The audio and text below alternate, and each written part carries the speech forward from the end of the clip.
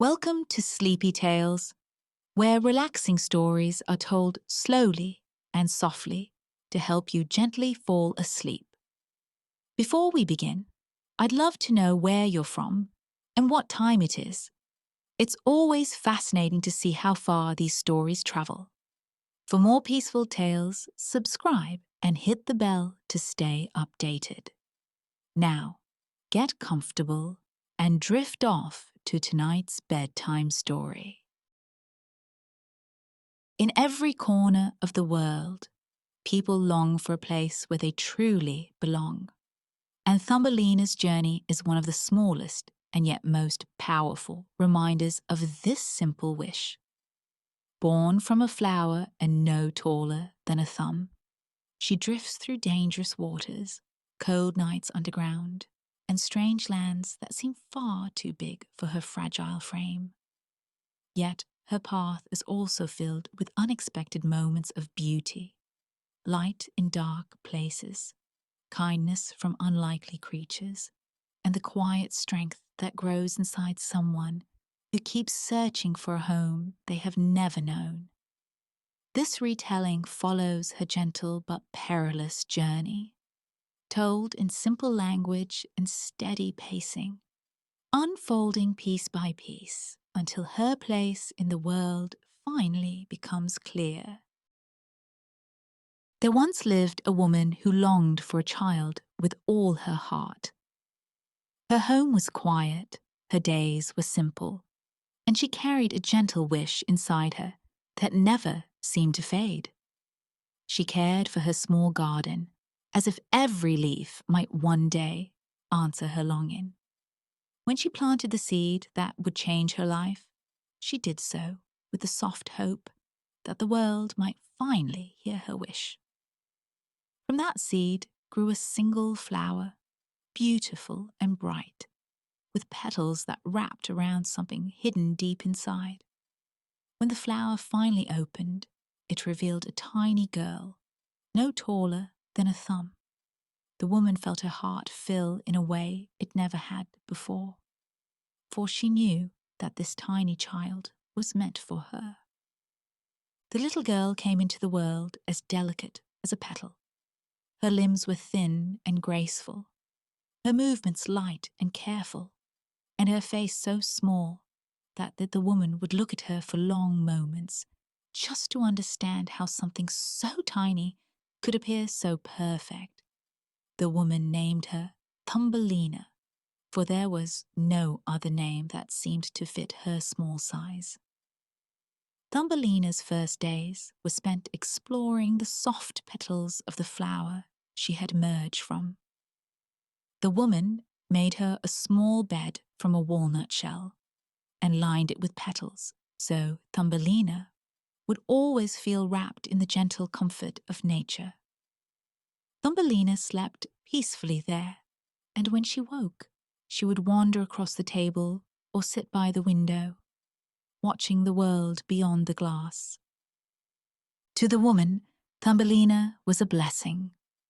With every small movement, with every smile she shared, the house felt lighter and brighter. Thumbelina would sit upon the woman's palm, her tiny form warm against the skin, and the woman would carry her gently from room to room. Thumbelina loved to listen to the soft rustle of leaves outside the window. She enjoyed watching the sunlight dance through the curtains, leaving patterns on the floor. She found beauty in the simplest moments, and the woman treasured every one of them.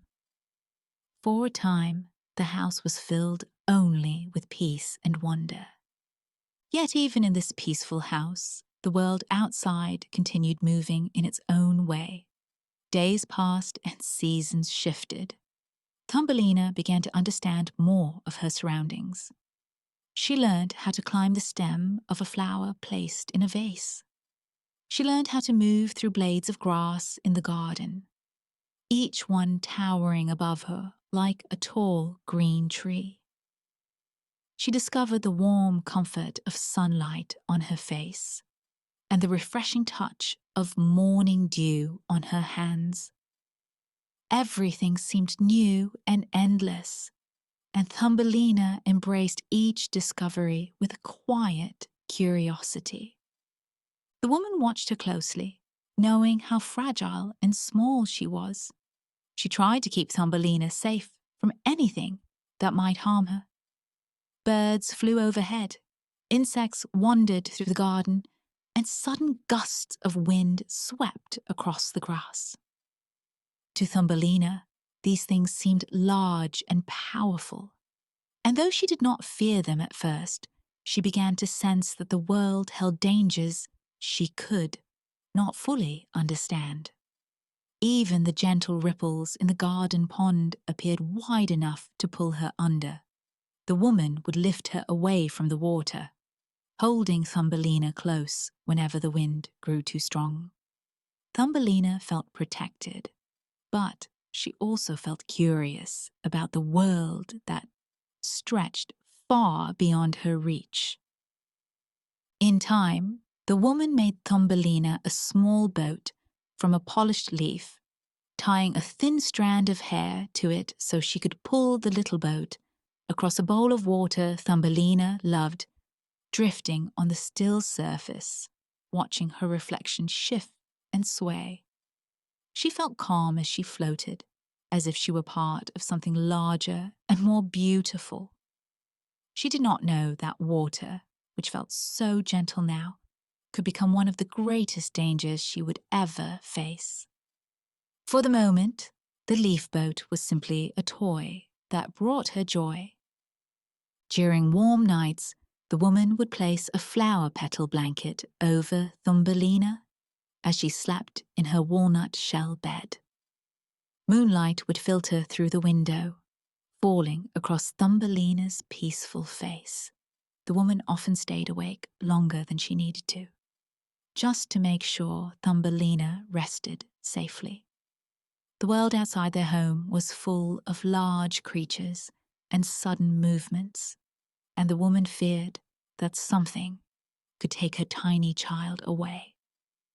Thumbelina, unaware of the depth of this fear, continued to live each day with the purity and innocence of someone who had not yet seen the darker parts of life. But those darker parts existed, and they watched from outside the warm walls of the woman's home. In the garden, creatures stirred during the night. Some were harmless, but others were curious and drawn to anything unusual. As Thumbelina grew more comfortable moving around on her own, she spent more time outside among the flowers. She would sit on a leaf, listening to the faint humming of insects or the gentle swaying of stems in the breeze. The garden was beautiful, but it was not meant for someone as small as she was to explore without caution. One evening, as the sky shifted from gold to deep blue, the woman carried Thumbelina to her bed as always. She placed the walnut shell near her own pillow and kissed the air above Thumbelina's head. Before blowing out the candle, Thumbelina curled into the soft petals and drifted into sleep. But the house grew quiet, and the stillness of the night invited creatures who did not belong there. Through an open window, a pair of small eyes watched Thumbelina's sleeping form. The creature moved silently, drawn to her size and beauty. It slipped inside when the moonlight was at its softest, creeping closer to the small walnut shell. Thumbelina did not stir. Her breathing remained slow and steady as the creature examined her. To the intruder, Thumbelina seemed like a treasure. Her delicate form made her appear helpless and easy to take. The creature, with a quick and practiced movement, lifted the walnut shell and carried it across the room. By the time the woman woke the next morning, Thumbelina was gone from her bedside. The empty space struck her with a fear she had never known. Thumbelina was carried far from the warmth of the home she loved.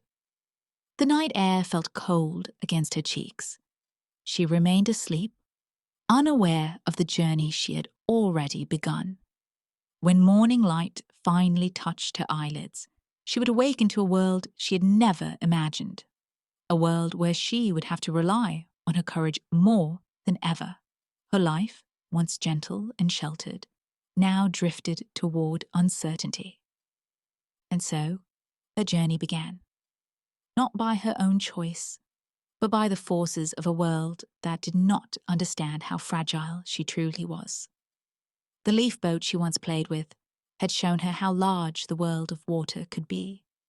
But soon, she would learn what it truly meant to be carried away by it. Her days of safety inside the woman's home had ended, but her story was only beginning, moving forward into a wider and more unpredictable world that waited beyond the first break of dawn. When Thumbelina finally opened her eyes after being taken from her warm home, she felt the cold touch of morning air brush across her skin.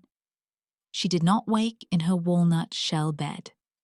Instead, she found herself lying on a broad green leaf that rocked softly beneath her. The gentle movement made it clear that she was floating, carried by water she did not choose to drift upon. For a moment, Thumbelina remained still, overwhelmed by the unfamiliar scene around her. Above her stretched the open sky, wider and brighter than she had ever seen before. And around her, the water shimmered with reflections of trees bending over the stream. The leaf moved slowly but steadily, guided by the stream's current. Thumbelina sat up carefully, holding onto the thick central vein of the leaf to keep her balance. The world seemed massive compared to her tiny form. Tall reeds swayed on either side, rising like pillars that reached toward the sky. She could hear the distant calling of birds, the splashing of small fish beneath the surface, and the quiet whisper of the wind. The stream was calm at this moment, but its depth and width made her feel small in a way she had never felt before. As her leaf drifted forward, she watched insects skimming across the surface with ease. Their movements were light and effortless. To them, the water felt like a playground, but to Thumbelina, it was a world that could swallow her whole. She held tightly to the leaf as she tried to understand what had happened to her. She remembered falling asleep in her home, safe in her walnut shell, and now she was out in the open with no idea of how far she had been taken. Her tiny heart beat quickly, but she reminded herself that fear would not guide her anywhere. She needed to observe, to learn, and to find a way to survive. The sun rose higher, warming her chilled skin. Thumbelina let the warmth settle into her, grateful for even the smallest comfort. As the hours passed, she noticed the natural path of the stream changing. The water formed tiny ripples, bumping her leaf gently. Sometimes the current pushed her faster, and the stones beneath the surface created bursts of bubbling water that lifted her slightly before letting her settle again. Thumbelina felt each movement, each shift, and she adjusted her body with care to keep from tipping over. Her instincts grew sharper with every minute she spent on the leaf, teaching her how to stay balanced and how to anticipate the water's behavior. At times, she saw creatures who seemed curious about her. A small fish swam close, its large, round eyes studying her shape as if she were a new kind of insect or plant. Thumbelina stayed still, not wanting to attract unwanted attention. The fish flicked its tail and disappeared into deeper water. Later, a dragonfly hovered above her, its delicate wings catching the light. Thumbelina admired its beauty, feeling a strange comfort in seeing something so graceful in a world that felt unfamiliar. But she knew that beauty did not mean safety. Even small creatures could become threats simply because of her size. As the stream carried her onward, Thumbelina learned to read the signs of the water. She noticed that quieter areas formed where the current slowed, and that reeds softened the movement of the stream when they grew thick on one side. She also noticed that the water grew rougher where the banks narrowed. She learned when to crouch low on the leaf to stay steady, and when to sit upright to watch the path ahead. Each moment strengthened her sense of herself. She was no longer the small girl sheltered in a warm house. She was now someone who had to move with the world, not against it. Throughout the day, she saw many things she had never seen before. She drifted under branches heavy with leaves. She passed clusters of tiny white flowers floating near the shore. She saw frogs sitting on stones, their bodies still and their eyes half closed. She saw snails clinging to the tall stems of plants, slowly inching their way upward. Everything around her seemed to be living its own quiet life. Thumbelina felt as though she had slipped into a place filled with secrets that existed only for those small enough to notice them. The hours stretched on, and the water eventually carried her toward a wider pond, where the stream opened. Here the air felt cooler, and the light reflected more brightly on the surface. Lily pads floated around her, their leaves large and round, like soft platforms that seemed much sturdier than the leaf she rode upon. Thumbelina drifted past them, her eyes filled with wonder at how calm the pond appeared. Yet beneath the stillness, life continued to move. Small fish darted beneath the pads. Water beetles ran across the surface. Even the shadows of larger creatures passed beneath her leaf now and then, reminding her that danger could come from anywhere. She continued drifting without knowing where the water would take her next. The pond carried her slowly, sometimes turning her leaf in gentle circles. Thumbelina used this time to rest, lowering herself onto the warm surface and breathing in the fresh scent of water and plants. Though she was far from safe, she knew resting would help her stay strong for whatever came next. As the sun began to lower in the sky, the air around the pond shifted. The warmth of the day faded, replaced by a cool breeze that rustled through the reeds. Thumbelina wrapped her arms around herself, trying to stay warm. The leaf rocked beneath her as the air grew colder. She could feel a quiet warning in the change of temperature. The world around her was shifting again, moving towards something she could not yet see. Nightfall approached slowly, and the pond darkened. Small ripples formed as insects landed on the water. Birds called from somewhere far away as they prepared to settle in for the night. Thumbelina felt vulnerable in the growing darkness. The leaf beneath her no longer felt as steady. She knew she needed shelter, a place where she could rest without fear of the night's dangers. The breeze strengthened, pushing her leaf toward the edge of the pond, where thick grasses grew. The blades towered above her, like tall green walls. Thumbelina reached out, grabbing hold of one of the stalks as she drifted close. The leaf tilted slightly, but did not overturn. She used what little strength she had to pull herself towards the base of the grass, until her leaf caught between several stems. The water still moved beneath her, but now she was held in place, protected from drifting further into the cold and open pond. The air grew colder still, and the night deepened.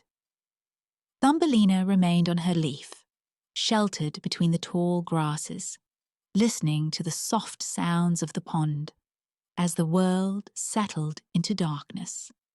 She knew she could not stay on the water forever. The night air carried a warning that the seasons were beginning to change, and she would soon need a warmer place if she wished to survive. The cold pressed against her skin, and Thumbelina closed her eyes, knowing that when morning came, she would need to look for shelter beyond the water's edge. Her journey on the stream had taught her much, but it also made her understand how fragile her tiny life was. As she drifted into an uneasy sleep, Thumbelina sensed that her path would soon lead her somewhere new, somewhere hidden beneath the earth, where the cold winds could not reach her. When Thumbelina woke the next morning, the cold was sharper than before. It slipped through the tall grasses and touched her skin with a chill that made her shiver. The sun had risen, but its warmth no longer reached the edges of the pond the way it once had. Thumbelina looked around from her resting place between the grasses and knew she could not stay on the water any longer. The season was changing, and the gentle world of summer had already begun to fade. She stepped carefully onto the bank, her tiny feet sinking slightly into the damp soil. Each blade of grass rose above her like a towering wall, and every fallen leaf seemed larger than her entire body. As she moved forward, the wind brushed past her again, reminding her that she needed shelter before night returned. The chill made her breath feel thin and fragile, and she knew the coming days would only grow colder. Thumbelina wandered along the ground, pushing past fallen petals and stepping over small stones that felt like heavy obstacles. She searched for anything that might protect her from the cold. The world around her felt both quiet and tense, as if all living things were preparing for something heavy and long. The leaves on the trees above had begun to turn pale and drift downward. The earth smelled damp, and the gentle songs of insects had grown faint. As she walked, Thumbelina noticed an opening in the ground, small to the eyes of the world, but large enough for her to enter. A soft warmth drifted from it, mixed with the earthy scent of underground soil. Without knowing what waited inside, she understood that warmth meant safety, at least for the moment. She stepped toward the hole and peered inside. Dimness filled the tunnel, but it looked soft, sheltered, and free from the biting wind outside. Carefully, she climbed down into the passage. The deeper she went, the warmer it became.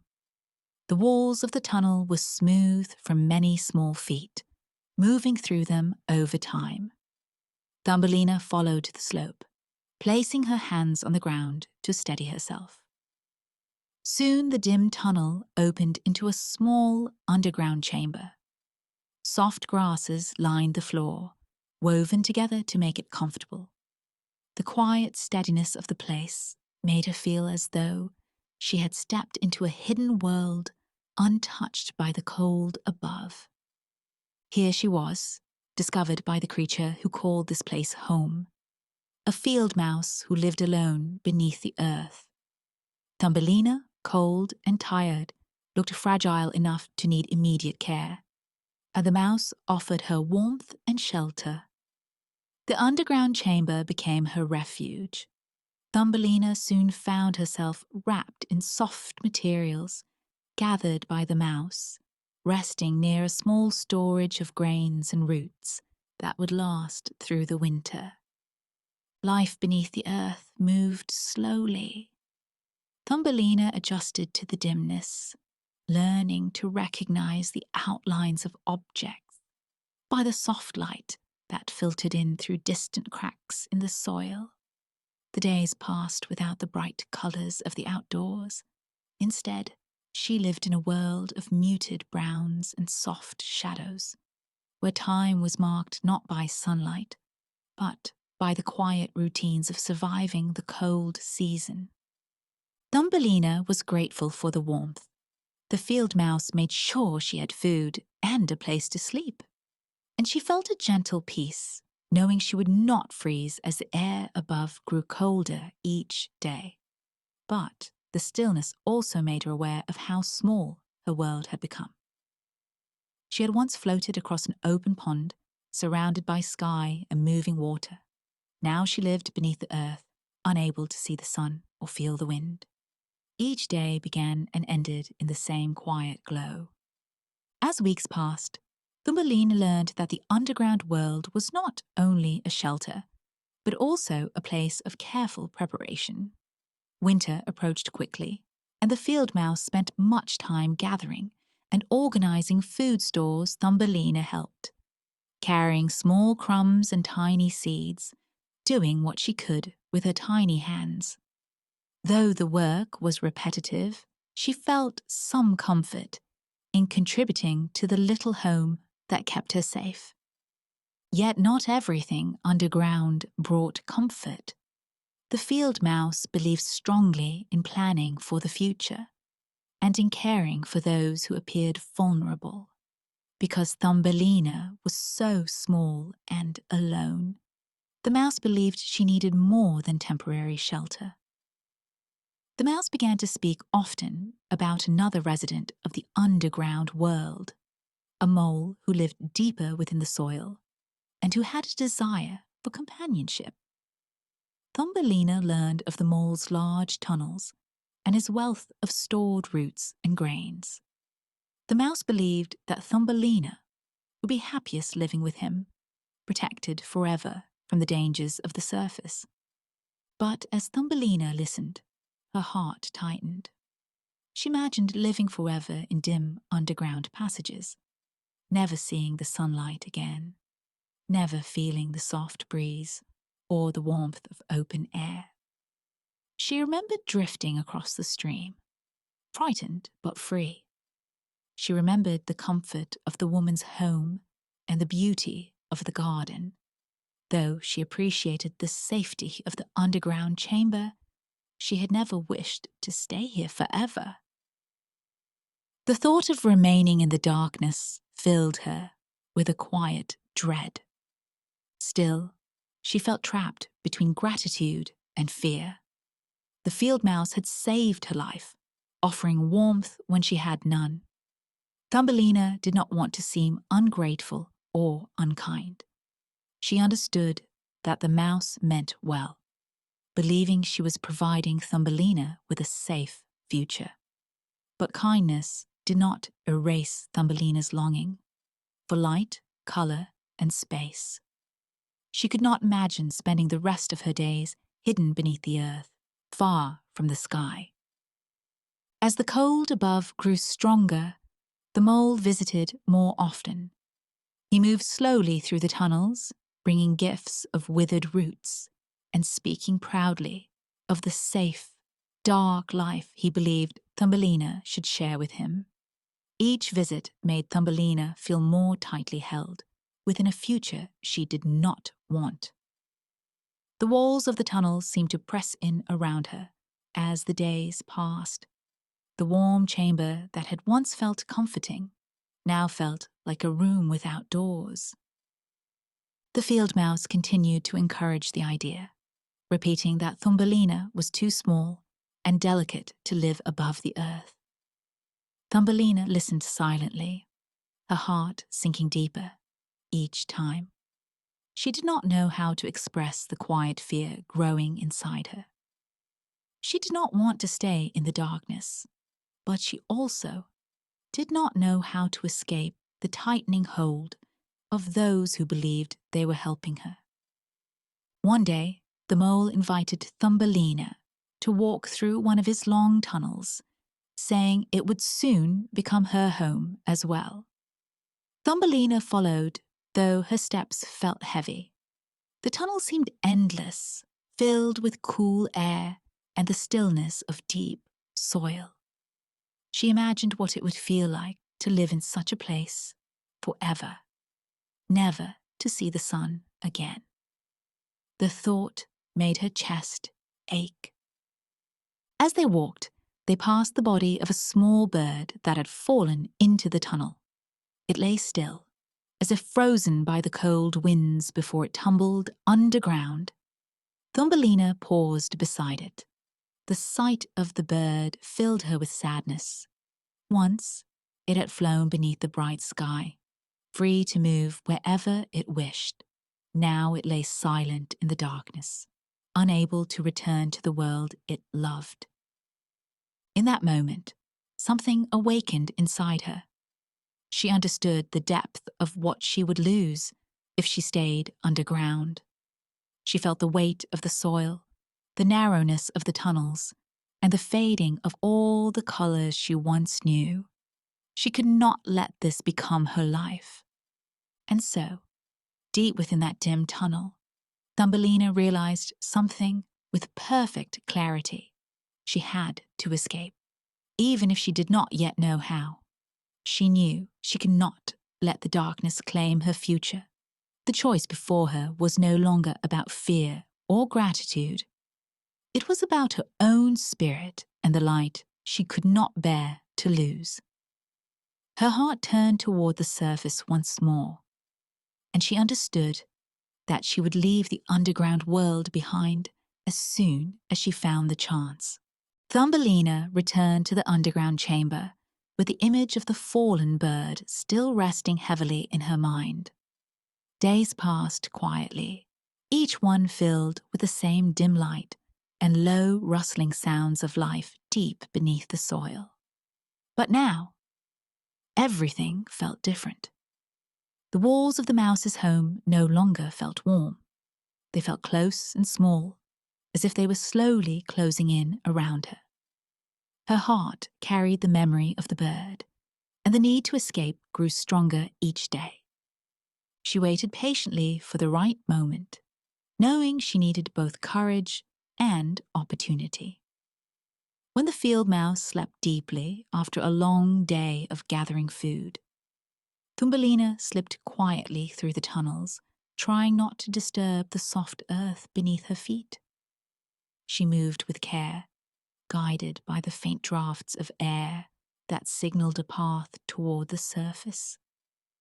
The tunnels twisted and turned, but Thumbelina followed the cool breeze that drifted from above. Soon she reached the familiar narrow opening that led up toward the world she missed so dearly. The cold air of early morning rushed toward her the moment she climbed out of the tunnel. It bit at her skin, but the sharpness felt refreshing, like a reminder that the world above was still alive. Thumbelina stepped onto the ground, her body trembling from both cold and fear. But she did not turn back.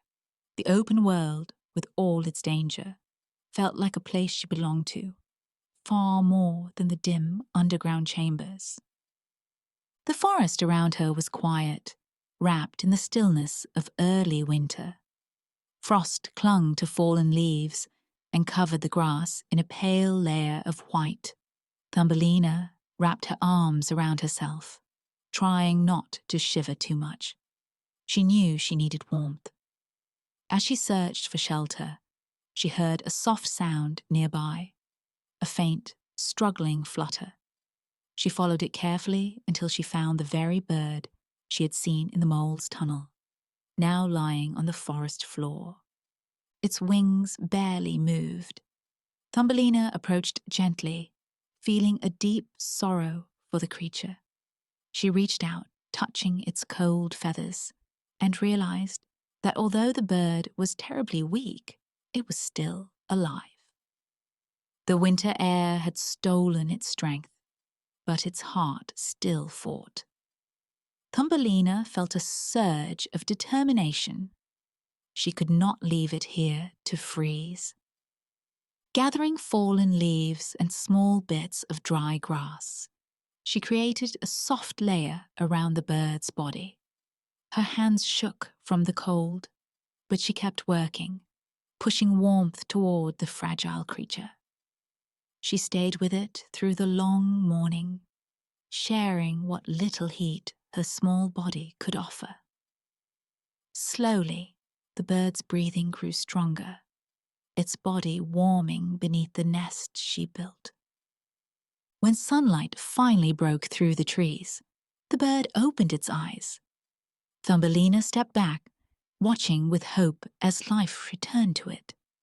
The bird lifted its head weakly, feeling the morning sun on its feathers. Thumbelina felt joy fill her chest. She had escaped the darkness, and now she had helped something else return to the world of light. As the day warmed further, the bird at last found the strength to spread its wings. Thumbelina watched as it shook off the frost that clung to its feathers. Then, with a slow but steady motion, it lifted itself from the ground. Its wings beat the cold air, and it circled above her before landing gently at her feet. It lowered its body, as if offering Thumbelina a place to climb. She hesitated at first, uncertain if she should trust herself in the open sky. But when she thought of the underground and the future she had been expected to accept, she climbed onto the bird's back without fear. The bird rose into the air, lifting Thumbelina with it. The world below shrank quickly, opening into a wide landscape of frosted trees, frozen streams, and hills dusted with white. The wind rushed past her face, cool but clean. Thumbelina held tightly to the bird's feathers, feeling the strength of its wings carry them higher and farther. The forest became a patchwork of colors below, and soon they flew beyond it entirely. Thumbelina had never imagined the world could stretch so far. Everything she had known, her home, the garden, the pond, the underground chambers, seemed so small compared to the endless land spreading beneath her. The bird carried her out of the cold region, flying toward the faint warmth of the south. As they traveled, Thumbelina watched landscapes change beneath them. Snow-covered fields gave way to patches of green. Frozen lakes transformed into shimmering water that reflected the sky. Bare trees became forests, rich with leaves and color. Birds flew beside them in groups, their wings beating in patterns that filled Thumbelina with awe. Days passed as they traveled, each one warmer and brighter than the last.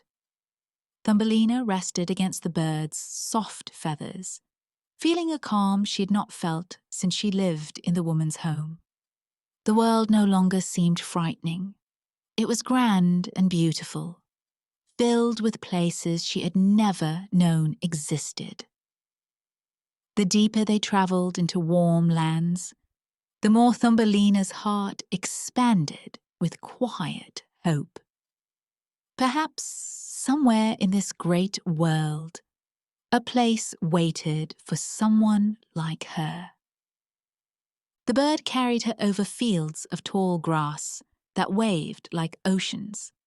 It carried her across valleys where rivers wound like silver paths. It flew high above mountains whose peaks glowed in the sun. Everywhere she looked, the world shone with possibilities. Thumbelina began to understand that her journey had not been only about escaping danger. It had also been leading her toward something new, something she had not yet found. One morning, after many days of travel, the air around them grew soft and warm, filled with the scent of flowers. The bird flew lower, circling slowly. Thumbelina looked down and saw a valley filled with blooms of every color: golden, pink, white, and deep violet. The flowers opened wide toward the sun, and between their petals moved small, graceful figures with wings like delicate glass. Thumbelina leaned forward, her eyes widening. These figures were no larger than she was. They moved lightly, floating and gliding between the blossoms. Their wings shimmered as they brushed against petals and leaves. It was a world made for tiny beings, untouched by the harshness she had known in other places.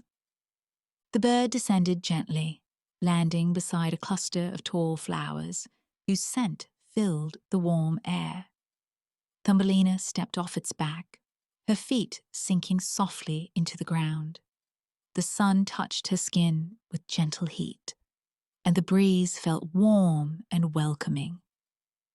She looked around, taking in the strange but beautiful sight of creatures who seemed to live in harmony with the flowers and the bright sky above. As Thumbelina stood among them, a tiny girl in a land shaped for tiny people, she felt something settle deep within her. It was not the relief she had felt when she escaped the underground, nor the peace she experienced while flying through the sky. It was something steadier, something that felt like recognition. She had traveled far. She had faced cold winds, deep tunnels, wide waters, and endless skies. And now she stood in a place that felt both new and familiar, as if the world had finally opened to reveal where she truly belonged. Before her stretched a land filled with beings her size, moving among flowers that rose above her like bright, gentle towers. It was a place shaped by sunlight and soft breezes, a place where she did not feel strange or small. As she took her first steps into this new world, the warmth of the valley wrapped around her like an embrace, guiding her toward the life that was waiting for her there. Thumbelina entered the new land with a softness in her steps, as if she feared the ground beneath her might vanish. For so long, she had moved through places that did not seem meant for someone her size. The fields had been tall forests. The streams had been wide, restless roads.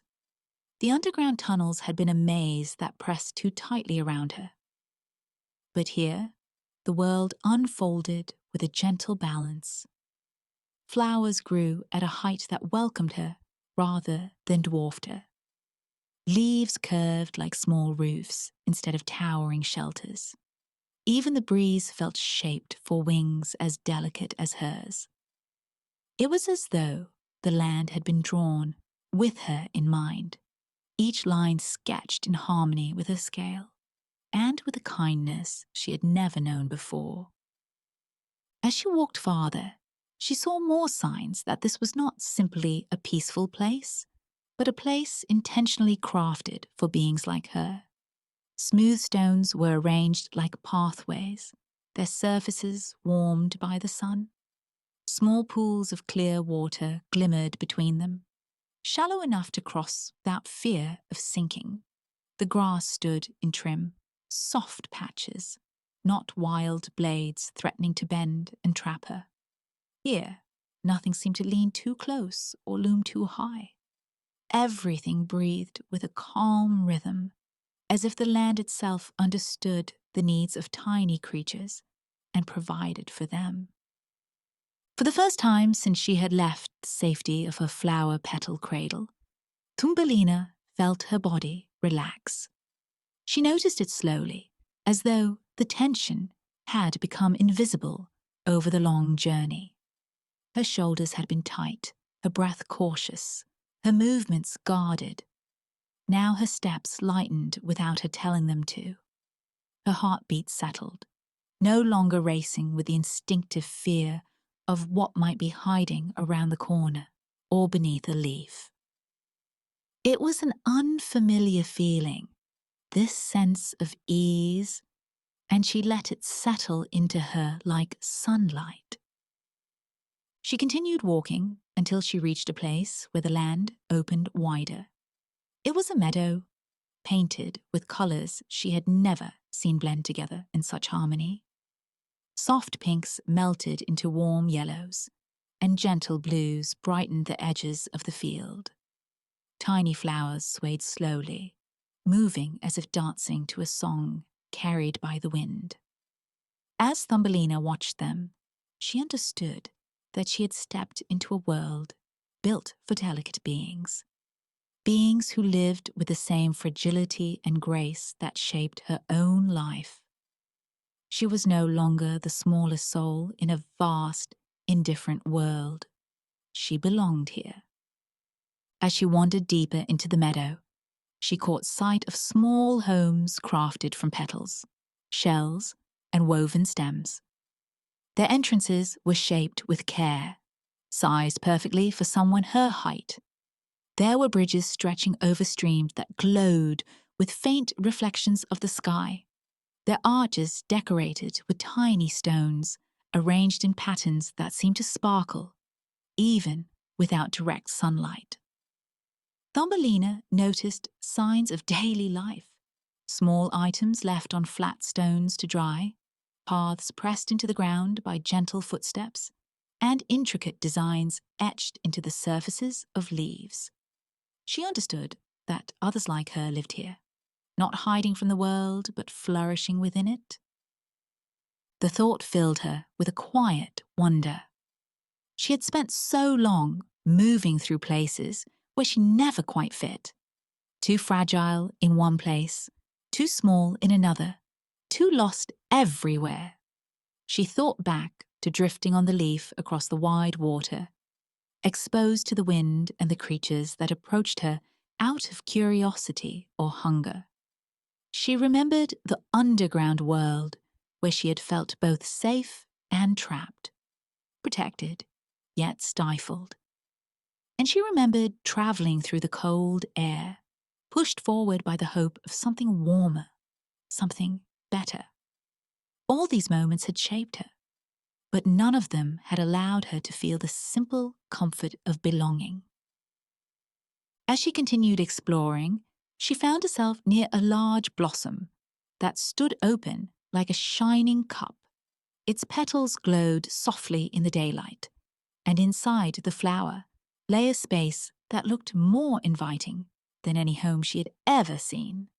The petals curved in a way that resembled a cradle, and the center of the blossom shimmered with tiny drops of nectar that looked like beads of amber. Thumbelina stepped closer, drawn by an instinct deeper than curiosity. She touched one of the petals and felt a warmth that traveled gently through her hand. It reminded her of the flower she had been born from, the very first thing she ever knew, a memory so distant and yet so present in that moment. The sight made her pause. The world she had left behind had given her life, but not a permanent home. This new land, however, felt like a place she had been searching for all along without knowing it. It was not only the size of the world around her that mattered. It was the feeling that she could finally rest, without danger lurking at the edges. It was the sense that her steps were not an intrusion, that her existence did not disturb the balance of the world. She was part of the landscape here, not an outsider wandering through it. Thumbelina continued exploring the meadow, and with each new area she discovered, her certainty grew stronger. There were places to sleep, places to bathe, places to rest under the shade of petals, or to warm herself in the sun. There were signs that the tiny people who lived here treated nature with respect, building their homes and lives around its natural rhythm, rather than bending it to their needs. She saw harmony woven through everything, between the land and its inhabitants, between the sky and the ground, between the quiet moments and the gentle movement of the wind. As she observed all of this, she began to understand her own journey more clearly. The hardships she had faced were not simply obstacles to overcome. They had shaped her path toward this moment.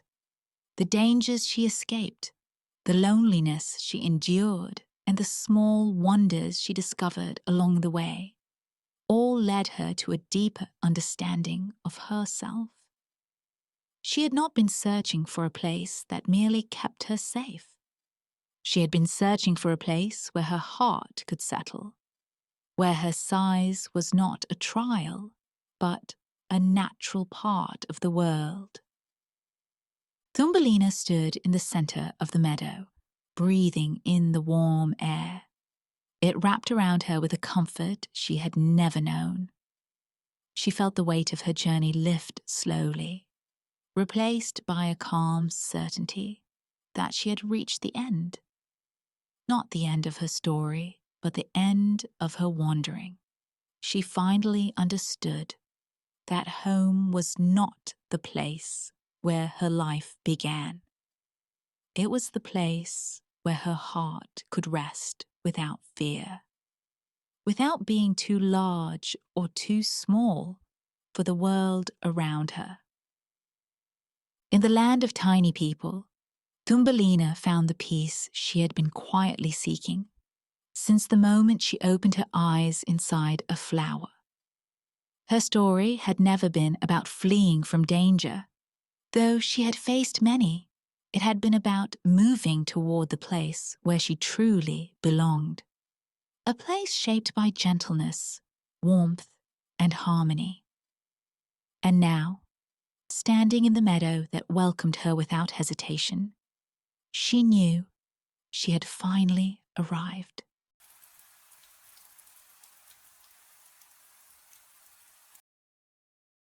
Most people know The Little Mermaid as a bright story of love and adventure beneath the sea. But the original tale was something far deeper. Long before it became the version we know today, Hans Christian Andersen wrote of a mermaid whose dreams reached beyond the ocean itself. Her story is not just about a prince or a kingdom under the waves. It is about courage, longing, and the mysterious path between the sea and the soul. Beneath the shimmering surface lies a tale of beauty, wonder, and the quiet strength of a heart that dares to dream beyond its world. Far below the surface of the sea, where sunlight can no longer reach and the water grows as dark as midnight, there lies a kingdom unlike any in the world. Above its walls are made of coral that glows faintly in the deep, and its towers rise like pale trees toward the ceiling of the ocean. Pearls as large as raindrops shimmer in the sand, and the light of strange fish drifts through the water like falling stars. Here lives the Sea King, ruler of all the ocean and father to 6 daughters, each born of the sea and shaped by its silence. The Sea King himself is a wise ruler, though quiet and distant, his heart more at peace among the slow-moving tides than with matters of human concern. It is his mother, the old Sea Queen, who watches over his household. She is proud and loving in her own stern way, keeping order in the coral palace and caring for her granddaughters with a gentleness that only sometimes hides behind her sharp words. The 6 young mermaids live under her care, their laughter filling the great halls like the soft ringing of shells in the current. Each of them is beautiful, yet none are alike.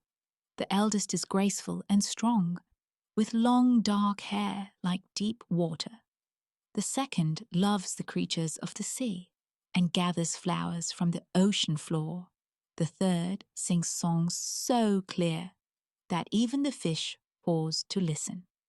The fourth delights in pearls and treasures lost by shipwrecked sailors, and the fifth spends her days exploring the ruins of sunken ships. But it is the youngest who is the quietest of them all. Her hair is as pale as sea foam, her eyes as clear as the shallow tide, and her heart more curious than the rest. She listens more than she speaks. And when her sisters laugh and chase one another through the gardens of coral, she stays behind, gazing upward where the water turns lighter. For though she has never seen the world above, she feels its pull, as if it calls to her from the surface. She asks her grandmother endless questions about the humans, what they look like, how they live, and what it feels like to walk on land. The old queen tells her stories of shining stars, green forests, and creatures who breathe air instead of water. She explains that above the sea there is a world filled with beauty and danger, a world where people live brief lives, yet carry something no mermaid possesses, an immortal soul that continues even after death. The little mermaid listens with wide eyes, her heart stirring at the thought of a sky without end. The mermaids are not allowed to visit the surface until they turn 15. It is an old rule, meant to protect them from the unknown. The eldest sister reaches that age first, and with great excitement, she swims upward through the dark water until she breaks the surface. When she returns, she tells her sisters everything she has seen. The pale moon rising over the ocean, the ships that glide across the waves, and the humans who walk upon decks of wood beneath fluttering sails. She tells of lights that burn brighter than the stars, and of music that drifts faintly across the water.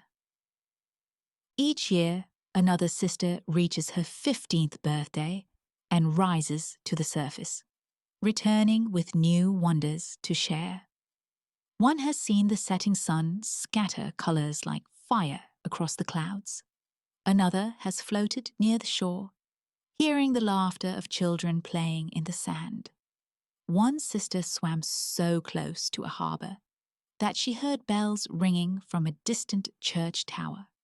The little mermaid listens to every word, her imagination painting pictures of a world she has never touched. Sometimes she swims up as far as she dares, standing beneath the layer of water where the light is still dim, but the sea begins to glow blue. She looks upward, trying to see the ships her sisters describe, but they are always too far above. Only the shadow of the surface greets her, the thin barrier between her world and theirs. Still, she feels something alive in her chest each time she looks. It is a longing she cannot explain, something like the ache of an unanswered song.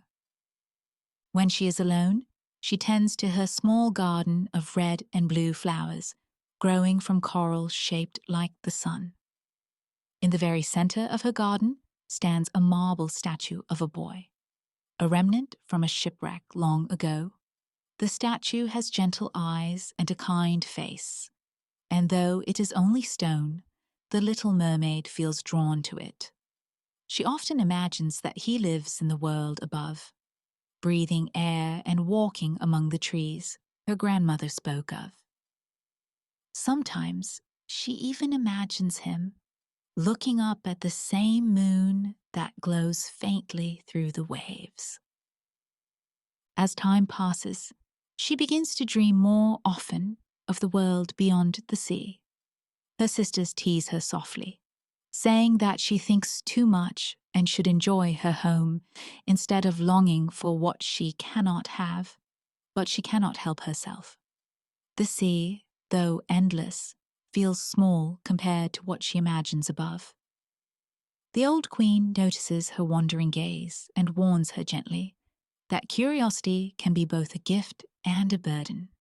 Yet the little mermaid only smiles, her heart still set upon the light she has never seen. Finally, The long-awaited day draws near. Her 15th birthday, the night before she cannot sleep. The ocean feels too still, the coral gardens too quiet. She swims slowly through the palace, past her sister's chambers and the sleeping sea creatures curled in shells. She looks upward once more, where the faint shimmer of the surface trembles in the distance like a veil. Tomorrow, that world will no longer be forbidden. Tomorrow, she will see for herself all that she has dreamed of. Her grandmother helps her prepare, adorning her long hair with pearls and smoothing the scales that shimmer across her tail. "You are ready," the old queen says softly, though there is a hint of sadness in her voice. The little mermaid nods, feeling both excitement and fear. What if the world above is not as beautiful as she has imagined? Or worse, what if it is even more beautiful, and she cannot bear to leave it behind? When at last the morning comes, she rises through the water. The sea grows brighter the higher she swims, the light deepening from green to blue, then from blue to silver. The pressure of the deep loosens its hold, and a new kind of stillness surrounds her. She feels the warmth of the sun long before she breaks through, a gentle heat brushing against her face. Then, in a burst of bubbles and light, she reaches the surface. For the first time in her life, she sees the sky. It stretches endlessly above her, pale and golden, filled with drifting clouds. The air feels different, thin, alive and strange around her.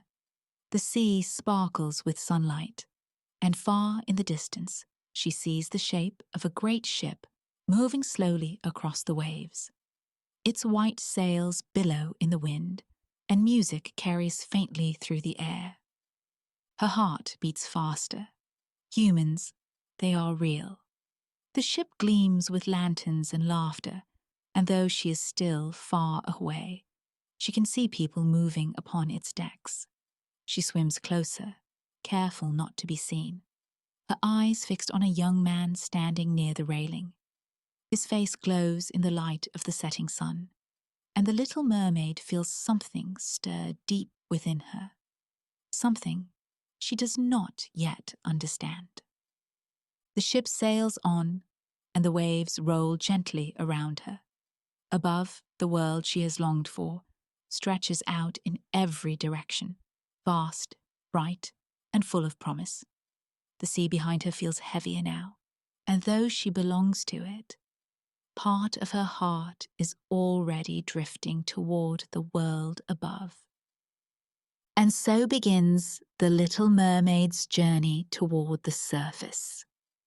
A journey that will soon draw her closer to the prince, to the land of humans, and to the choice that will change her life forever. The first time the Little Mermaid broke the surface, the sunlight startled her like a new melody. The world above the sea was vast and bright, filled with colors and shapes she had only imagined in her quiet moments.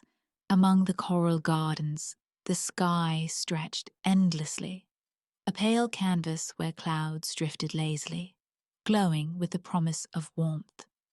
The air felt strange on her skin, light and sharp, carrying scents she had never known. Salt from the sea, the faint sweetness of flowers growing on distant land, and smoke from human fires. Far across the water, she noticed a ship, enormous and gleaming, floating like a jewel on the waves. Its sails were white and stretched wide against the wind. Lanterns hung from its mast, glowing gold in the waning sunlight. Music and laughter floated across the distance, mingling with the wind and sea spray. She could see people moving on deck, dressed in fine clothing, faces bright with joy.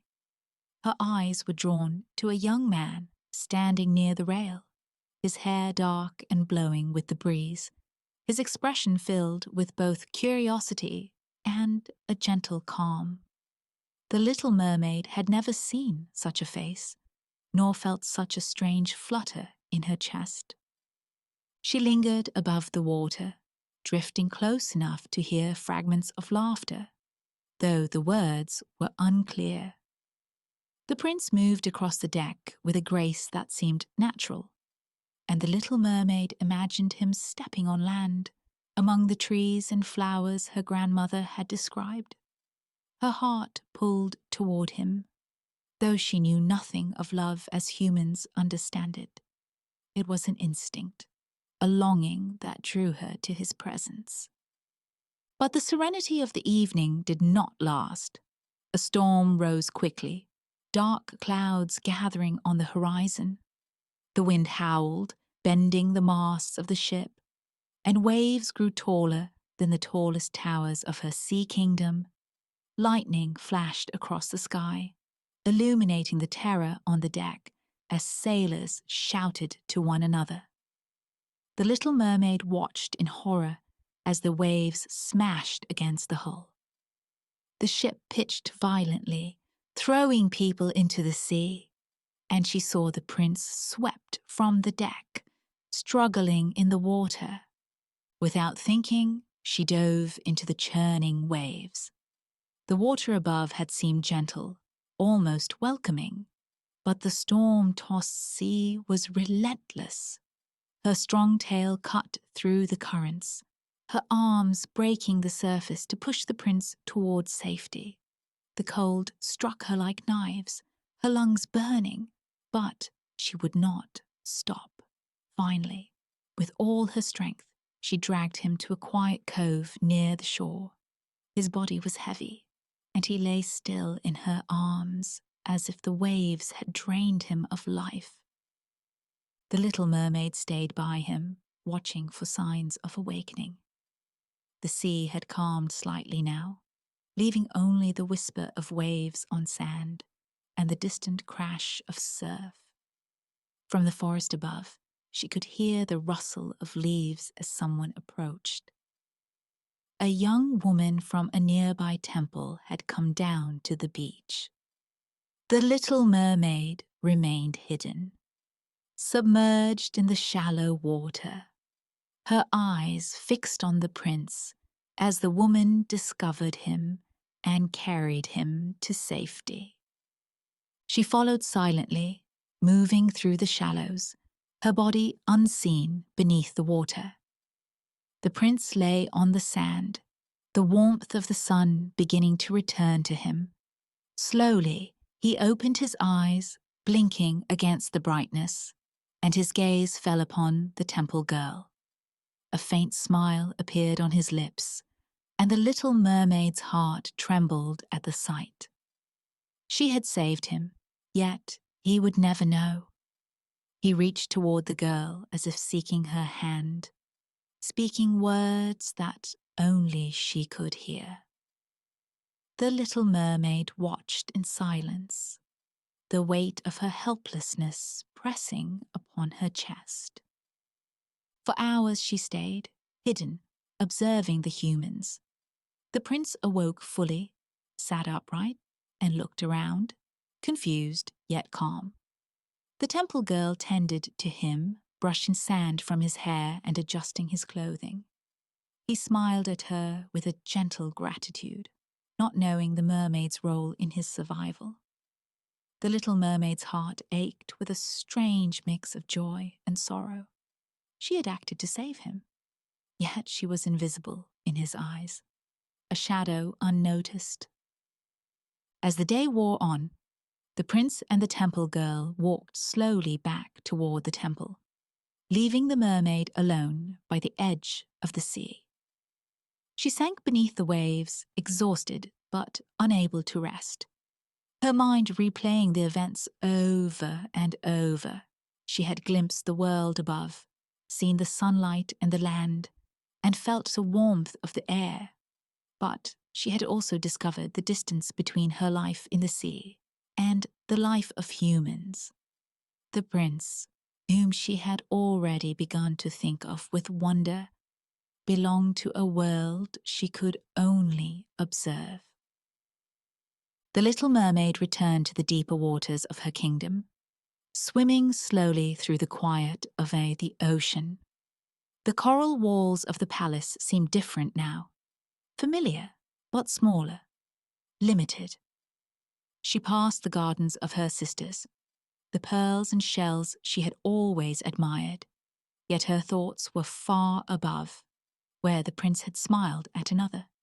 She had tasted the surface, felt the air on her skin, and now the ocean, though comforting, seemed like a place of waiting rather than living.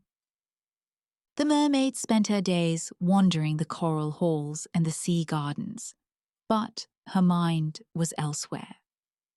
She listened to the stories of her older sisters, who had also seen the surface, comparing their tales to what she had witnessed firsthand.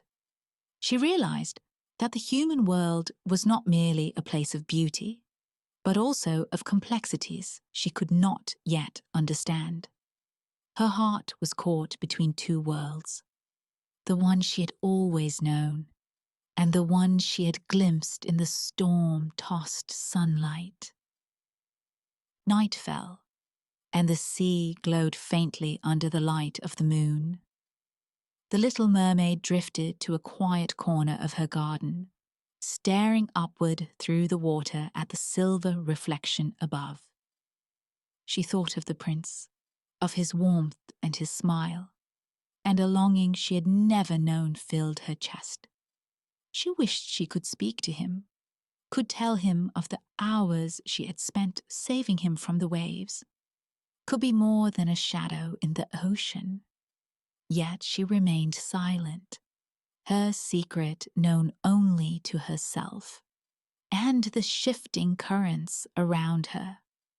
Days passed, and she returned again and again to the cove where she had rescued him, hoping to catch another glimpse of the world above. Sometimes she saw the distant sails of ships, men and women moving across their decks, music and laughter carried faintly on the wind. Each time her heart beat faster, her longing deepened. She began to understand that the world above was alive in a way the ocean could never be, filled with motion, sound and lives that moved on a rhythm different from her own. Though the mermaid remained in her kingdom, the memory of the prince stayed with her, mingling with the colors of coral and the shimmer of sunlight through water. She could not speak to him, could not reveal herself, yet she felt her heart stretching toward him, as if it had always belonged partly to the surface. In the quiet of the deep sea, she began to dream not only of humans and the sun, but of herself in that world, walking and moving, with the grace she had glimpsed in the prince's presence. And so, her days passed in a mixture of wonder and longing, each movement through the coral gardens reminding her of what lay above, each glance toward the surface keeping the memory of the storm and the prince alive. She had seen the human world, touched its edges, and saved a life within it. Yet she was still a mermaid, bound to the sea, and the ocean's depths called her back, reminding her of all she had yet to learn, all she had yet to choose. The little mermaid could not forget the prince, and though she remained unseen and unheard, she carried his image in her heart as she swam through the quiet beauty of her kingdom. The world above had opened before her, filled with wonder, and she felt the pull of it like a current she could not resist. Her journey was only beginning, for she would soon face a choice that could lead her closer to the surface, closer to the prince, and closer to the life she had imagined. A life that demanded courage, sacrifice, and the daring to leave the familiar behind. The ocean around her was calm now, but the memory of the storm lingered like a shadow. The little mermaid understood that the surface world was both fragile and alive, full of light and danger.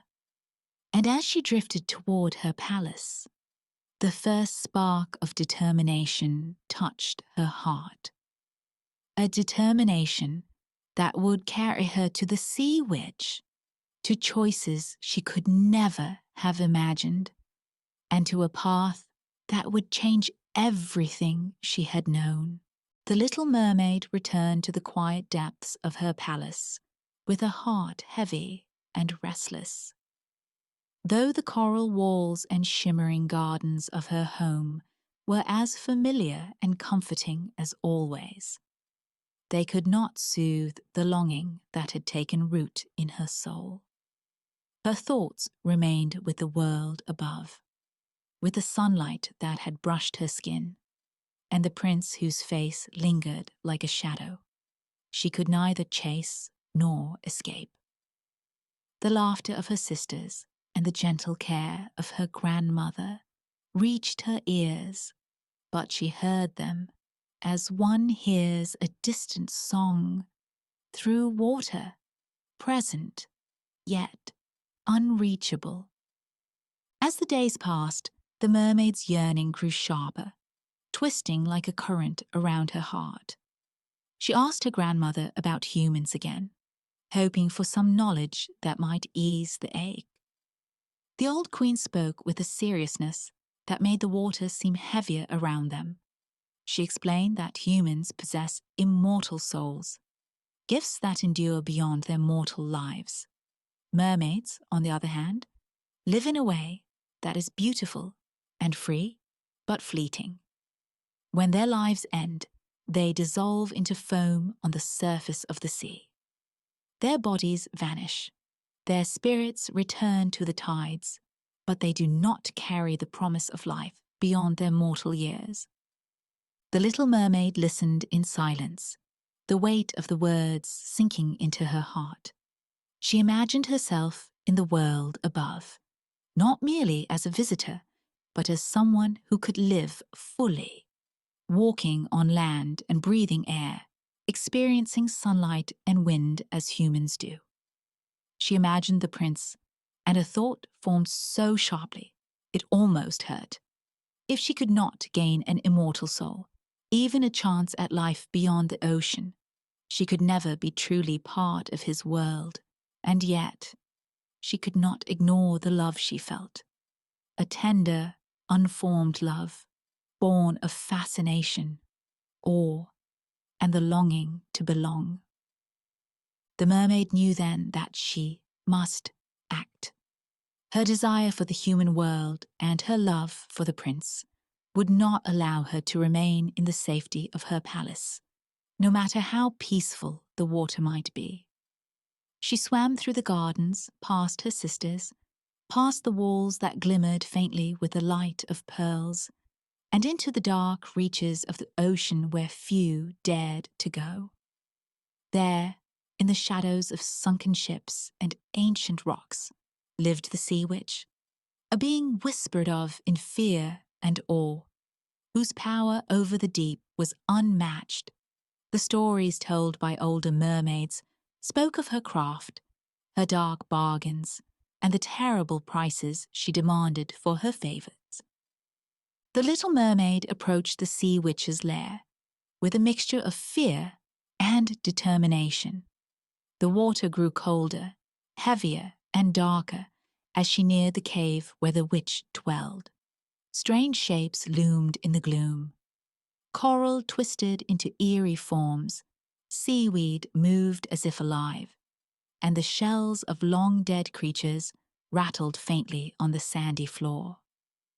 The witch appeared before her without sound, emerged from the shadows with eyes that gleamed like polished stones. Her hair floated around her like black smoke, and her presence filled the cave with a sense of danger and inevitability. The little mermaid spoke, her voice trembling at first, though the words were not of music, but of hope and longing. She told the sea witch of the world above, of the prince, and of the dreams that had taken hold of her heart. She asked, in quiet desperation, if there were a way for her to walk among humans, to gain a body like theirs and the chance to live on land. The sea witch listened, her expression unreadable, her eyes never leaving the mermaid's pale face. Then slowly, she nodded. Yes, the sea witch said, her voice like the scraping of shells across stone. I can give you legs, but nothing comes without a price. You will give me your voice, the sound of your singing, the beauty of your music. It will be gone forever, and no human will hear it. Every step you take will be like walking upon sharp knives, and the pain will cut through you with each movement.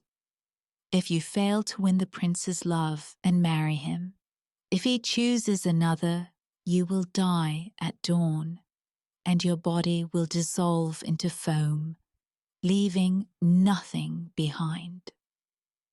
The little mermaid listened to the terms, feeling the weight of each word press down on her chest. Her mind turned over the consequences, imagining the silence that would replace her voice, imagining the searing pain of each step on human legs, imagining the terror of fading into foam at dawn. Yet with each fear, another feeling rose, the determination that had driven her here, the longing for a life beyond the waves, the hope that she might touch the world above in some lasting way. After a long pause, she nodded, silently accepting the witch's terms. The sea witch smiled faintly, a curl of shadow that held both approval and amusement.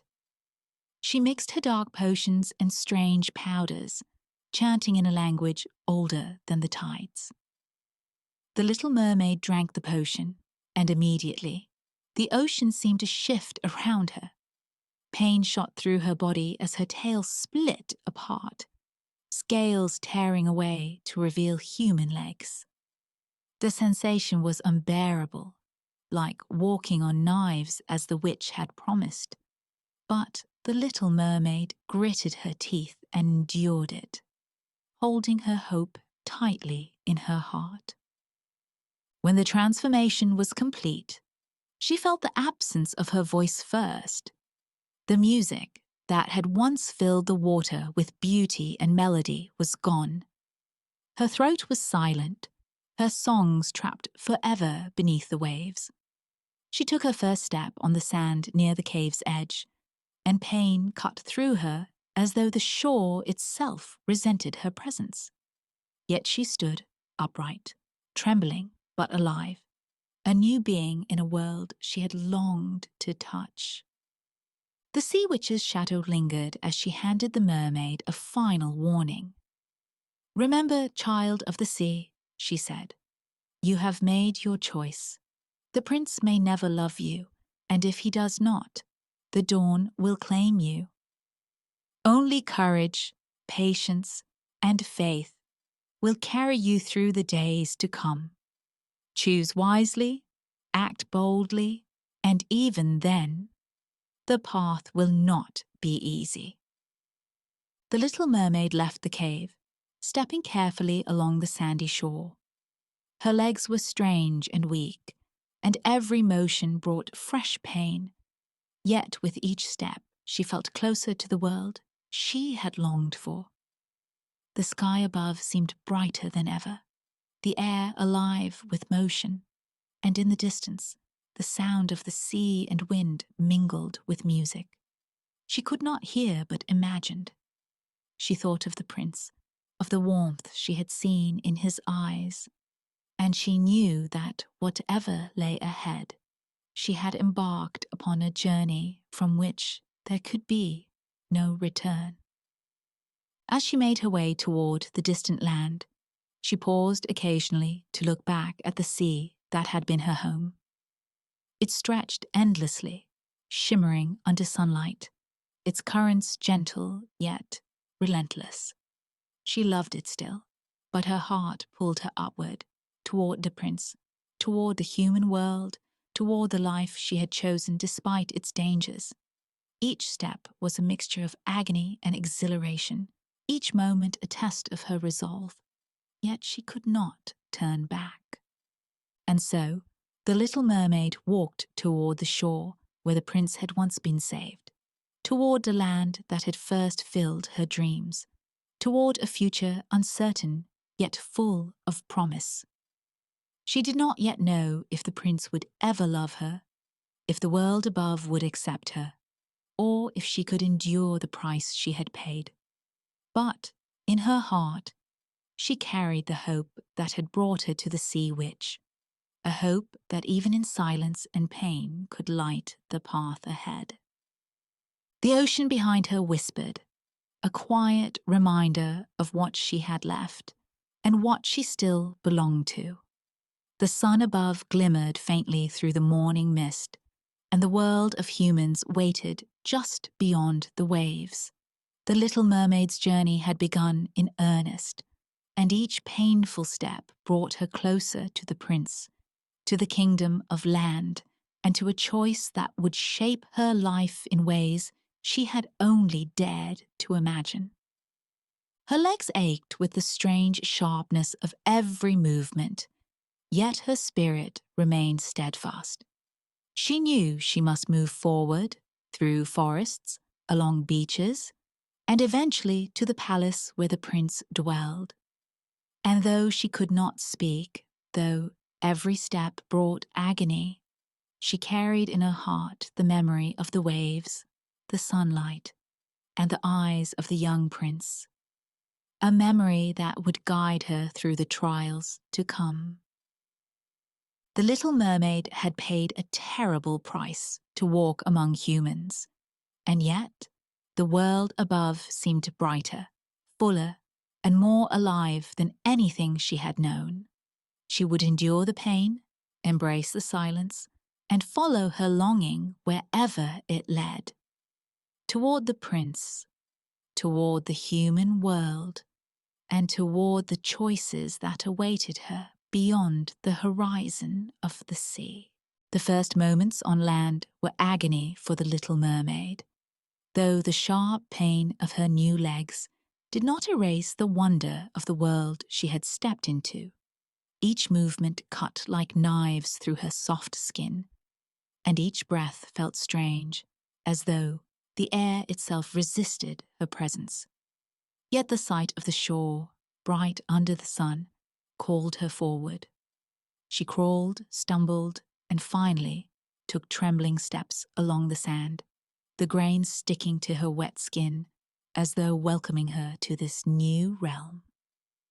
The waves whispered behind her, lapping against the rocks in gentle encouragement, and the distant sun sparkled across the water as if guiding her way. It was not long before the prince appeared. He had been walking along the beach, drawn by a strange sense that something near the cove was not quite as it should be.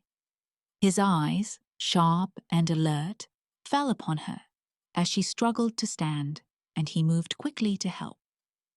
The little mermaid could not speak, could not explain the hours she had spent saving him from the storm, but he saw the devotion in her gaze, the silent grace in her movements.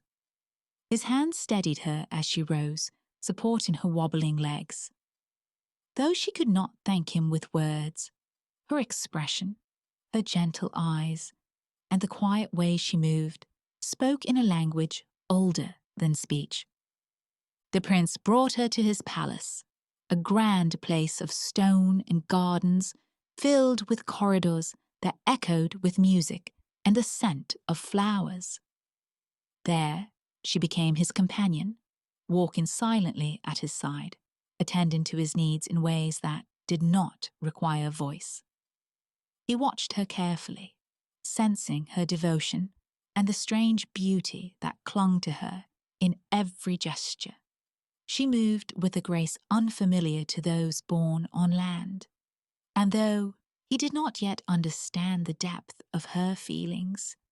He could not help but be drawn to her. Her presence became a comfort, a gentle rhythm in the palace that he came to depend upon. The little mermaid learned quickly how to navigate this new world. She studied the palace's halls, the furniture, the rooms, the gardens, and the people who moved within them. Every step remained painful, yet each one also brought her closer to the prince, closer to the life she had dreamed of. She observed him constantly, memorizing his habits, his smiles, the way his eyes lingered on the distant horizon, and the faint light that appeared when he spoke with those he cared for. Though she could not answer him with words, her silent attention became a presence he valued deeply, a reminder of comfort and steadiness in a world that often felt tumultuous. The prince, for his part, felt affection for the mermaid, though he did not realize the depths of her sacrifice. He had never met anyone like her, quiet yet attentive, delicate yet resilient. His heart warmed to her in the way one's heart warms to a friend who is always near, who understands without needing explanation. He smiled more often in her presence, rested more easily, and felt a calm he did not find elsewhere. Yet the memory of the temple girl, the one who had tended to him after the storm, lingered in his mind. He spoke often of her, describing her beauty and kindness, unaware that it was the little mermaid who had truly saved him. Days and weeks passed, and the palace became a space where the mermaid moved gracefully, yet silently, her every action observed by the prince. He came to depend on her, not as a servant, but as a companion, a silent shadow whose presence was comforting and familiar. She followed him through gardens where fountains played and marble statues gleamed in the sun. She walked beside him along corridors, lined with tapestries depicting distant lands, each step still bringing sharp pain, but also the thrill of being near him, of moving in a world she had longed for. Despite her devotion, a quiet sorrow grew in her heart. The prince's gaze often turned toward the distant past, toward the temple girl who had helped him, and she understood that she could never replace that memory. She tried to speak with him, to bridge the gap with words, but her voice was gone, stolen by the sea witch's bargain. She could only offer gestures, gentle touches, and the silent grace of her movements. And yet, despite the silence, she felt a strange closeness to him, a connection that transcended words, fragile but real. One morning, news arrived that the prince's father had arranged a marriage for him with a princess from a distant land. The mermaid's heart quivered as she learned the details, the words striking her like waves against rocks. She knew, without hearing him speak, that the prince would feel joy at the arrangement, though she also sensed the tension in his heart, the memory of the temple girl lingering quietly. The palace buzzed with preparations. Fabrics were measured, jewels polished, and feasts planned. The little mermaid moved among the preparations, her pain and longing silent companions to the activity around her. The day she discovered that the princess, to whom the prince was promised, was the very same temple girl who had cared for him after the storm. Her heart felt a pang, too sharp to bear every smile the prince gave her. Every laugh and gentle glance became both a blessing and a reminder of her impossible situation. She watched him, her silent presence at his side, while he spoke eagerly of the upcoming wedding. his eyes shining with excitement. He remained unaware of the little mermaid's role in his survival, of the nights she had spent longing for him, or the silent sacrifices she had made to walk on land. Though the pain of her legs had dulled with practice, every step carried the sting of her bargain, reminding her that the choice she had made was not reversible. She endured it silently, moving through the palace as if part of its structure, her devotion unseen yet undeniable. She learned to anticipate the prince's needs before he spoke, to arrange flowers where he would notice them, to offer gestures of comfort when he seemed burdened. Every act of care was a word she could not speak, a song she could not sing. Yet it was her language of love, delicate and enduring. The prince, in turn, grew to depend on her presence more than he realized. He would not have described his feelings as love, for the memory of the temple girl still occupied his thoughts. But he valued the Little Mermaid in ways that went beyond friendship.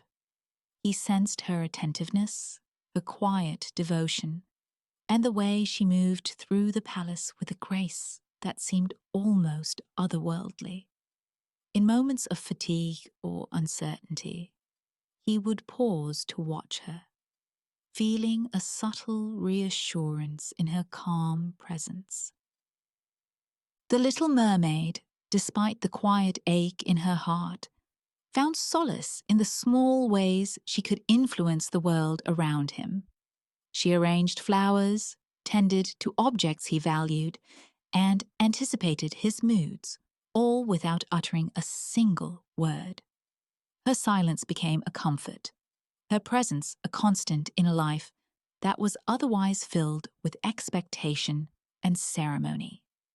And though she could not claim his heart in the way she longed to, she carried within her a hope that one day he might notice the depth of her devotion, the sacrifices she had made, and the love she carried silently in every step and every gesture. And so the days passed, with the Little Mermaid walking beside the prince through gardens, halls, and courtyards, enduring the sharp pain of her legs and the absence of her voice. She observed him carefully, memorizing every smile, every glance, every expression of joy or sorrow. She learned the rhythms of his life, the patterns of his thoughts and habits, and the small ways she could ease his burdens. Though she remained unseen in the deepest sense, a silent companion, her presence shaped the world around her as surely as the tides shape the shore. The preparations for the wedding continued, and the prince's excitement grew with each passing day. The Little Mermaid watched, her heart both tender and heavy, as he spoke eagerly of the princess and their future together. She understood that he remained unaware of her sacrifice, and that the life he imagined with the temple girl was built upon a memory that did not include her. Yet she stayed at his side, silent but steadfast, each painful step a testament to her courage, her devotion, and the hope that she might, in some unseen way, touch his life. Though the path ahead was uncertain, the Little Mermaid had crossed the boundary from sea to land, endured the price of her transformation, and remained close to the prince she loved. Her journey was far from complete. Ahead lay choices and trials that she could not yet foresee, moments that would test the limits of her patience, courage, and the depth of her devotion. She moved forward with silent resolve, guided by the memory of the sea, the sunlight, and the warmth of the prince's presence, stepping carefully along a path that would lead to consequences she had only begun to imagine. The night was quiet but tense, the palace alive with the anticipation of the wedding. The little mermaid moved silently through the shadows, her legs aching from the hours of standing and walking, each step a reminder of the sea witch's cruel bargain. The prince, radiant in his attire, laughed softly with the princess, unaware of the presence at his side who had saved his life and silently devoted herself to him for so long. The air above was still, the moonlight casting gentle silver patterns across the courtyard, reflecting the calm surface of the ocean in the distance. From beneath the waves, her sisters emerged, their forms glimmering in the moonlight. Each carried a small, sharp dagger, given to them by the sea witch herself, the edge polished to a cruel perfection. They swam swiftly, breaking the surface just beyond the shore, and then moved toward her, their eyes filled with both hope and sorrow. They did not speak. Words were unnecessary. The sea witch's conditions were clear, and they had brought her the instrument of her choice. The dagger lay heavy in her hand, its cold steel biting into her palm, as if it already knew the weight of the choice it demanded.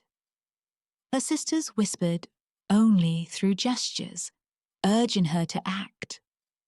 If she could strike the prince before the sun rose, and if his blood touched her feet, she could return to the sea, her voice restored, her tail regained. She could live again among the coral gardens, swim through the vast depths of her kingdom, and return to the life she had once known. The temptation was overwhelming, a life reclaimed in a single act, yet it came at a cost she could not bear to pay. The little mermaid approached the prince, her eyes taking in the gentle contours of his face, the warmth in his smile, and the ease with which he moved among the guests. She imagined the weight of the dagger in her hand, the act of harming the one she had loved above all else. The thought struck her with a force stronger than any pain she had felt from the sea or the sharpness of her legs. She could not bring herself to pierce his heart, to extinguish the life that had become so precious to her, even if it meant losing her own future. The first light of dawn began to brush the horizon, painting the sky with pale pinks and golds, and the little mermaid felt time slipping away. Her sisters, glimmering like stars against the darkness, urged her silently to decide. Yet she remained motionless, the dagger in her hand trembling. The prince laughed lightly at something the princess had said, completely unaware of the decision being demanded by the tide, the night, and the sea. Witch's cruel bargain. He was alive, unknowing, and in that moment, she realized that her love could not come at the cost of his life. With a deep, unspoken resolve, she released the dagger. The steel slipped from her fingers and tumbled through the air, striking the waves below with a faint splash. Her sisters watched in quiet sorrow as the dagger vanished beneath the surf, a chance lost, but a choice honored. The little mermaid turned toward the sea, feeling the pull of the water, the rhythm of the tides calling her back.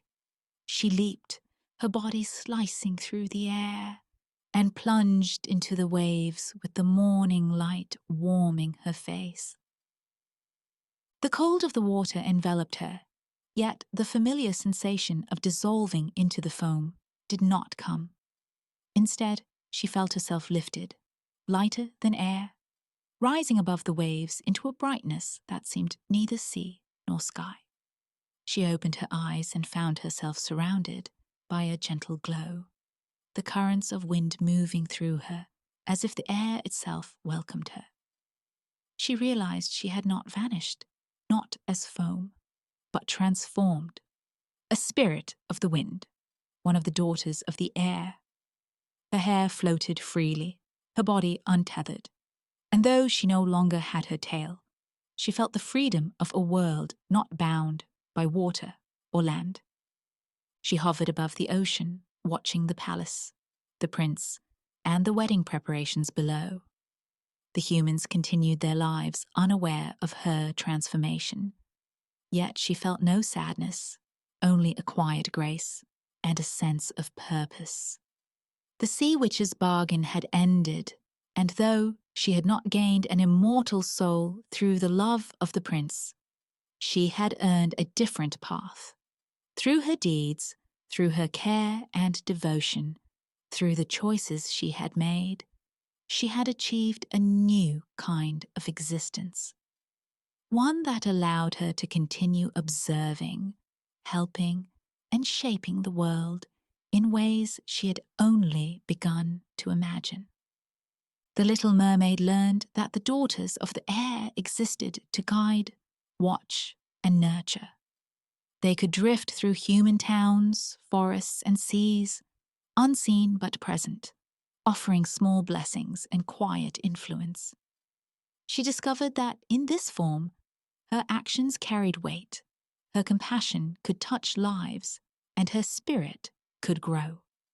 Each act of kindness, each moment of gentle intervention, brought her closer to the possibility of a soul, a reward for her courage and virtue, rather than her romantic fulfillment.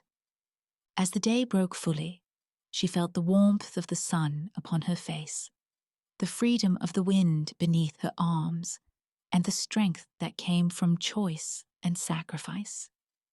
She hovered over the ocean, where the waves still carried the echoes of her past life. But she was no longer bound by the pain of legs that cut like knives, or the silence of a stolen voice. She could move as she pleased, travel as she wished, and observe the world with a perspective both human and mermaid, both bound and free. The prince and his bride were married, their joy bright and unbroken, while the Little Mermaid watched from above, feeling no bitterness, only a soft ache and the quiet satisfaction of a love expressed not in possession, but in sacrifice. She had chosen the life of integrity and compassion over selfish desire. And in that choice, she had discovered a power greater than the sea witch's magic, a life freer than even the depths of the ocean could offer. Time passed, and she learned to move among the daughters of the air, drifting over fields, forests, and waves, her presence unseen, yet subtly influencing the world. She could feel the happiness she nurtured, the comfort she offered to those in need, and the small transformations she facilitated in the hearts of humans. Though she remained a spirit, her essence retained the gentleness and beauty of the Little Mermaid who had once gazed longingly at the surface, dreaming of light, warmth, and love. Each night, she hovered above the waves, looking toward the palace, remembering the prince, the wedding, and the life she had left behind. The memories were neither bitter nor sorrowful, but tender and instructive, a reminder of the path she had chosen and the strength she had gained. She realized that love could exist in forms other than possession or fulfillment, that sacrifice could bring not despair, but transcendence, and that a life lived with courage, devotion, and kindness could lead to a kind of immortality even beyond the soul she sought. The daughters of the air taught her that the world, both land and sea, was full of unseen currents and hidden forces, of quiet opportunities to act, to help, and to guide. She drifted among them, learning their ways, discovering the influence of her own choices, and growing in wisdom and spirit. Her voice, though gone, was replaced by action. Her steps, once painful, were now the effortless flight of wind and light. The sea below her shimmered in the morning sun, and the world above glimmered with life, each wave, tree, and creature carrying the subtle imprint of her presence. In the end, the Little Mermaid had become something neither human nor fully mermaid, a being who could witness both worlds, who could act with freedom, and who had earned the chance to grow toward something greater. She rose with the wind, her heart filled with purpose, her spirit quiet yet strong, and her gaze turned toward the horizon where sky and sea met. She had faced love, sacrifice, and transformation, and in doing so, had discovered a life larger and more enduring than she had ever imagined. And so, the Little Mermaid, once bound to the depths, once silent and limited by her sacrifice, became a daughter of the air, a spirit of grace and quiet power. She drifted above the waves, watching, guiding, and learning, carrying within her the courage, devotion, and hope that had brought her to this new existence. Though she had not gained an immortal soul through the love of the prince, she had found a different path, a path of freedom, purpose, and the chance to earn a soul through goodness and care. And in that freedom, she discovered the true measure of her own heart. Her journey, begun in the coral gardens of the sea, had led her to heights unimaginable, transforming her grief and longing into a life of quiet strength, patience, and benevolence. The world, both above and below, would continue to move and change, yet she would remain a watchful spirit, a silent guide, a daughter of the air. And in that role, she found a sense of completion and hope that no foam of the sea or silence of the voice could ever have offered alone. The Little Mermaid's story, from the depths of the ocean to the heights of the wind, had reached its end, not in despair, but in transformation, a testament to courage, sacrifice, and the enduring power of a heart that chooses goodness above all.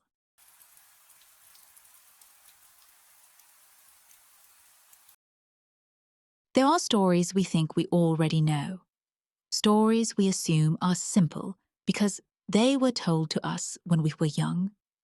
The Ugly Duckling is one of them, a tale often remembered as gentle, harmless, and sweet.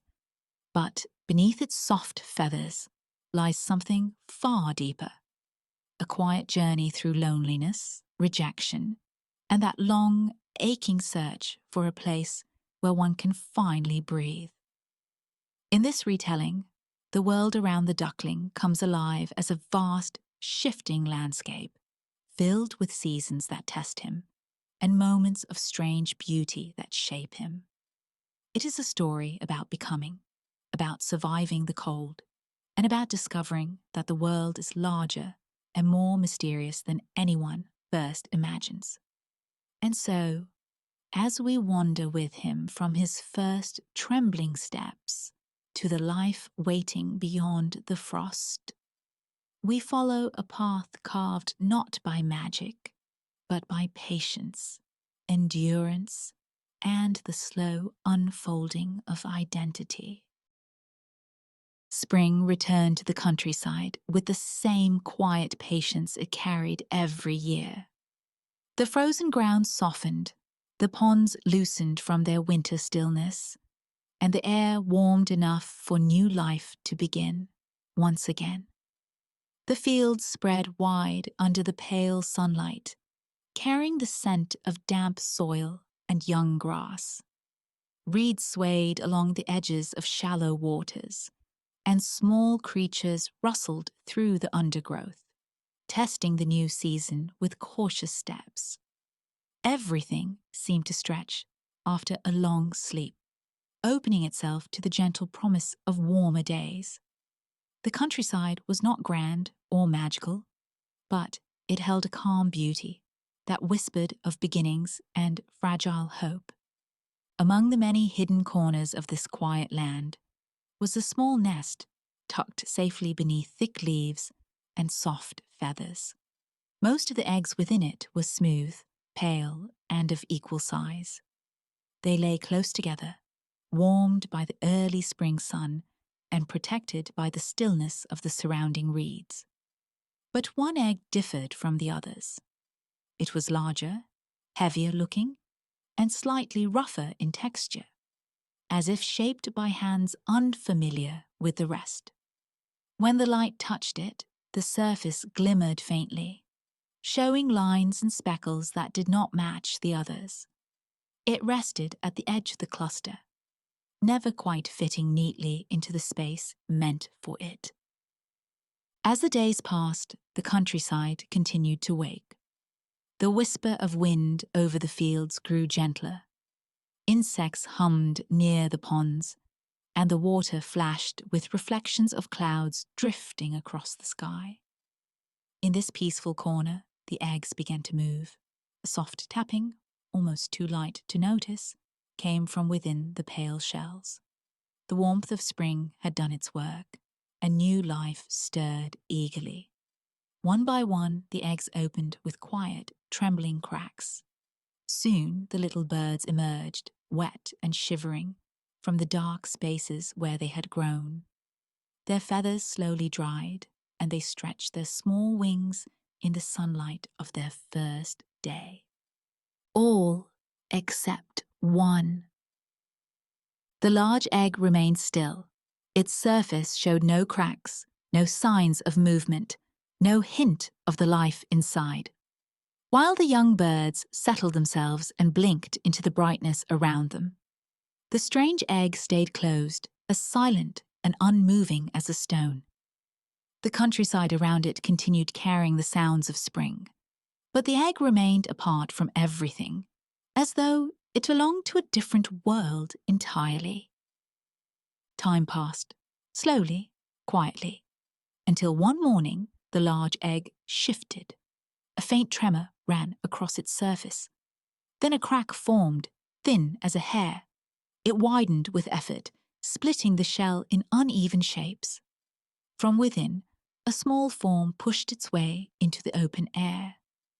It was larger than the others had been, with downy feathers that were not soft and yellow, but grayish and uneven. Its neck seemed too long for its body, and its wings folded awkwardly against its sides. There was nothing graceful about its arrival. It simply lay there for a moment, exhausted, blinking at the world that stretched before it. The countryside did not change to welcome him. Nature rarely did. Instead, light shifted across the grass. A breeze moved the reeds, and life continued as if nothing unusual had happened. Yet the difference was clear from the very beginning. While the other young birds had blended easily into their surroundings, this one seemed carved from a different pattern, shaped in a way that did not match the gentle symmetry around him. His feathers dried into a dull, uneven color. His movements were slow and uncertain. Even the way he stepped across the ground appeared hesitant, as though he was unsure whether the earth beneath him would accept his weight. Still, he explored his new surroundings with quiet curiosity. He looked out toward the shimmering surface of the pond. He studied the smooth stones scattered along the path, and the bright green blades of grass bending beneath the wind. He watched insects dance in the air and birds gliding across the sky. To him, the world seemed full of wonder, vast, peaceful, and endlessly beautiful. Even without understanding his place in it, he felt drawn to everything around him. There was no fear in him toward the land he had entered. Instead, there was a calm desire to move through it, to feel the sun on his feathers, and to learn how his body fit into the rhythm of the countryside. Yet the world did not reflect that peace back at him. Wherever he turned, he found himself standing apart. When he walked near the water, he saw his reflection wavering beneath the surface. It was not a gentle sight. The water showed a long neck, a broad body, and feathers that looked too rough and too large for a bird so young. The image rippled each time the wind brushed the surface, distorting him further, making him appear even more out of place.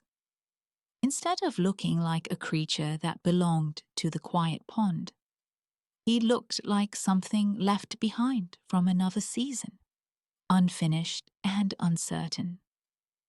As the days passed, this sense of separation only deepened. He grew faster than the others, but not in a way that brought strength or confidence. His legs seemed too long for his body, giving him an awkward gait that looked almost painful. His feathers developed slowly, remaining uneven while the others filled out smoothly. His wings, though growing steadily, felt heavy and difficult to manage. Each motion reminded him that he was different, even though he did not yet understand what that difference meant. The countryside around him continued its peaceful rhythm, unaware of the quiet unrest forming within him.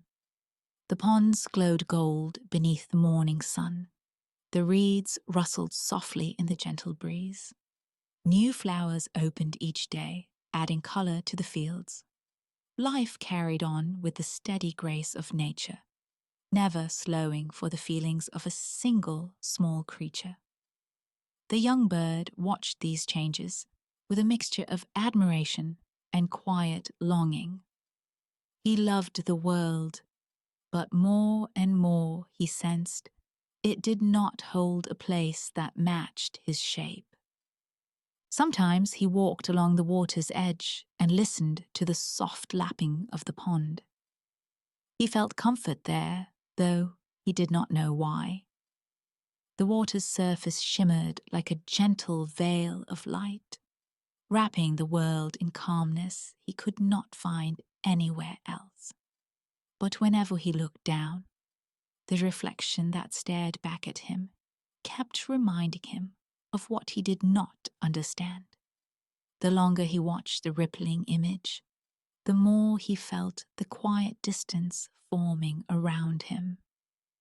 An invisible space that seemed to widen each day. The sky changed slowly as spring deepened. Clouds drifted lazily overhead, and warm rain occasionally settled over the fields. The world remained beautiful, but the young bird felt the beauty from far away, as if it touched everything except him. He sensed a quiet ache growing inside him, a feeling that he was somehow apart from what should have been familiar. Though he did not know the reason, he could feel himself drifting further from the safety of where he had begun. He moved through each day with gentle steps, noticing the way nature embraced every living thing except the reflection he saw in the water. The soft earth welcomed the plants. The ponds welcomed the fish. The sky welcomed the birds that soared through it. But he felt like a creature caught between places, unsure of where he belonged. Something inside him whispered that he was meant for more than the small, sheltered corner where he had hatched. Yet he felt too unsure and too fragile to follow that feeling. As the sun dipped lower one evening and the quiet colors of dusk settled over the fields, he stood near the pond again. The light stretched long across the water, softening the world into shades of gold and grey. He watched his reflection shimmer and fade with each small movement of the surface. For the first time, he felt a clear awareness rise inside him, an understanding that he was different from everything he saw around him. He could not explain it, he could not name it, but he felt it deeply, like a quiet tremor running through his small body. He did not yet know that this feeling would lead him far beyond the reeds, across unfamiliar land, and through seasons that would test him in every way. For now, he only knew the gentle ache of not belonging, the beginning of a journey shaped by difference and quiet strength. And as night settled softly over the countryside, he remained standing near the pond, unaware of how far his path would soon carry him, as he stepped into a world larger than anything he had ever imagined. The young bird's first steps away from the fields were quiet ones. There was no sudden decision, no dramatic moment that pushed him forward. Instead, it was a slow drifting, a gentle movement led by the feeling that the space around him had grown too tight for his uncertain shape. The nest and the familiar pond no longer felt like places he could settle into. The ache inside him deepened each time he saw his reflection, each time he felt the landscape embracing everything except him. So he walked, one hesitant step after another, until the reeds behind him became only a faint memory. The ground ahead unfolded like a vast question waiting to be answered. The countryside stretched wider than he ever imagined. Fields rolled out in soft waves of grass. Tall trees stood like silent guardians, their branches swaying in rhythms shaped by the wind. Here and there, small paths cut through the land, carried by the feet of animals or the wheels of forgotten carts. At first, he moved without direction, guided only by the instinct to keep going. The air was warm, filled with the scent of damp earth and opening blossoms. In the distance, he could hear the faint rush of water flowing from streams that twisted between hills. It was all new, and the newness filled him with both wonder and fear. He wandered through open meadows where butterflies floated lazily between flowers, their wings catching the sunlight in fleeting flashes. He paused in the shadows of trees whose leaves whispered stories he could not understand. Sometimes he stood at the edge of small ponds he had never seen before. Their surfaces were still and dark, mirroring clouds drifting across the sky. But no matter where he went, the feeling of distance clung to him. Other creatures passed through these places with ease, their movements smooth and natural. He, however, felt like a traveler, walking through a world that was not made with him in mind. Days passed, and the warm sunlight gradually softened, shifting into cooler shades. The wind no longer brushed against him gently.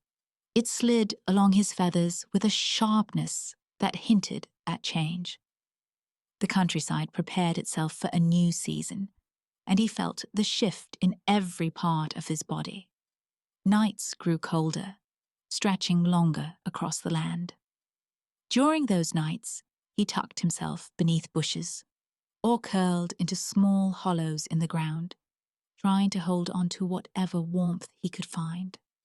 Sleep came lightly, often interrupted by the sound of distant rustling or the soft cry of nocturnal creatures. The darkness around him felt indifferent, neither kind nor cruel, simply vast. Hunger soon became another companion. In the beginning, he found enough to survive. Small insects hidden beneath stones, bits of plants tender enough to eat. But as the wind cooled and the days shortened, finding food became harder. The fields that once glowed with color began to fade, their grasses drying and bending beneath the weight of the approaching season.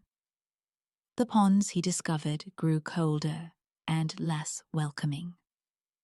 Each time he dipped his feet into the water, a shiver rippled through him, reminding him of how fragile his body still was. He wandered toward an old, abandoned farm one afternoon. The sky had turned grey, and the air carried the heavy scent of rain yet to fall. The farm stood silent and empty, its wooden fences leaning crookedly, its small barn missing planks that once held it together. Tall grass grew unchecked around it, and the ground showed the marks of years of neglect. Even so, the place offered shelter. He slipped into the shadow of the barn, finding a corner where the wind could not reach him. The walls creaked softly, moved by the chill breeze outside. He rested there for a while, listening to the distant rumble of thunder building beyond the hills. When the rain finally came, it came without hesitation. Thick drops fell steadily, soaking the earth and filling the air with a muted roar. The storm rolled across the countryside with the full force of autumn, leaving nothing untouched. From inside the barn, he watched the world blur into grey lines. He felt grateful for the shelter, yet the emptiness of the place reminded him that he was hidden away, not because he belonged there, but because he had nowhere else to go. The farm offered safety, but not comfort. It was a broken place, holding a broken quiet. When the storm passed, he continued wandering. His feathers clung heavy to his body, still damp from the lingering mist. The countryside looked different after the rain, cleaner, sharper, as though the storm had washed away the last traces of summer. The air held a crispness that hinted at colder days to come. Leaves began to lose their green, turning pale yellow and rusty orange before dropping gently to the ground. Each fallen leaf added a small sound to the growing chorus of change. He met other animals along his journey, though none drew near him. Some watched him from a distance, eyes curious, cautious, or simply uninterested. Others turned away, choosing not to cross his path. He felt their hesitation even without words. It hung in the air like an invisible wall he could not break through. He never tried to approach them. He simply learned to move quietly around them, becoming another shape in the landscape they did not understand. Though loneliness followed him, his body grew stronger. His wings lengthened, though they were not yet ready for the sky. His legs carried him further each day, no matter the terrain. He moved across rocky paths, through long grass that brushed against his sides, and beside streams that whispered cool promises he did not dare explore. The hardships etched themselves into him slowly, shaping his endurance. He learned which plants offered nourishment and which to avoid. He discovered where to hide during cold nights and how to steady himself against strong winds. Each lesson came quietly, without reward or recognition, but each one made him sturdier. Yet even as he grew, the world around him felt vast beyond understanding. The countryside seemed endless, stretching farther than his imagination could reach. Every new place only reminded him of how small he was compared to the land that held him. He realized the world was not cruel. It simply did not notice him. Its rivers flowed whether he stood beside them or not. Its trees shed leaves without knowing he rested in their shade. The sky changed colors each day, but none of those colors waited for him. This indifference was its own kind of harshness, soft, quiet, and absolute. As the season continued shifting, the winds grew colder. Nights arrived earlier, spreading their darkness across the fields long before he found shelter. Frost began to form in thin layers along the edges of leaves and stones. He woke each morning with a chill clinging to his feathers, a reminder that winter was approaching, steady and unstoppable. He had survived storms and hunger, but he sensed that the greatest challenge still lay ahead. Something in the air whispered of even harder days, of colder nights and harsher winds.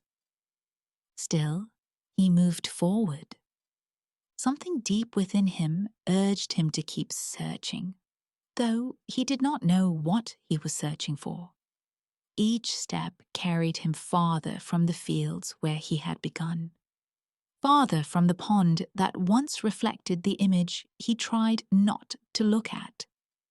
The distance between who he was and who he would become stretched across the landscape, pulling him onward with silent force. The countryside grew quieter as autumn deepened. Most creatures prepared for winter, storing food, thickening nests, or traveling to warmer places. The young bird had none of these comforts.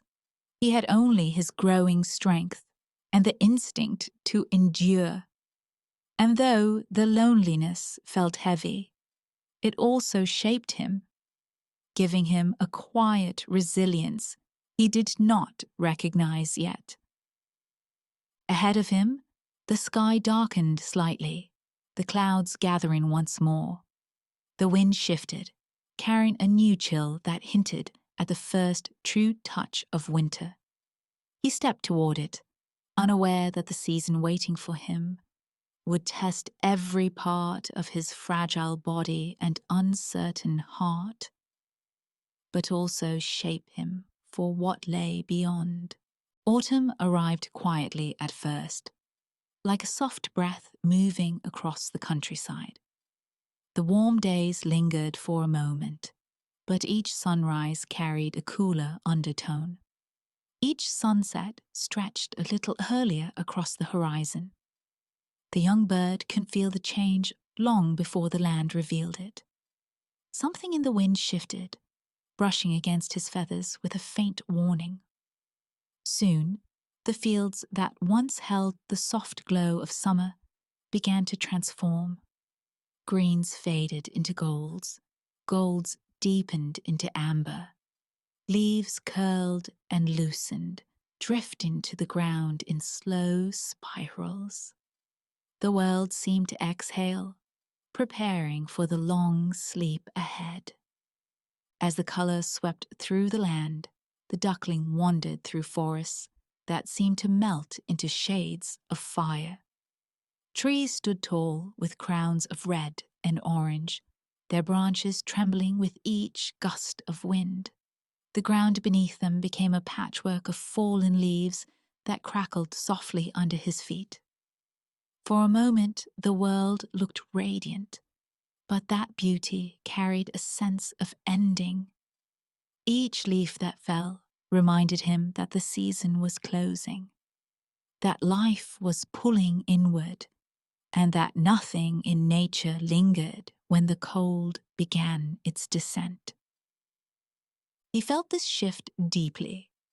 He was larger now, stronger in some ways, but still unsure of himself.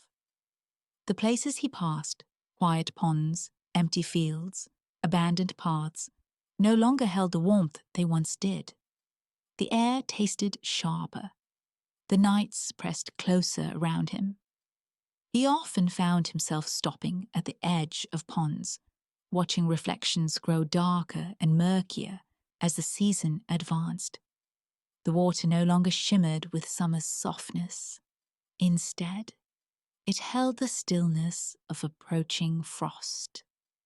With each passing day, he sensed an invisible line forming in the world around him. Behind him lay the place he had come from, filled with memories of a nest that never truly accepted him. Ahead of him stretched an unknown space he could not yet reach. He walked between these two worlds, one familiar but painful, the other distant, but filled with an inexplicable pull. This in-between space weighed heavily on him. He felt trapped, wandering through a landscape that seemed to shrink as the days grew colder. It was during one of these quiet days, when the sky hung low with grey clouds, that he saw them. High above, cutting across the sky in a clean, powerful formation, a flock of birds flew with wings long and elegant. Their bodies gleamed white against the clouds, moving with a grace he had never witnessed before. They flew in perfect unity, as if guided by a secret language shared only among them. Their calls echoed faintly through the crisp air, a sound filled with purpose and certainty. The duckling stood still below, watching them move through the heavens with beauty so pure that it stilled his breath. He did not know what they were. He did not know where they came from or where they were going. But as he watched their smooth ascent, something inside him ached, sharp, deep, and bewildering. It felt like longing, but it carried a pain he could not understand. It was as though some hidden part of him recognized them, even though he had never seen such creatures before. Their elegance stirred a memory he did not possess, a connection he could not name. When they disappeared into the distance, the sky seemed emptier, and the ache inside him grew stronger. He carried that feeling with him as he continued wandering. Each flock he saw afterward awakened the same quiet yearning. It was not envy, nor was it admiration. It was something more mysterious, something that whispered of a truth buried deep within him, a truth he was not yet ready to understand. But every time their shadows passed over him, he felt that truth stir a little more, the way seeds shift beneath the soil when spring approaches. Autumn eventually gave up its brilliance. The vibrant leaves that once painted the world fell completely, leaving branches bare and trembling. The land grew brown and grey. Cold winds swept across the fields with increasing strength, carrying the scent of snow not yet fallen. The ponds hardened along their edges, forming thin layers of ice that cracked beneath the weight of even the smallest step. The world felt exposed, stripped of softness, and the duckling felt more alone than ever. Then winter arrived, not softly, but with a firm and unyielding presence. Snow settled across the countryside in a thick, pale blanket. It filled the hollows of the land, softened the sharp edges of stones, and muffled the sounds of wandering creatures. The sky remained heavy for days at a time, offering little sunlight. The cold did not simply touch the duckling's feathers. It sank into them, settling against his skin like a tightening grip. Each breath formed faint clouds in the air. Each step became slower. The land that once felt wide now felt endless and harsh. Finding food became a daily struggle. Most plants had withered, and insects hid deep within the frozen earth. He pecked at whatever remnants he could uncover. Seeds blown into corners, small roots hidden beneath snow.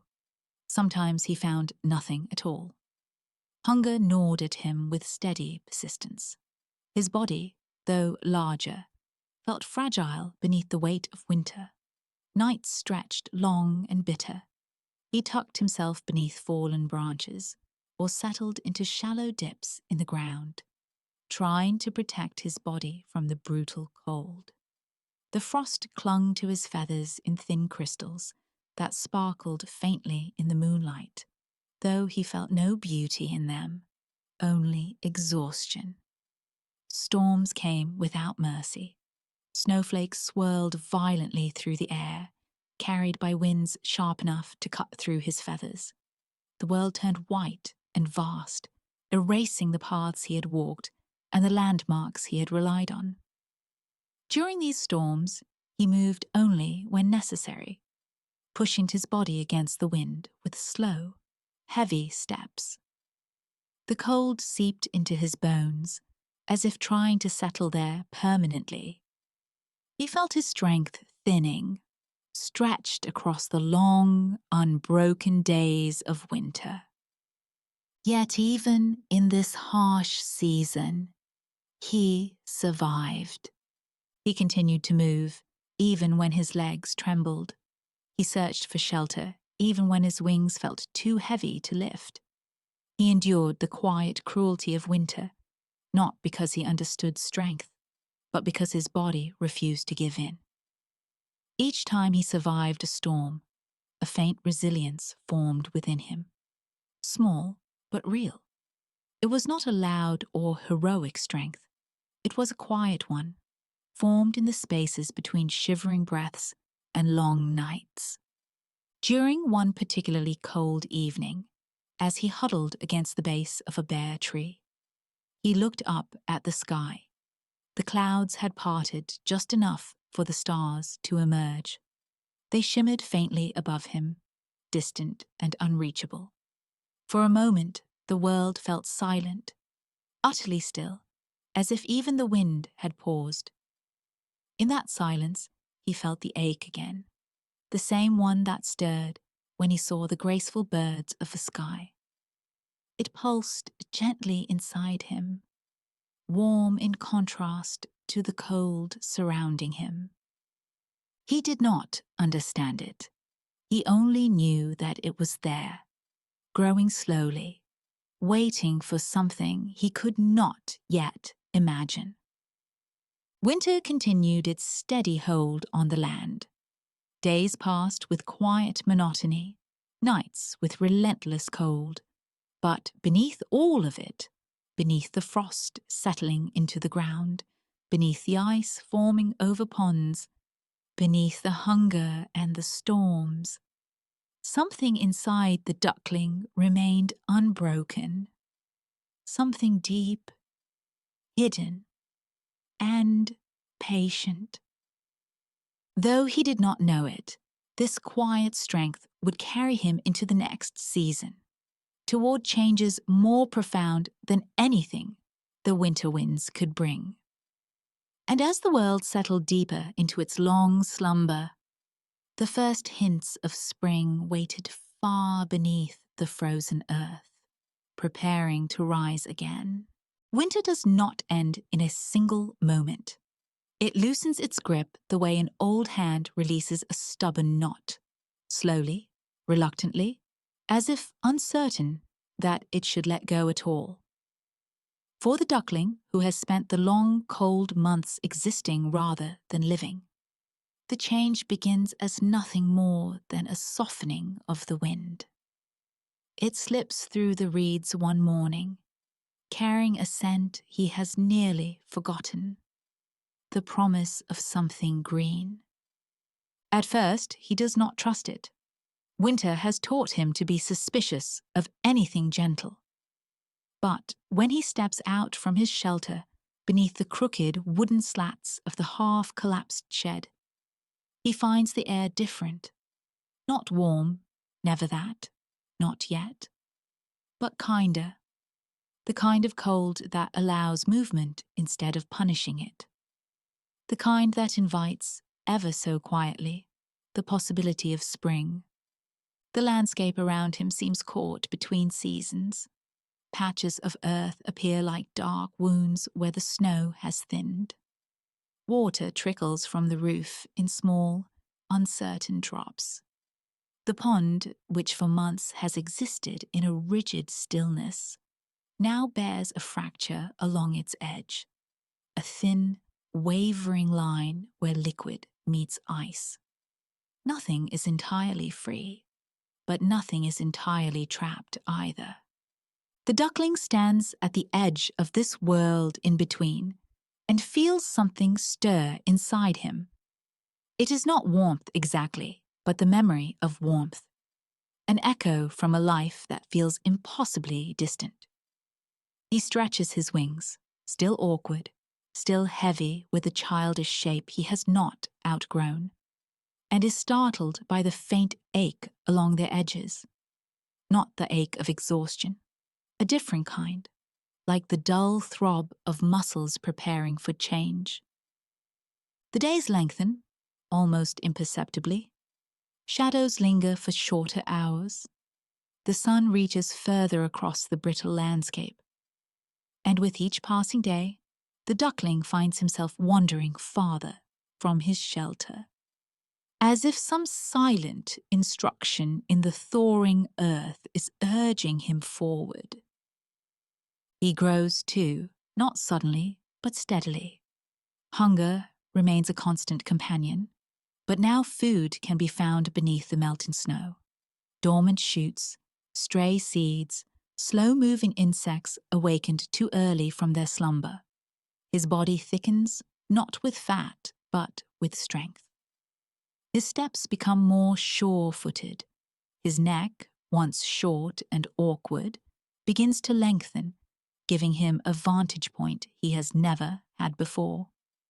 Sometimes he catches sight of his reflection in the shallow pools forming near the pond. It is a distorted image, rippled, wavering, easily broken, but it suggests something unfamiliar. The fuzzy down that had once marked him as a duckling in every sense is patchy now, giving way to sleeker feathers beneath. The shape of his head appears more refined. His eyes seem brighter, clearer. And yet, he does not recognize the creature looking back at him. He does not linger at the water's edge long enough to puzzle over it. After winter, he has learned not to trust beautiful illusions. Nature, however, trusts its cycle completely. The thaw continues its patient work, peeling away the season's layers. Rivers begin to loosen and stretch themselves like waking animals. The thin crust of ice that had imprisoned the land cracks and withdraws. The reeds sway again. The branches of nearby trees drip with new life. Even the sky shifts its tone, exchanging its metallic winter hardness for a softer blue. With every sign of renewal, a small pulse of energy moves through the duckling. It warms him in ways the sun cannot yet accomplish. The world is changing, and though he cannot understand the rhythm or reason behind it, he senses himself caught in the same mysterious current. There are moments, brief, fleeting moments, when he feels almost at ease. While searching for food, he pauses to listen to the birds returning from places he has never seen, but somehow longs for. Their calls ripple across the morning air, carrying stories he cannot decipher. Sometimes he imagines he knows them, not the words, but the feeling beneath them, an upward pull, a yearning that stirs like a faint melody in his chest. He does not know what it means. He only knows that it is there. And yet, for all the subtle improvements, uncertainty lingers. The thaw is kind, but it is not protection. The world remains large, inconsistent, indifferent, The duckling navigates it with care, avoiding the farmhouses where dogs wander, the fields where foxes disappear into shadows, the larger birds who stare too long as if deciding what he might be. He does not blame them. He does not know what he is either. But spring makes it easier to keep moving. Each day brings a new scent, a new sound, a new shift in the world around him. The earth softens, the grass returns in thin, fragile ribbons. The wind warms his feathers, and the duckling begins to feel, for the first time, not just alive, but drawn forward, as if something awaits him beyond the slow turning of the season. One morning, he wakes to find droplets of water clinging to his feathers, not from melting snow, but from a light spring rain. It falls softly, pattering on the ground like a gentle tapping. He steps out from beneath the shed's shelter and lets it wash over him, surprised by its warmth compared to the winter storms he once endured.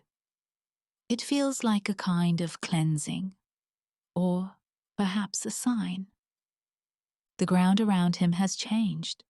Grass pushes through in earnest now, bright green and stubborn. Small flowers he has never seen before rise from the soil, opening their delicate faces to the thin light. The pond, fully thawed, ripples with new life. Frogs returning, insects skimming, fish stirring beneath the surface. For the first time in many months, the duckling approaches the water without fear. He gazes at his reflection, clearer now than the warped versions of winter puddles.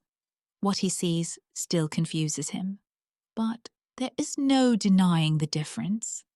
The body taller, the lines more graceful, the feathers smoother and darker. A creature in transition. Still, he cannot say what he is becoming. He only knows that something is working its way through him, slow as the thaw, inevitable as the shifting seasons. A quiet strength, not the desperate resilience that kept him alive through winter, but something deeper, steadier, more rooted. He does not understand that this is a kind of becoming. Nature rarely explains itself to those it transforms. He lifts his head toward the sky, feeling the wind move through his feathers. It carries warmth, and with it, possibility. He feels an ache beneath his wings again. Not pain, not quite. A restlessness, a pull. Somewhere in the distance, high above the trees, a flock calls out, their voices ringing clear and full across the awakening land. The duckling listens. Something inside him responds, faint but undeniable. And though he does not yet rise to follow them, he knows, without knowing how he knows, that spring is only the beginning. He is not finished changing. Spring does not merely return. It arrives with certainty.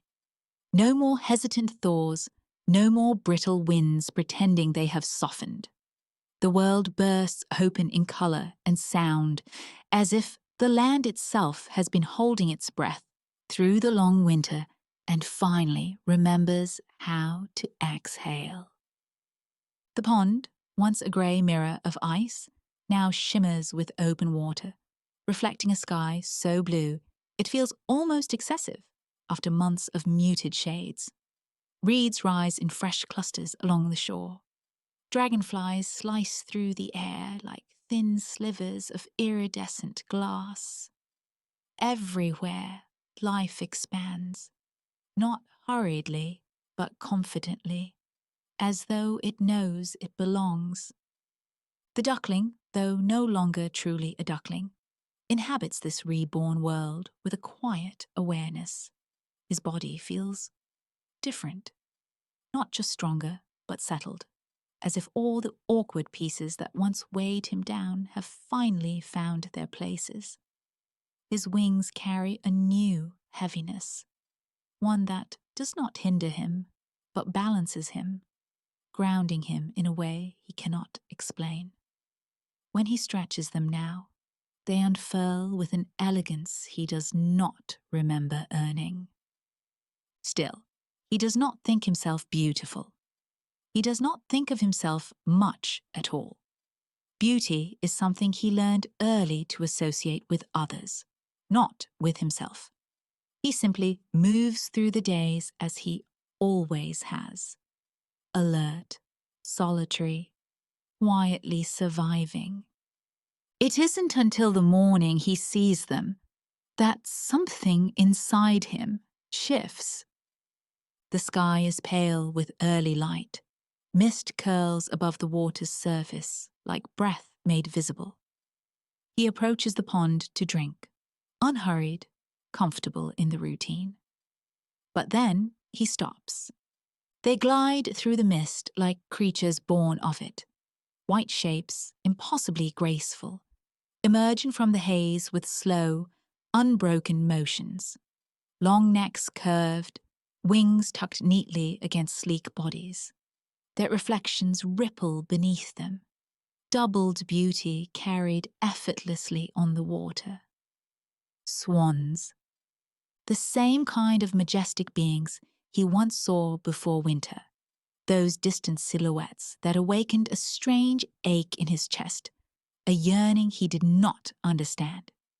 He remembers how he had hidden, certain their beauty would only emphasize his ugliness, certain he had no right even to witness their flight. But now, as they drift closer, he does not feel fear. He feels something else, a pull, quiet but unmistakable. Not hope, not boldness, not even curiosity. Recognition maybe, or the first stirring of it. He watches them with a stillness that feels almost reverent. The swans do not seem to notice him right away. They move with the serene assurance of creatures who have never needed to question their place in the world. When they finally do turn their heads, their eyes meet his with neither hostility nor indifference. They simply look at him, as if he is worth seeing. He steps closer to the water without thinking, drawn by something deeper than longing. The surface is calm this morning, smooth as polished stone. He stands over it, breath held, the swans gliding behind him like silent witnesses. For a moment, all he sees is the sky reflected in the pond's surface. Blue, bright, unmarred. Then his own image rises into view.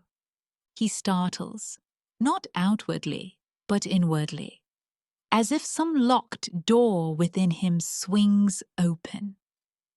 The creature staring back is not the downy, awkward thing he remembers, not the small, grey, trembling body that winter nearly broke. The reflection is taller, more slender, the lines of the neck long and elegant, the feathers smooth and luminous with a pale sheen that catches the morning light. Not a duckling, not a duck at all, a swan.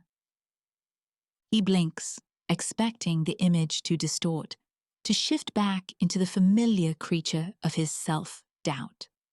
But the reflection holds, still, clear, certain.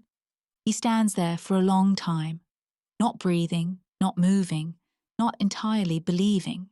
For so long, he has measured himself against the world's coldness, against abandoned farms, quiet ponds, indifferent creatures, freezing nights. He has survived by shrinking, hiding, enduring. He never imagined that the world might offer him a form that did not require those things. The swans circle around him now closer than before. They study him with calm, intelligent eyes, not because he is strange to them, but because he is one of them. Their acceptance is not dramatic. It does not need to be. It rests in their ease, in the way they drift beside him, as if making space for him was inevitable. He lowers his head, watching the water tremble with his movement, watching the reflection tremble but remain true.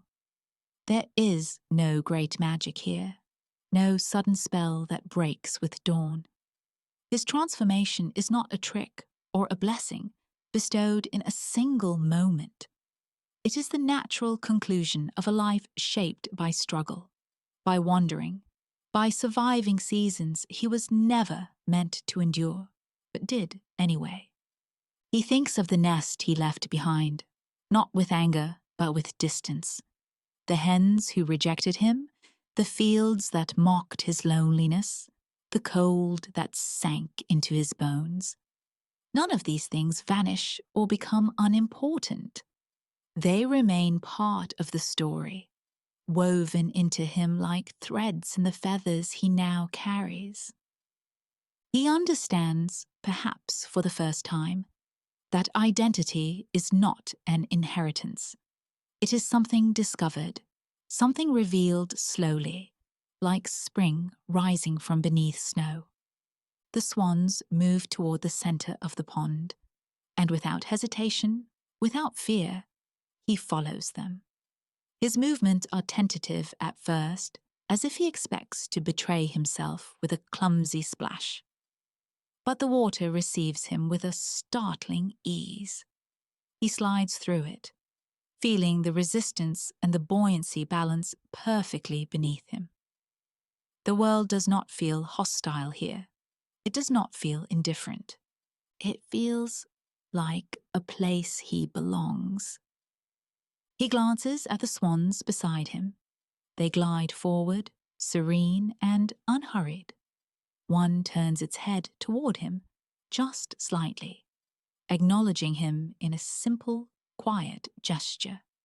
He does not know what the future holds, whether danger still lurks in the reeds, whether storms will return, whether loneliness will sometimes find him even here. But he feels something new beneath all those possibilities. Strength, yes, but also peace. The kind that comes not from being untouched by hardship, but from having endured it long enough to become oneself. The morning sun warms the surface of the water. The mist thins.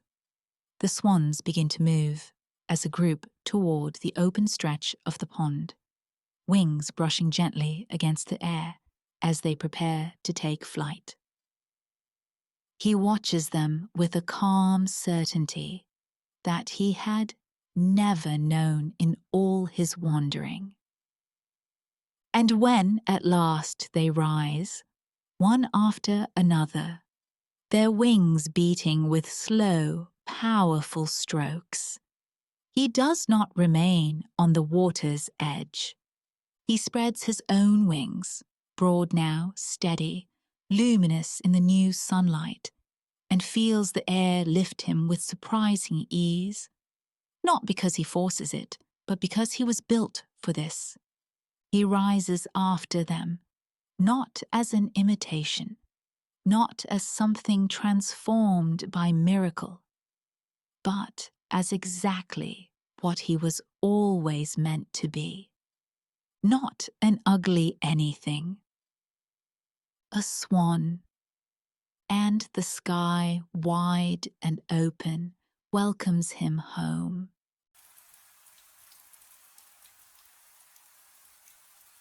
There are many stories about royalty, but few are as strange and as quiet as the tale of a young woman who proved her identity not through bravery, magic, or great deeds, but through a single sleepless night. The story of the princess and the pea may seem delicate, even small, but behind its softness lies something older and deeper, a world shaped by storms, long journeys, and the fragile weight of truth. In this retelling, the world around the princess grows larger, the night grows longer, and the test that decides her fate becomes something more than a curious bed and a hidden seed. This is the story of a kingdom waiting, a prince searching, and a young woman carrying the memory of a life far from comfort, all drawn together by the question of what it truly means to belong. There was once a kingdom known for its calm seasons, its quiet rivers, and the gentle way morning light touched its fields. It was not a land of great battles or grand miracles, and it did not claim to be the center of the world. Instead, it was a place where time moved slowly, where people lived by simple routines, and where peace settled like soft dust on the roads. Yet for all its calm beauty, the kingdom carried a quiet ache, one that most people did not speak of. Their royal family, wise, beloved, and aging, had only one child, a young prince who had grown into adulthood without choosing a bride. Without a princess, there was no promise of an heir, and without an heir, the peace of the land felt fragile, like a candle flickering in still air. The king and queen had ruled for many years, and the people trusted them deeply.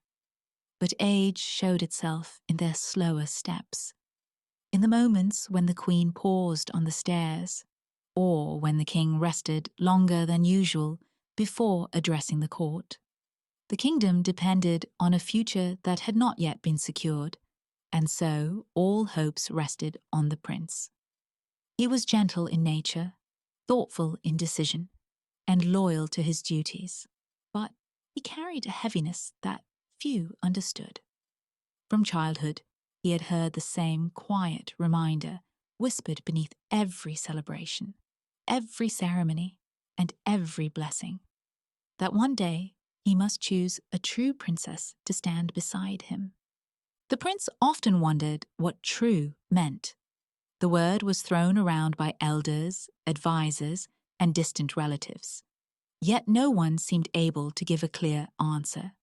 Some believed a true princess was born into royalty. Others argued it was about conduct or upbringing. A few said it was something felt rather than proven. But no matter how the word was shaped, it formed a burden that settled on the prince's shoulders as naturally as the cloak he wore. Each sunrise reminded him that time was passing and that everyone was waiting. Though he wished to please his parents and serve his kingdom, the prince did not want to choose someone merely for appearance or formality. He wanted honesty, depth, and a heart that understood his own. But such desires were not always welcomed in royal halls, where decisions were made for stability more than happiness. And so, as the years slipped by, quiet pressure grew into firm expectation. Eventually, the advisors urged the prince to travel beyond the kingdom's borders, to search for a princess whose identity could not be questioned. After long discussions, the prince agreed. If a true princess existed, he would find her, or at least he would try. He set out in early spring, when the rivers swelled and the air carried a scent of thawing earth. The journey began with hope, small but sincere. The prince rode through neighboring lands, each with its own customs and crowns, each offering names and promises. Wherever he arrived, he was welcomed politely, sometimes with grand feasts, sometimes with quiet formalities. Princesses lined halls in colorful gowns, their smiles practiced and perfect. They spoke of court life, of embroidery, of etiquette, of diplomatic matters. Some were kind, some proud, some distant, some eager. But none felt right, not even in the smallest way. The prince listened more than he spoke, observing how each kingdom moved, how the families interacted, how the princesses carried themselves. Yet, the feeling he hoped for, the sense of truth, never appeared. Word of his search spread farther than he expected. In some regions, families tried to prove their daughters' nobility through documents and declarations. In others, they relied on stories, insisting that their bloodlines were pure and ancient. A few lands even presented young women who claimed princesshood through lost ancestry or forgotten records. But the prince, though patient, felt the hollowness behind the grand displays. It seemed that the louder someone insisted on being a princess, the less convincing the claim felt. As the seasons changed, the prince traveled through forests and across mountains. He visited courts where rulers argued over who deserved his attention, and villages where no one recognized him, but still offered him shelter. He crossed rivers swollen by rain and walked old stone paths cracked by time. He saw sunsets that stained the sky copper and nights lit by stars sharper than jewels. Yet, with every new landscape came the same silent realization. He was no closer to finding a true princess than when he first began. Loneliness followed him like a second shadow. Though he traveled with attendants and guards, the quiet inside him grew heavier. There were nights when he lay awake listening to unfamiliar winds pass through unfamiliar trees, wondering if the idea of a true princess was only a dream created by tradition. Other times he felt anger at the impossible expectations placed upon him. But he said nothing of these thoughts. He continued to search because it was his duty, and because he did not want his parents to worry. In late summer, storms began to shadow his journey. Grey clouds gathered suddenly, as if following him from one kingdom to the next. Rain soaked the roads, turning them to mud. Strong winds clawed at banners hanging over castle gates. The prince pressed on, though each storm seemed to drain a little more of his hope. He began to understand that duty could carry a person far, but not always toward what the heart desired. By autumn, he had visited every kingdom his advisors had listed, and several beyond them. People whispered that the prince was too particular, too cautious, or too lost in his own ideals. But the prince did not judge harshly, nor did he rush. He simply felt the truth in his heart that none of the princesses he had met were the one he sought. Some were genuine, others less so, but none felt like the answer to his kingdom's longing or to his own. On the final leg of his journey, storms grew more frequent. Rain seemed to fall heavier, nights stretched darker, and the prince's tiredness deepened. Yet even in his weariness, he pressed forward, though hope had thinned to a single fragile thread. He did not wish to return home empty-handed, but he also could not accept anything false or forced. Tradition demanded a true princess, but the world offered only uncertainty. Eventually, the prince began the long road back to his kingdom. The forests were colder now, the winds sharper, and the skies darker. The journey home felt different, not like a return with answers, but a return with questions he did not know how to face. The realm he had left behind was waiting for him, expecting change, expecting news, expecting promise. As he approached the borders of his homeland, The first raindrops of a growing storm touched his cloak. The clouds above churned with heavy shadows, and thunder pressed through the air like a distant warning. It was as if the world itself sensed the prince's doubt and responded with the beginning of a night that would change everything. For beyond the storm, something unexpected was already moving towards the castle. Something that would soon shift the course of the prince's journey in ways he could not yet imagine. The storm arrived with almost no warning, rolling across the kingdom with a weight that seemed too heavy for the sky to hold. Clouds poured over the hills like dark, restless waves, and the wind rose sharp enough to bend the tallest branches. By the time night settled, the rain had thickened into a steady roar that blurred the edges of the world. The castle lights flickered against the storm's fury, their warm glows swallowed again and again by sweeping curtains of water. It was the kind of night people remembered, a night that made them gather close to their hearths and speak softly, as if fearing the storm might hear them. Far from the castle, on a muddy road that wound through the countryside, a young woman fought her way through the violent weather. Each step was soaked in cold water. Her clothes, once fine and carefully kept, clung to her body with the weight of the rain. The delicate stitching at her sleeves, the last small sign of the life she had once belonged to, but had loosened and begun to pull apart.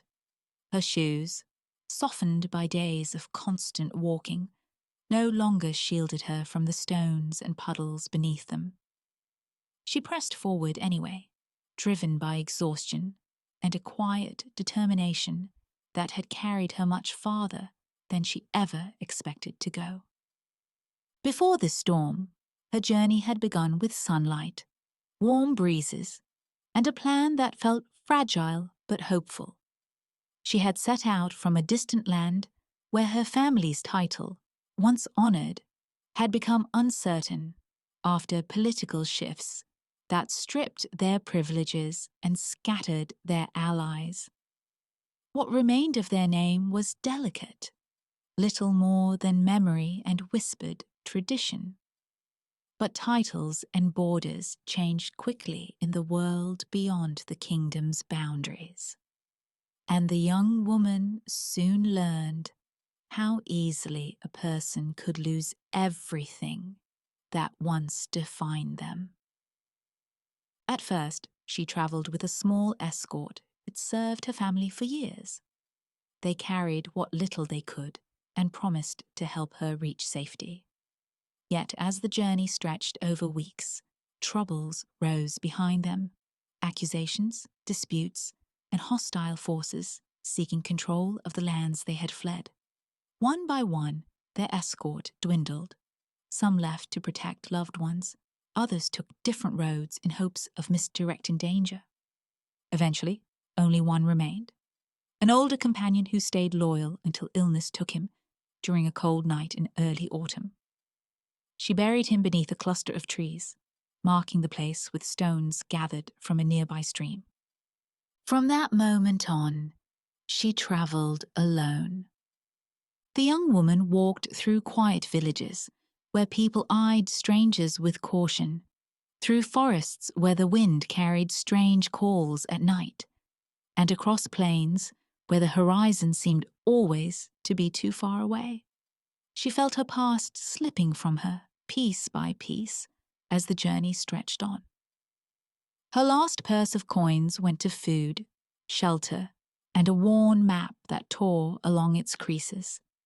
Her animals were sold when she could no longer feed them. Her fine cloak was traded for a heavier, simpler one when winter threatened early. And the trinkets she once carried, symbols of her old life, were left behind in small towns where their worth meant more to others than to her future. By the time she entered the kingdom ruled by the aging king and queen, she was no longer outwardly recognizable as anything but a traveler, a stranger carrying only a pack, a faint memory of her family's history, and a growing uncertainty about where she belonged. When the storm broke over her, she had already been walking for many hours without shelter. The sky darkened to an almost unnatural shade, and the first crack of thunder rolled across the land with enough force to make her stop in her tracks. She looked up as the rain began, thick and urgent, as if the clouds had torn open. The wind followed soon after, pushing against her with strong, uneven gusts. She stumbled but continued moving. She kept her head down, letting the rain wash over her, soaking her hair until it clung heavily to her neck. The storm flattened any remaining traces of her old appearance. Her clothes lost their shape, her shoes soaked through, and her carefully braided hair unraveled into long, dripping strands. Even her voice, hoarse from days of calling out in hopes of finding others on the road, would have revealed nothing noble or refined. By the time she reached the castle's outskirts, she had become someone the world no longer recognized.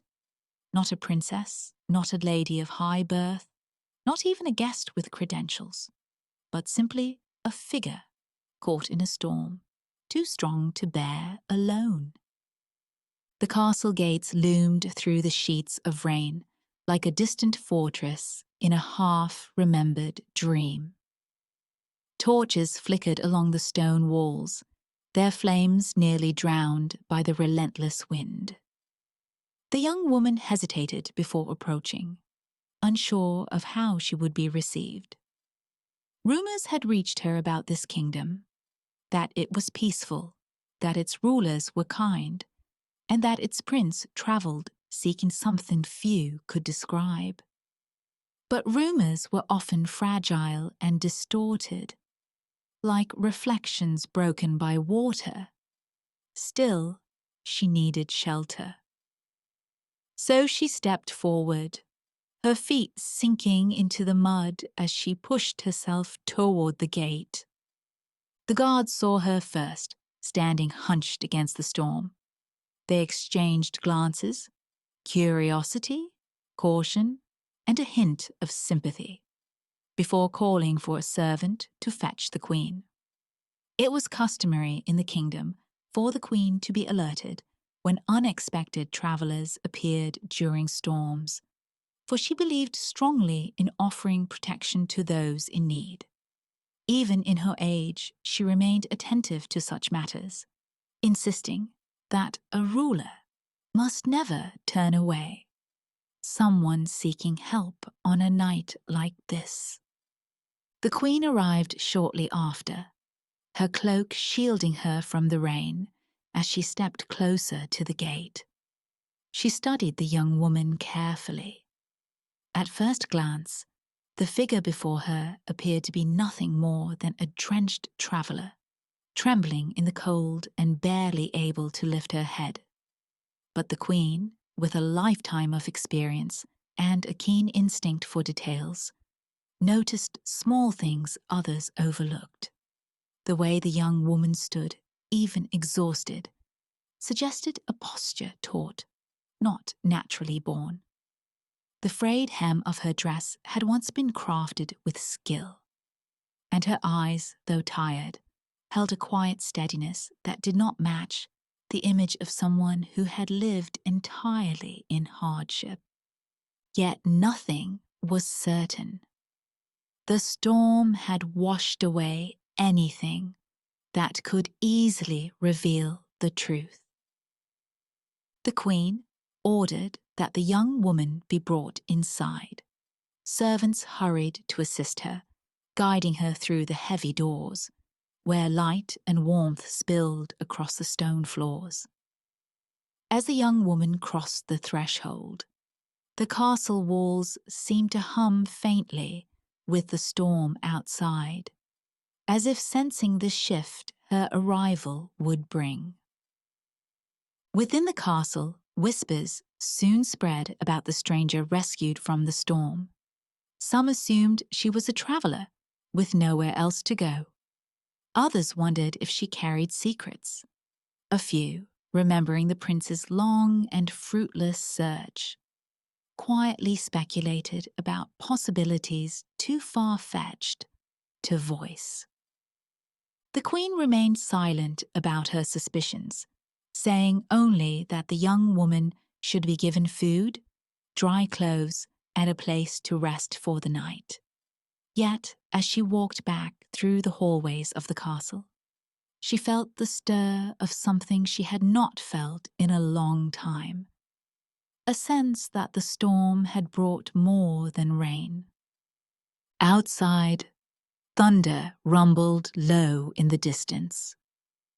And inside, the young woman, still shivering from the cold, had no way of knowing that this single night would become the turning point of her long journey, or that her arrival had awakened an old question within the castle, one that would soon lead to a quiet test prepared in silence. The storm did not ease as night deepened. The castle walls shuddered softly beneath the wind, and rain tapped endlessly against the tall windows like 1,000 restless fingers. Servants hurried through the halls, tending to dripping cloaks, lighting extra lamps, and preparing warm broth for the unexpected visitor. But even as the castle remained busy, there was a hush over everything, a sense that something delicate had entered their world and must be handled with care. The queen moved quietly through the corridors, her thoughts weaving through the events of the evening.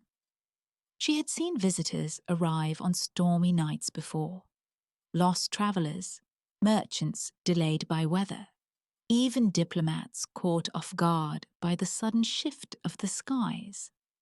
But none had carried the same subtle impression as the young woman now resting near the hearth in one of the smaller chambers.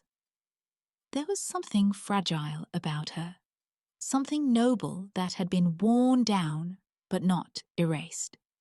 Yet the queen was careful not to allow hope to rise too quickly. Hope, she knew, could cloud the mind as easily as a heavy fog. For years, she had watched her son struggle under the weight of expectations. She had seen him return from his long travels, tired and changed, carrying disappointment like a shadow that had followed him across kingdoms. She worried for him, not only because the kingdom needed a future, but because he needed something true, someone whose heart would not bend beneath the pressures of royal life.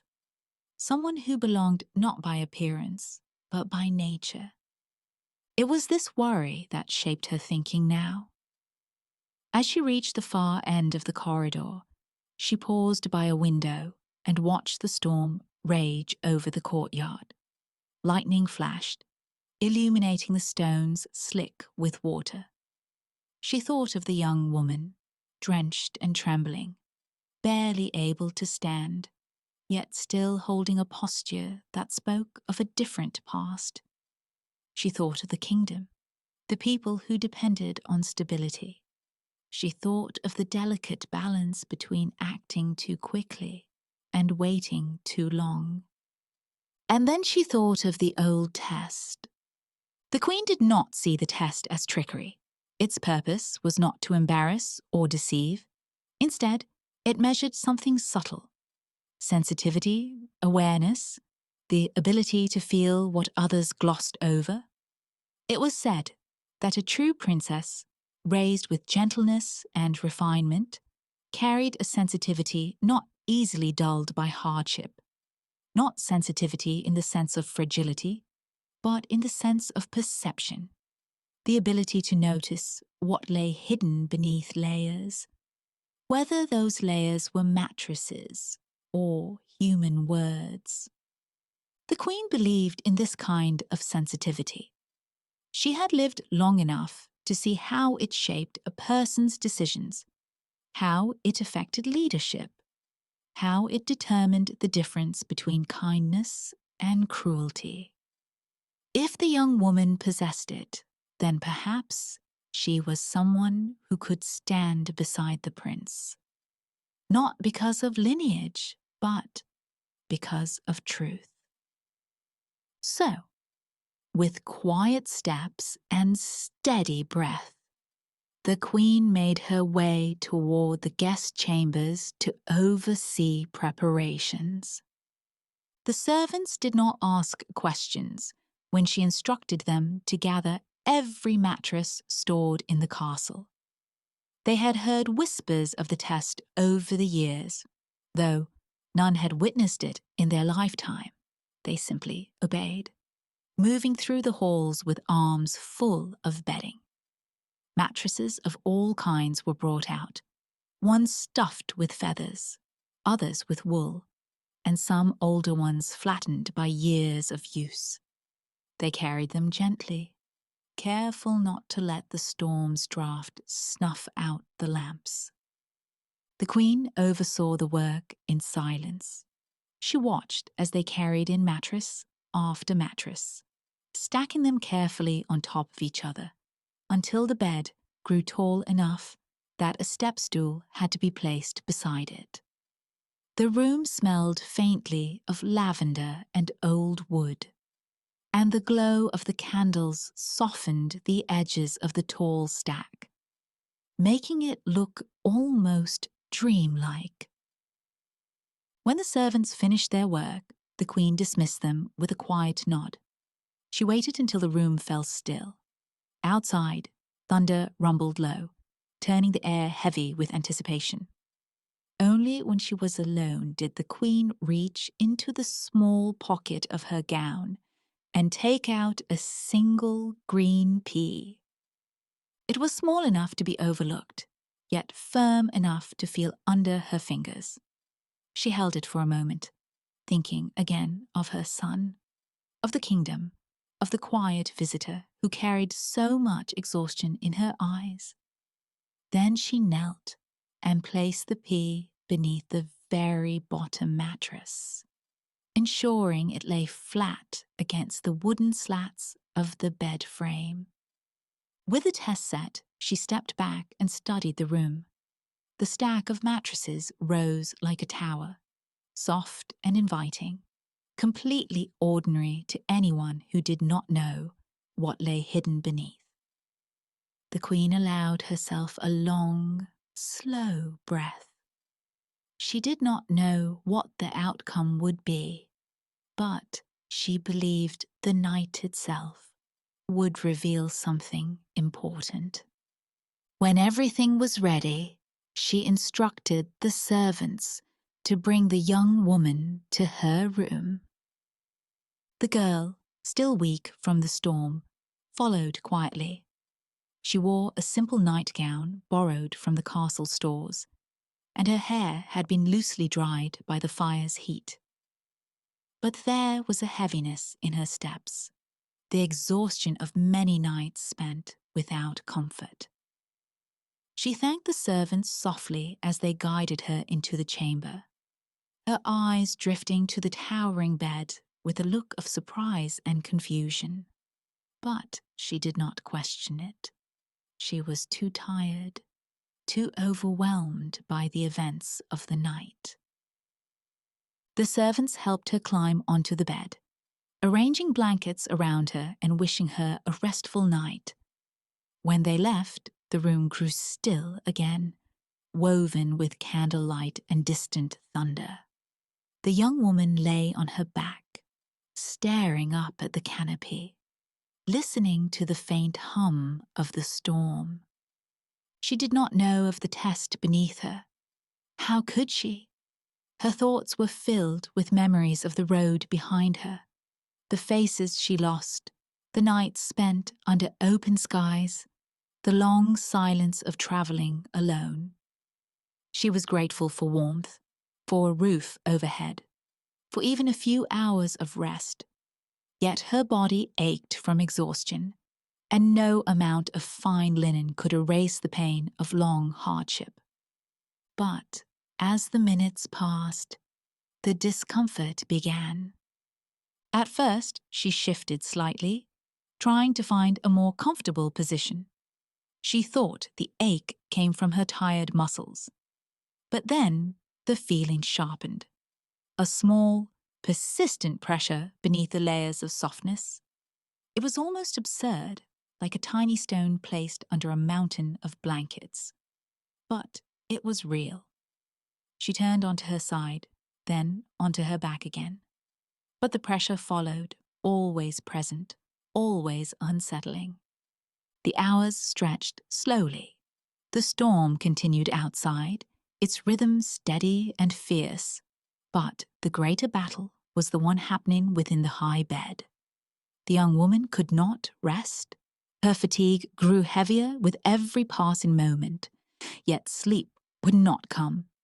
Every shift brought a new wave of discomfort, subtle but unmistakable. And beneath that physical unease lay another feeling, a memory of vulnerability, of nights spent on rocky ground or sagging beds in unfamiliar inns. The pea awakened not only her senses, but also the emotions she had tried so hard to quiet. Near midnight, she sat up briefly, pressing her hands to her face. She felt tears behind her eyes, but did not let them fall. She lay down again, curling into herself, willing the discomfort to fade, but it did not. The storm outside finally began to weaken, but the struggle within the room lasted until dawn. The young woman did not sleep. Her exhaustion deepened into a sharp ache that filled her entire body, leaving her drained and fragile. When the first light touched the windows, pale and soft, she lay quietly beneath the blankets, unsure of how she would face the morning, but knowing, without understanding why, that the night had changed something.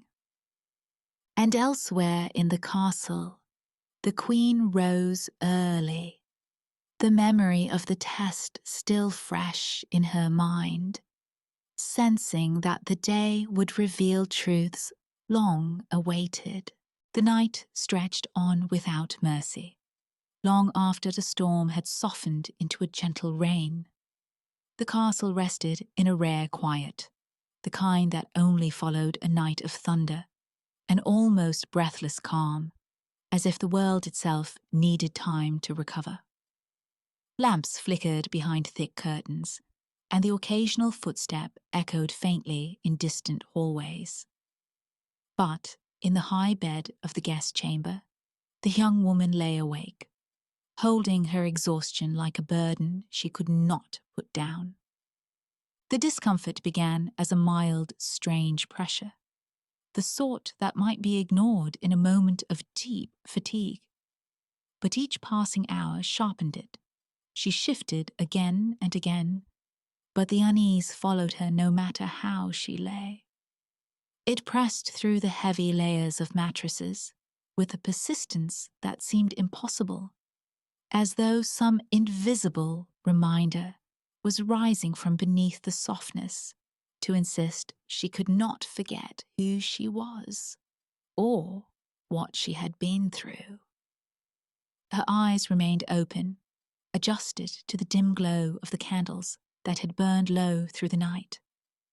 Shadows moved gently across the ceiling as the last of the storm clouds drifted overhead. She tried to draw comfort from the warmth of the blankets, from the dryness of the room, from the safety of having a roof above her and walls around her.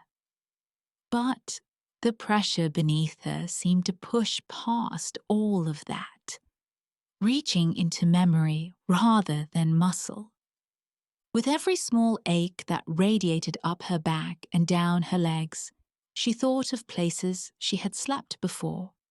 Nights on uneven forest ground, where tree roots pressed through thin blankets. Nights on creaking beds in roadside inns with straw that poked through the fabric. Nights near smouldering campfires, where the cold seeped into her bones, no matter how close she curled to the heat. Those memories had shaped her sleep into something guarded and light, always interrupted, always fragile. But this night felt different. The discomfort was sharper, as though the bed itself were reminding her of the life she once had and the life she had lost. She closed her eyes, hoping sleep would come if she pretended not to notice the ache. Instead, memories swelled behind her eyelids, rising with a quiet force. She saw her childhood home, not the building itself, but fragments of it, the moments that had shaped her more deeply than she realized. She remembered the soft carpets of the hallways where she once played without worry. She remembered the gardens where she learned the names of flowers and traced the patterns of their petals with curious fingers. She remembered the way her mother spoke with a voice that carried grace in every word, and the way her father walked with careful dignity. She remembered the security of knowing who she was.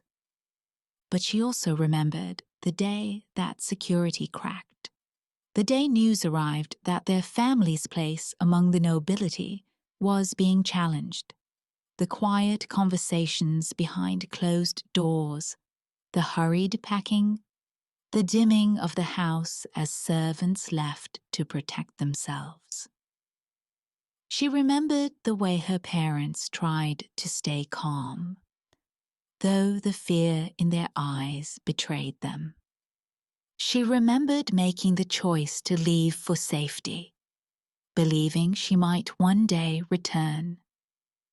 Now, in the stillness of the unfamiliar room, she realized how heavy those memories had become.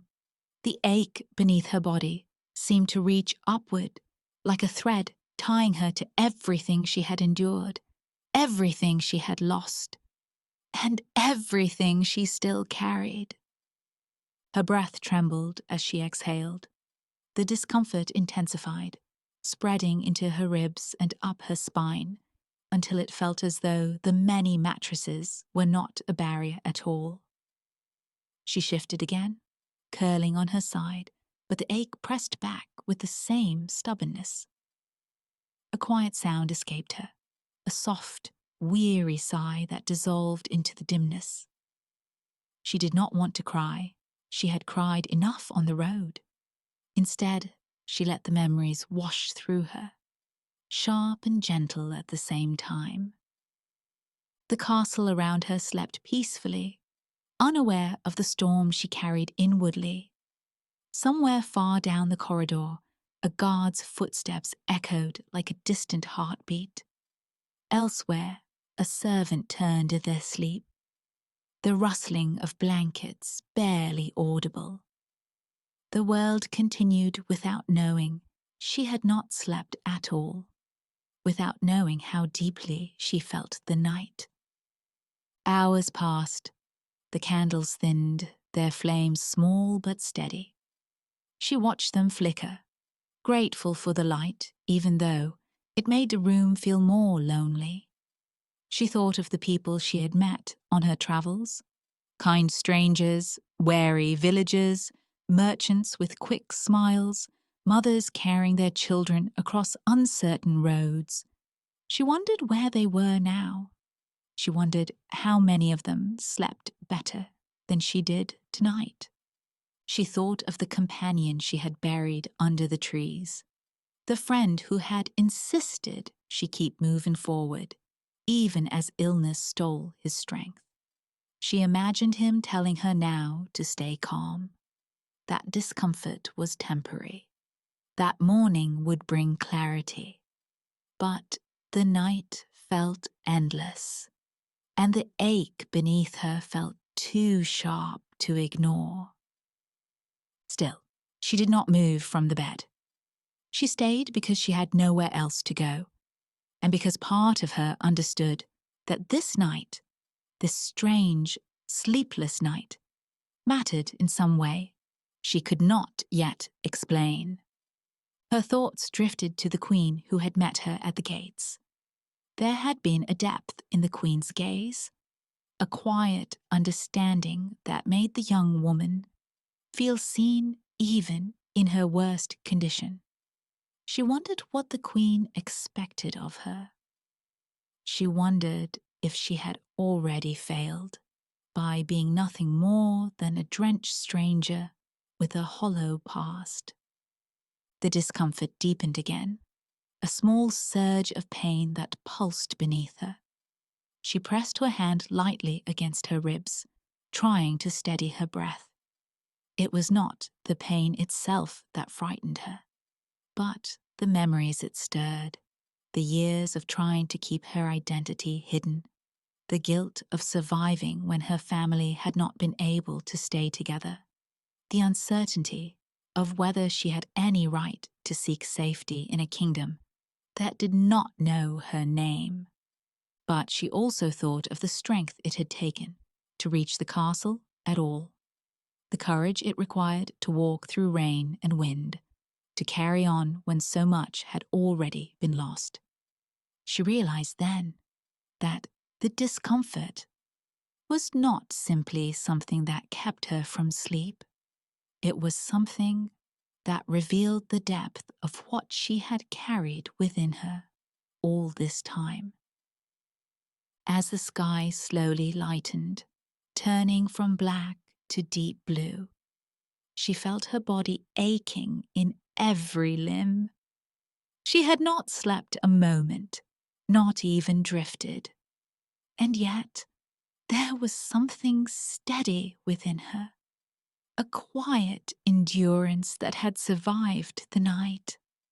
She lay there, watching the soft glow of early dawn filter into the room, knowing that the night had shown a truth she had not expected, that even after all she had endured, she had not grown numb.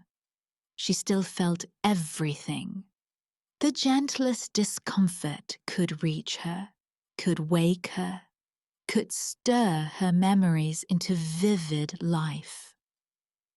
And somewhere else in the castle, the Queen was preparing to learn what the night had revealed, though neither of them yet knew how the morning would unfold, or how these quiet hours would shape the kingdom's future. The sun rose slowly, touching the edges of the clouds that remained from the storm. The young woman waited in silence, aching, hopeful, uncertain, and unaware that the next part of her journey was about to begin. Morning came slowly, as if even the sun hesitated to disturb the stillness of the night that had stretched so endlessly inside the castle walls. The light crept across the sky in thin layers of gold, touching the highest towers first, then the windows of the upper halls, and finally the courtyard stones that still held the memory of last night's rain. Everything felt washed clean, though the air carried a quiet tension, as though the building itself sensed that something delicate and irreversible had taken place during the long hours of darkness. The storm had passed, but its echo lingered, soft and trembling, waiting for whatever truth morning light would reveal. The bedchamber where the princess lay was filled with this early brightness, though she barely noticed. She had not slept beyond scattered moments of drifting and waking, each time startled by discomfort that seemed to come from everywhere and nowhere at once. The pea beneath the many mattresses had pressed into her in strange, impossible ways, But even that was only part of the night's burden. What truly kept her awake were the memories rising, like unwelcome ghosts, each one shaped by the places she had left behind and the lives she had brushed against in her journey. She felt as though all of them had climbed into the towering bed with her, tugging at her thoughts, reminding her of every mile walked, every loss carried, every moment of doubt that had ever slowed her steps. When the first strong beam of sunlight reached her eyes, she let out a long, unsteady breath. Her body ached as if it had spent the night being pressed by the weight of the world, and she wondered if this was what the Queen had intended, or if this pain was simply another remnant of the life she had lived before arriving at the castle gates. It was hard to separate the two. Everything inside her felt tangled, past and present, hope and hesitation, identity and uncertainty. The quiet footsteps in the hallway told her the castle was awakening. Servants moved carefully, their whispers soft enough to respect the fragile quiet of early morning, yet purposeful enough to show that the day ahead carried importance. They all knew the Queen had planned something unusual. No one dared speculate openly, but thoughts fluttered through the halls like invisible birds. The stranger who had arrived in the storm, the bed prepared with more layers than any guest had ever been offered, the unspoken possibility that she might be someone significant. The castle felt as though it hovered on the edge of discovery. The Queen herself was already awake, though she had slept only a little more than the princess. Her own night had been filled with worry, not for the test she had devised, but for the responsibility that lay beneath it. She knew that the future of the kingdom depended on the choice she and her son would make, and she understood the weight of choosing wrong. When she placed the pea beneath the mattresses the night before, she had not done so with malice or delight. She had done it with the solemn acceptance that every decision of importance required more than trust. It required clarity. Yet, as she walked toward the guest chamber that morning, she felt no triumph, only a steady, measured readiness to face whatever truth the night had shaped. The door was opened gently. Light spilled inside, brightening the pale exhaustion on the princess's face. The Queen observed her with a calm, almost tender gaze. She saw the dark circles beneath her eyes, the stiffness in her posture, the faint tremble in her hands. These were not signs of weakness, but of endurance. No ordinary traveler would show such sensitivity after a night on a soft, towering bed. No ordinary traveler would look as though sleep had been an almost impossible task. And though the Queen had wanted evidence, she had not expected the depth of it. The prince stood just behind her, his expression unsure and hopeful all at once. He had risen early, unable to lie still while wondering what the night had revealed. Now, seeing the young woman sitting upright in the overly grand, overly cushioned bed, he felt something shift inside him, something like recognition, though he could not name its shape. He remembered the emptiness he had felt during his long search, the hollow weight of meeting princesses who seemed carved from ceremony rather than truth. Yet here, before him, sat someone whose presence carried the quiet gravity of lived experience. She looked fragile, yet the fragility held strength, as though she had weathered more storms than she could count, and still found the will to keep going. The queen spoke softly, asking how she had slept. The princess answered with honesty, describing the restless night, the sharp discomfort, and the strange sensation of something small yet persistent beneath her. She did not embellish. She did not complain. She simply spoke the truth. And the truth was enough. The queen exchanged a subtle glance with her son, one that held the weight of realization. The test had revealed what she feared and hoped in equal measure. The young woman was no common traveler. She carried sensitivity not as frailty, but as evidence of a life shaped by the subtle details most people never noticed. Yet even with the truth revealed, certainty did not arrive all at once. The princess felt it too. The castle was safe, warm, and generous, but it was not home. The people here were strangers, and the prince, though sincere in his expression, remained someone she barely knew. The night had tested her, yes, but the morning asked a different question. After all she had lost, after all she had endured, did she want to begin again here? Breakfast was quiet and thoughtful.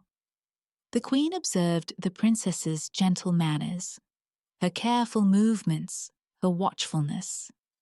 The prince found himself drawn to her steadiness, the way she held herself despite exhaustion, the soft strength in her voice. He felt hope stirring in him, slow and uncertain, but genuine, as if a seed long dormant had finally touched sunlight. Yet he did not rush.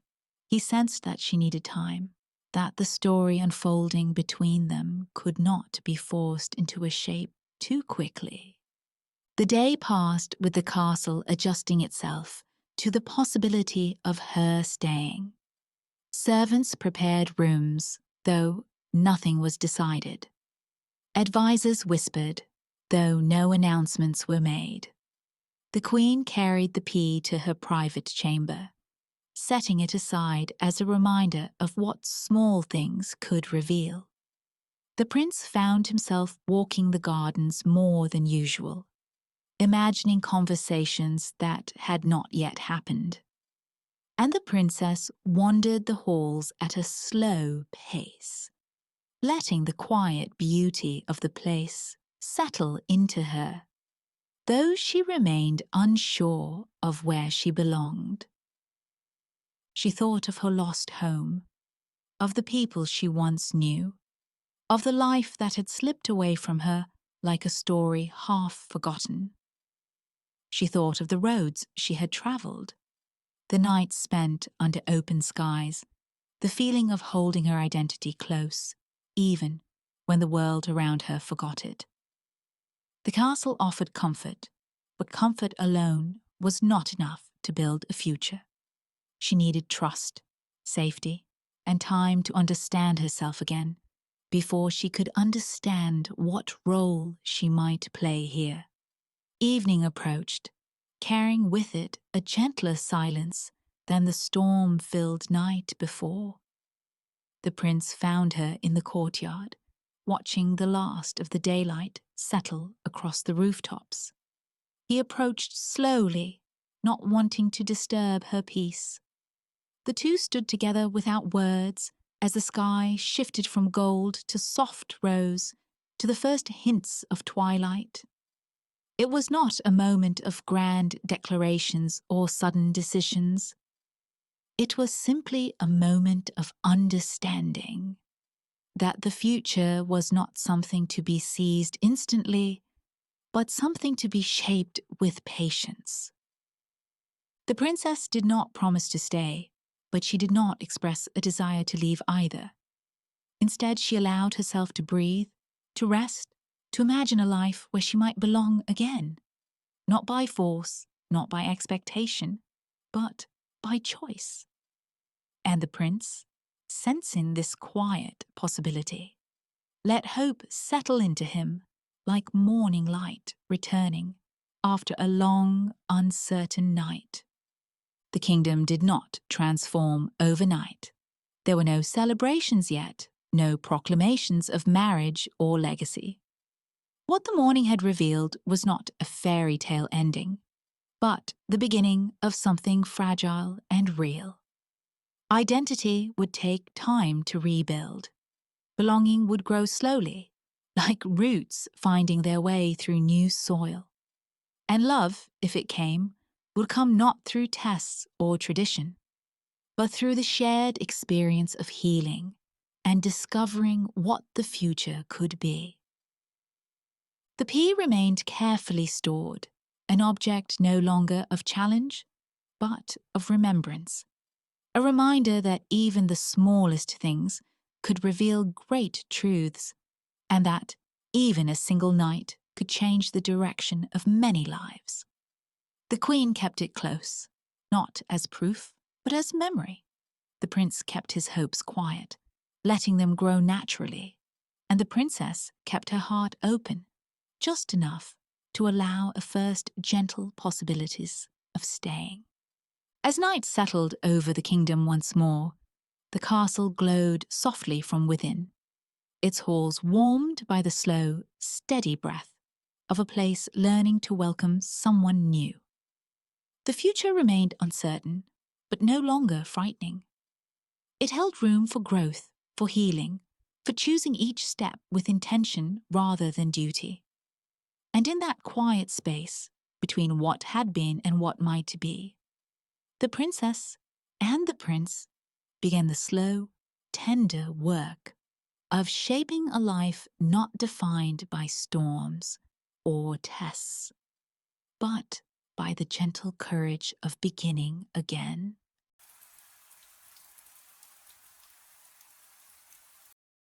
In every kingdom, there comes a moment when pride speaks louder than truth, and people begin to agree with things they do not fully understand. The tale of the emperor and his famous outfit is one of those moments, a soft reminder that honesty can sometimes be found in the smallest voice. This retelling follows the emperor's rising excitement over a mysterious new cloth, the kingdom's eager anticipation, and the gentle lesson that grows from one simple truth. There was once a kingdom known for its calm days, soft breezes, and the gentle way life seemed to settle into every corner. The people worked, rested, and lived in a steady rhythm that made the kingdom feel safe and warm, as though time itself moved at a peaceful stroll. At the heart of this kingdom stood a grand palace, bright with sunlight in the mornings and glowing softly in the evenings. And within that palace lived the emperor, a ruler admired by his people not for his power, but for the quiet pride he took in the beauty of things. The emperor was a man who loved lovely objects. He admired paintings, sculptures, shimmering decorations, and anything crafted with skill and care. But above all, he loved clothing, fine clothing, careful clothing, clothing stitched with patterns that seemed to dance when he walked. To him, clothes were more than fabric. They were treasures, tiny worlds of color and shape. Every morning, the emperor looked forward to choosing what he would wear, as though opening the day like a storybook filled with possibility. Those around him knew this about him. They carried soft fabrics across long tables, dusted shelves where folded garments rested like sleeping swans, and kept rooms filled with wardrobe chests, polished and ready. The palace tailors were some of the busiest workers in the building, not because the emperor demanded new outfits constantly, but because he cherished variety. He liked the feeling of discovering something fresh, something he had not yet worn. something that showed the artistry of his kingdom. The emperor's fondness for clothing was harmless. It caused no trouble, no worry, and no burden for his people. The kingdom was stable, and there was no great conflict to pull his attention away.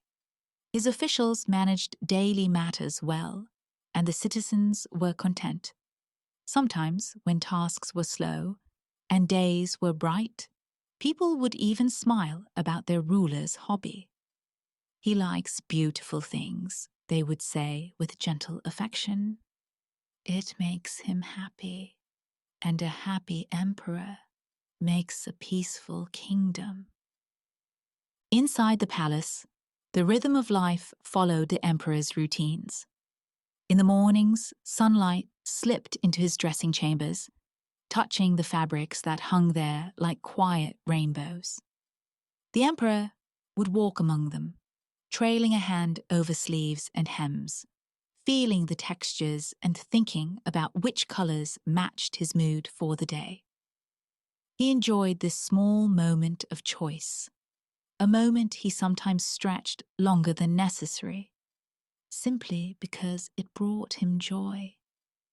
He took long, thoughtful walks through his wardrobe rooms. He paused before mirrors, not out of vanity, but out of a gentle appreciation for the artistry woven into each piece of clothing. His tailors often waited nearby, not speaking, simply watching the way the emperor admired their work. It made them proud, for they knew their ruler saw clothing not as something to show off, but as a way to celebrate creativity. Over time, the emperor's love for new outfits grew a little stronger. He never meant for it to happen. It was just that the more beauty he saw, the more beauty he wished to explore.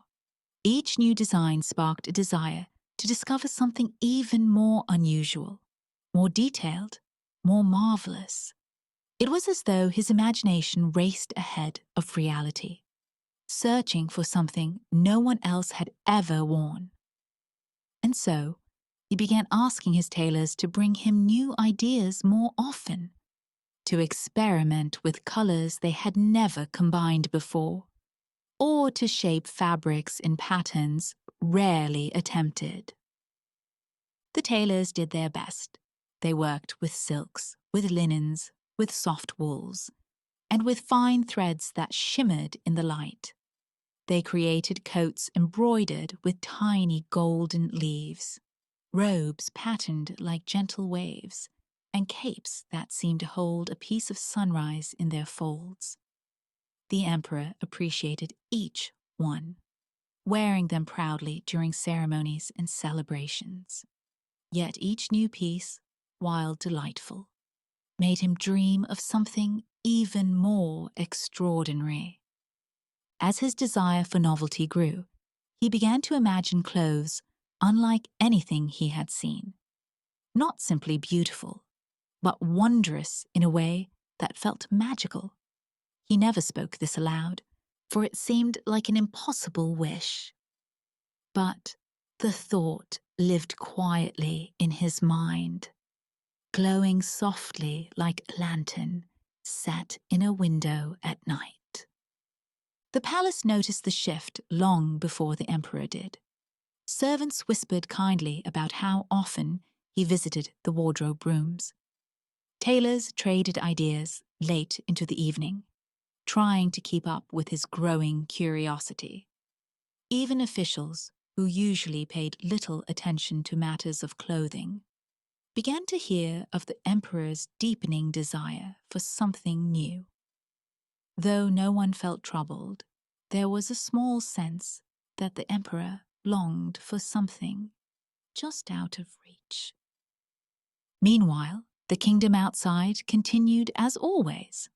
Farmers tended their fields, children played in the sunlit squares, and merchants arranged their goods in neat rows. Life was steady, but in quiet corners, small rumors began to drift through the air.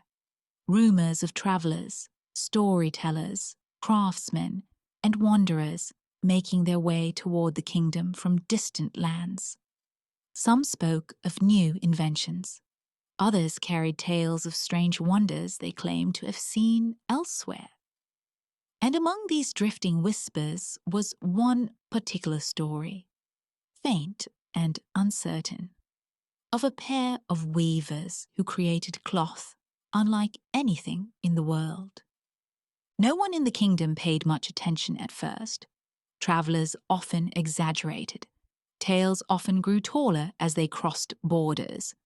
But as the days passed, the rumor came again, carried by different voices, always describing the same thing: a cloth so unusual, so refined, and so remarkable that people struggled to believe it existed.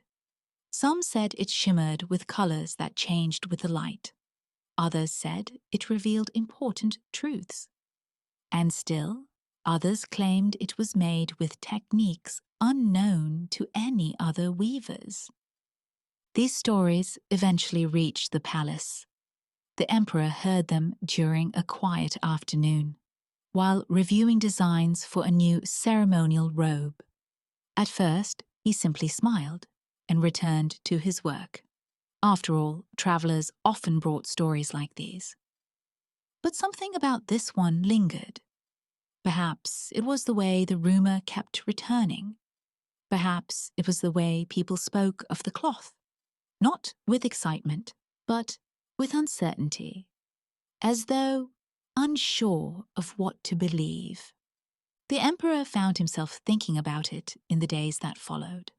A cloth so unique, a fabric so mysterious, a creation that might finally satisfy the strange yearning for something extraordinary.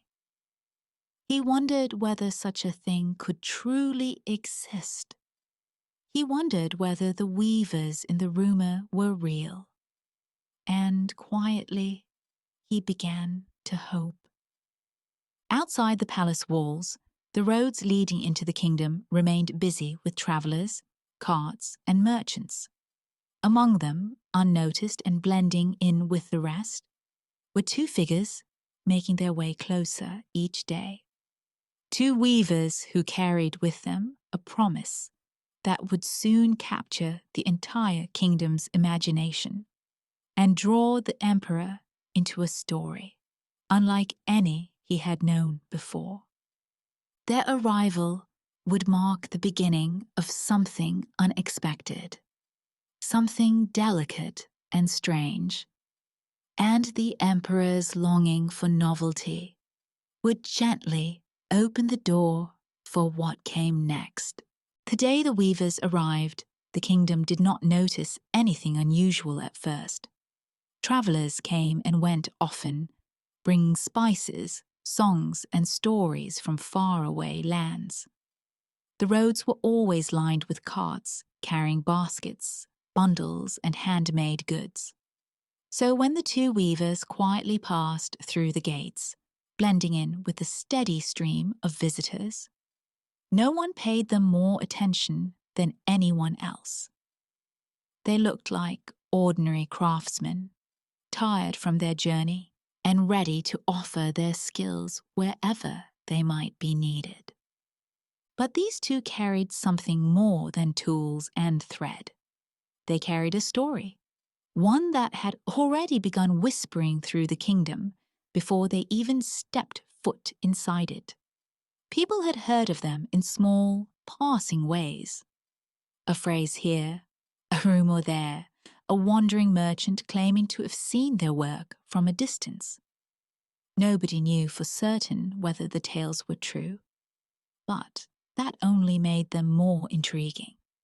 And because stories grow like vines, stretching and twining into shapes that are sometimes difficult to recognize, the rumor had transformed into something strange and shimmering by the time the weavers arrived at the palace gates. It was said that these weavers created a fabric unlike anything in the world. Some said it changed with the light, catching colors nobody had names for. Others whispered that the cloth reflected a person's wisdom and character, showing itself only to those who understood its depth. Still others believed it held a hidden meaning, reserved only for the thoughtful and perceptive. No two versions of the rumor were exactly the same, but they all shared one idea. The cloth was extraordinary. The weavers asked for an audience with the emperor's officials. They carried themselves calmly, with the quiet confidence of people who believed deeply in their craft. When the officials invited them inside, they explained the remarkable nature of their cloth in gentle, assured voices. They did not brag, they did not boast, they simply described their fabric as something so refined and so rare that only those with true understanding would be able to see it fully. The claim was unusual, but it settled into the officials' minds like a puzzle waiting to be solved. They had never heard of cloth that behaved this way. They had never heard of material linked to inner qualities, like wisdom or discernment. And though they felt uncertain, the weavers spoke with such careful detail that the story felt somehow possible. Outside the palace, news spread quickly. The rumor, already alive and moving, picked up more speed. People gathered in corners of markets and along roadsides, sharing what little they knew. Some were excited, others doubtful, and a few simply curious, wondering whether the weavers had truly brought something magical, or whether they were just very skilled storytellers. The kingdom did not often receive mysterious visitors, and even the smallest hint of wonder stirred everyone's imagination. Inside the palace, the emperor heard the full story. He listened intently, his heart lifting with interest. This was not just any fabric. This was not a simple garment or a playful design. This was something rare, something perhaps unlike anything he had ever owned. The thought of a cloth that could reflect wisdom and character fascinated him. He imagined the colors, the shape, the way the fabric might flow when he walked. But more than that, he imagined the idea of wearing something truly unique, something that belonged only to him. Curiosity bloomed inside him like a small, bright spark. He tried to remain calm, but the excitement was difficult to quiet. It felt as though this cloth had appeared in answer to his quiet longing for something extraordinary, something that reached beyond ordinary beauty. He realized he wanted to see it for himself. He wanted to understand it. He wanted it to be real. Yet the emperor did not want to appear too eager. He asked his officials to visit the weavers first, to observe their progress and return with a detailed report. He trusted these officials, for they had served him faithfully through many seasons. They were thoughtful, careful people who rarely exaggerated. If the cloth was indeed as special as the rumor claimed, they would surely be able to confirm it. The officials agreed and visited the room the weavers had been given inside the palace, a room filled with empty frames, spools of thread, and tools laid neatly in rows. The weavers greeted them kindly and began to demonstrate their work. They moved their hands with practiced ease, guiding threads across the air between the empty frames, as though weaving invisible lines. Their faces remained serene, their voices calm as they explained the delicate process. The officials watched closely. They leaned in. They adjusted their eyes. But something strange happened. They saw nothing. No shimmer, No slightest hint of fabric, no threads passing from one side of the frame to the other. For a moment, confusion washed over them like a quiet wave. They wondered whether they were standing too far away. They wondered whether the cloth was simply too fine to see from their angle. They wondered whether their eyes were tired. But the longer they watched, the more they realized they could not see the cloth at all. This realization brought a soft worry. The weavers had described their fabric as something visible only to those who understood its meaning. And so, a silent question rose inside each official. Was the cloth invisible to them because they lacked understanding? Or was something else happening? No official wanted to admit uncertainty. Not to the weavers, not to one another, and especially not to the emperor, whose admiration they valued deeply. So they nodded politely. They complimented the craftsmanship they could not actually see.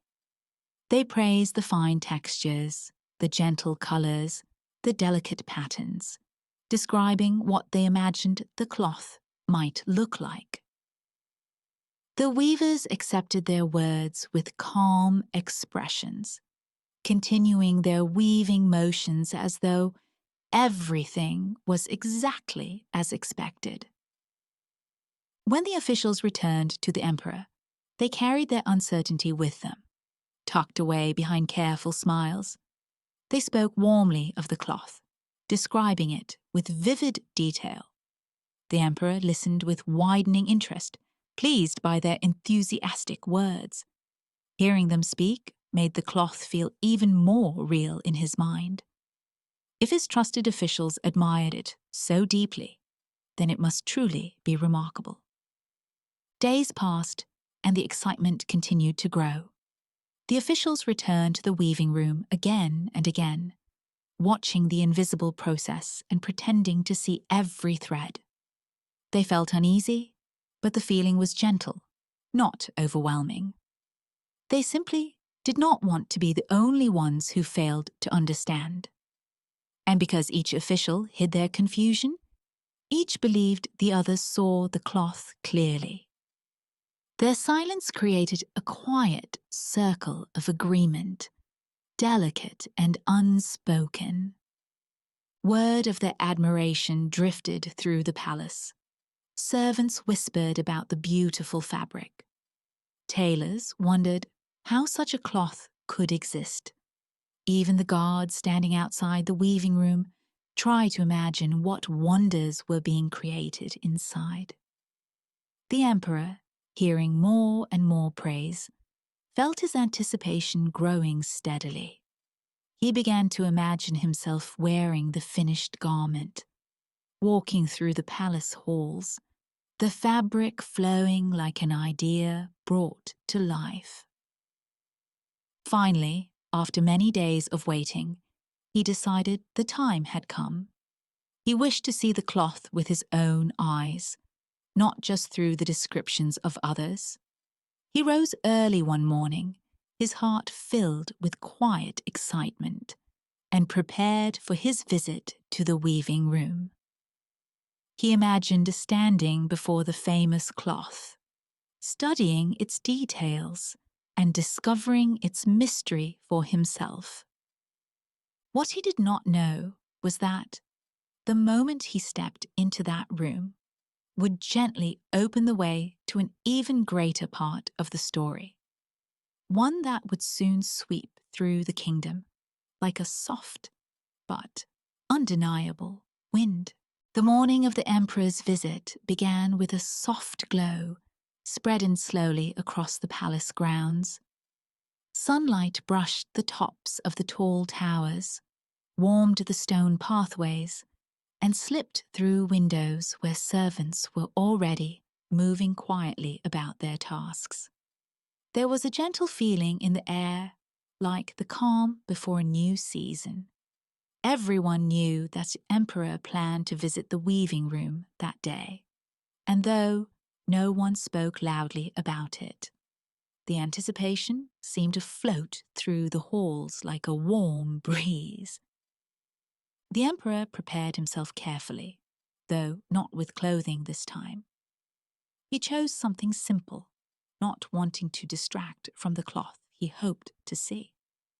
His mind was filled with questions and quiet excitement. He imagined what the fabric might look like. He wondered how it might feel beneath his fingers, how the colors might shift with the light, and how the patterns might reveal themselves in unexpected ways. He felt a mixture of eagerness and nervousness, a soft flutter beneath his ribs. When he arrived at the weaving room, the officials he trusted stood waiting, wearing expressions filled with polite pride. They bowed slightly as he entered, and he greeted them with gentle warmth. But beneath the surface of their smiles, each official secretly hoped the emperor would see the cloth clearly. They hoped that if he admired it openly, it would confirm that the fabric truly existed, and that their earlier descriptions had not wandered too far from what he expected. The weavers welcomed the emperor with calm, respectful gestures. They guided him to the frames where the cloth was supposedly being woven, their hands moving gracefully through the air as though touching threads too fine to be seen.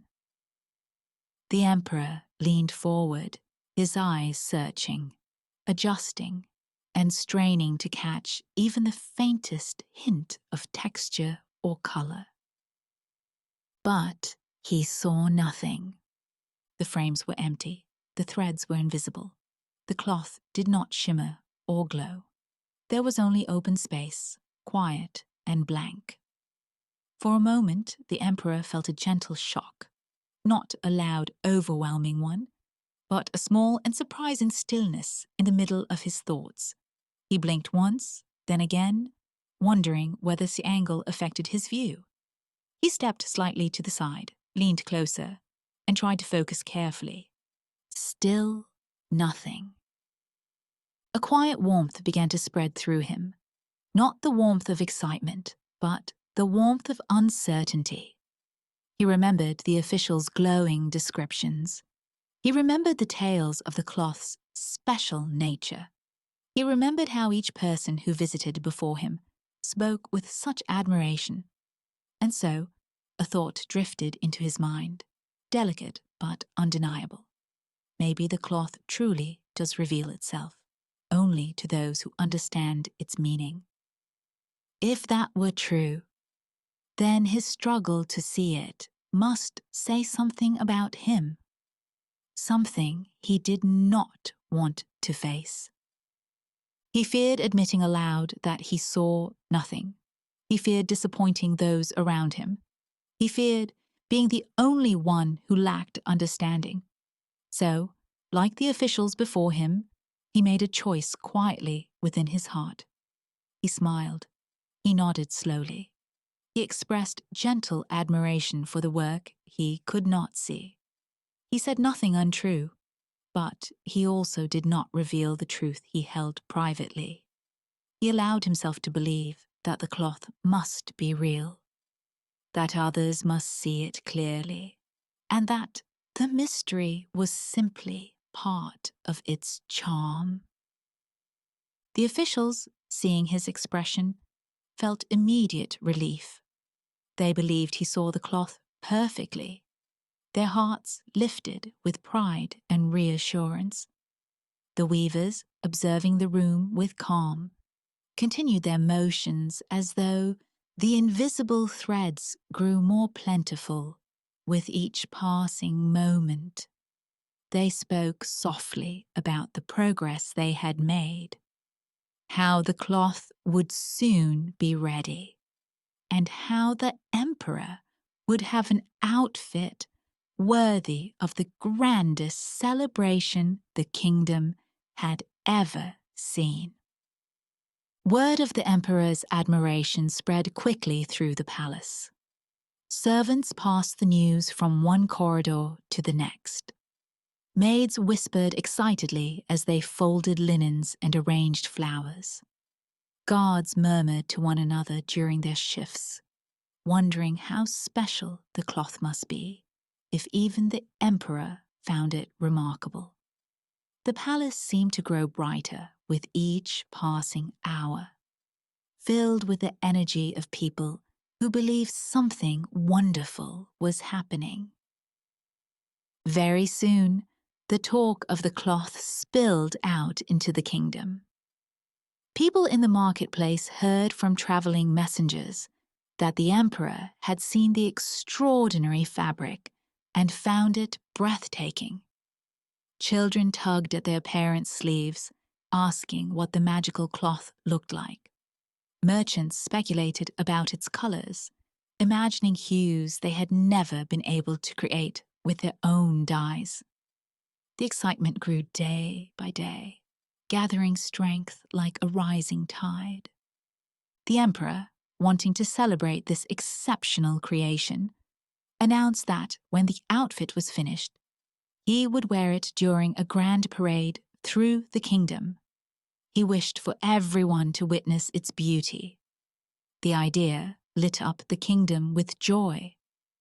There had not been a parade in many months, and people loved the thought of gathering along the streets, sharing food, music, and cheerful company.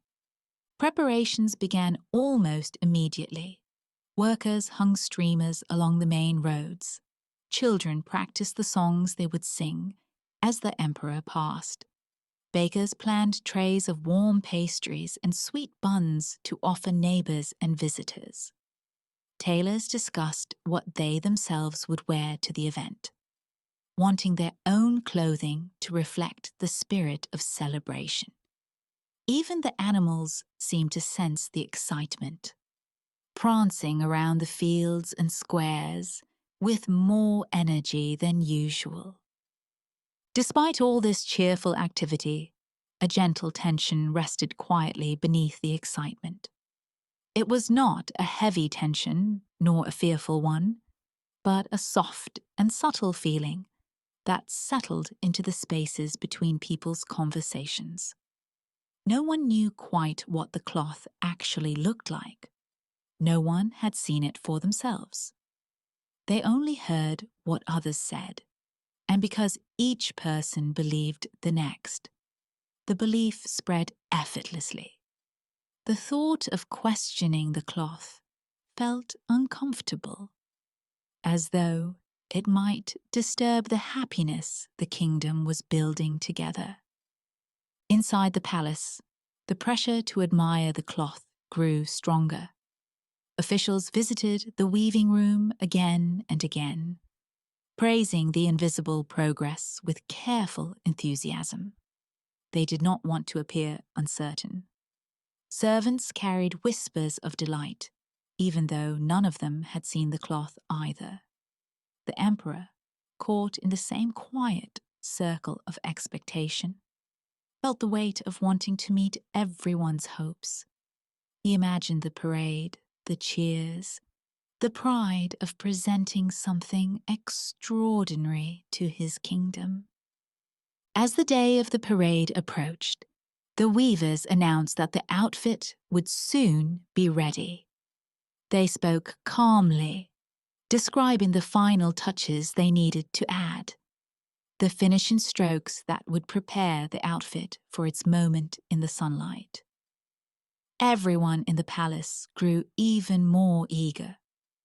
The emperor began to feel a fluttering mixture of thrill and nervousness, wondering how he would appear in the grand parade. Meanwhile, outside the palace walls, the excitement had spread through every neighborhood. Families swept their doorsteps. Shopkeepers polished their signs. Decorations went up on windows and balconies. People talked about the parade as though it were a festival of wonder, something they would remember for the rest of their lives. No one yet suspected how important the parade would become, not only as a moment of joy, but as a turning point for the entire kingdom. For as the final preparations continued, and as the last threads of the invisible outfit were woven, the day everyone waited for grew closer and closer, carrying with it a truth that no one had yet dared to speak aloud. The morning of the grand parade arrived with a brilliance that seemed to settle gently over the entire kingdom. Sunlight spread across the cobblestone streets, glinting off rooftops, windows, and the tops of market stalls. Flags and banners fluttered in the soft breeze, and delicate floral arrangements had been set along the main streets, their sweet scent mingling with the aroma of fresh bread from the bakeries. Every corner of the town held a quiet energy, the kind of energy that makes people stand a little taller and look around a little more attentively, waiting for something important to happen. From the palace, the emperor emerged. His steps were measured, deliberate, and filled with a calm dignity.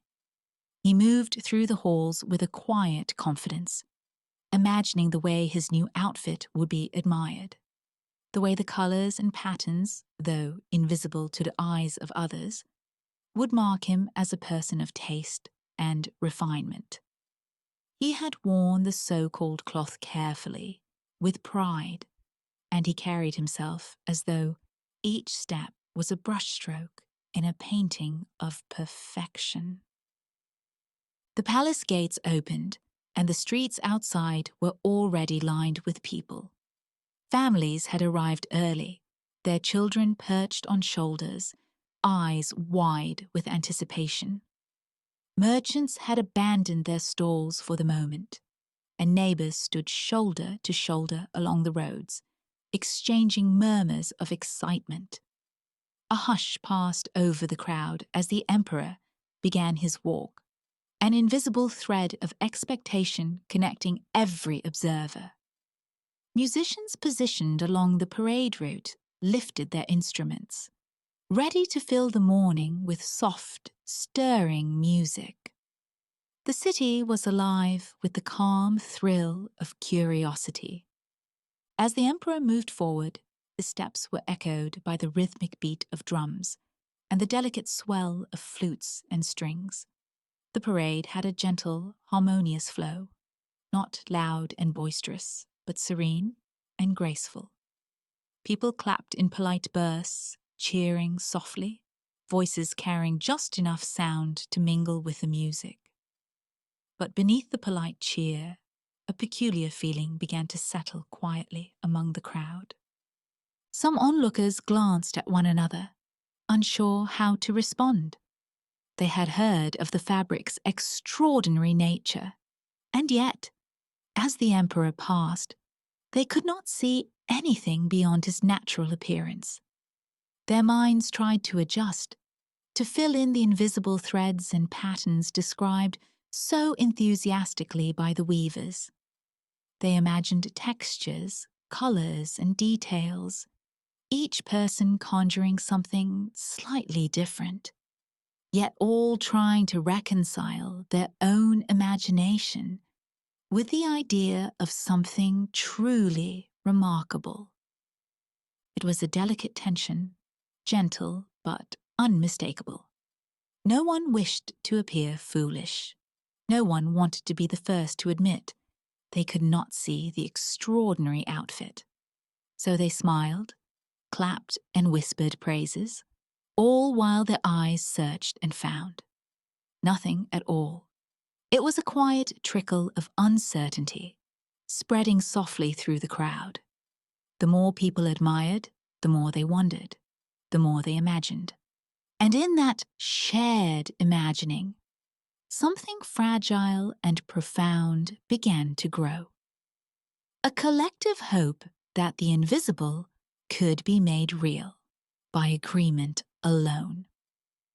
The emperor, feeling the attention of so many eyes upon him, walked with measured confidence.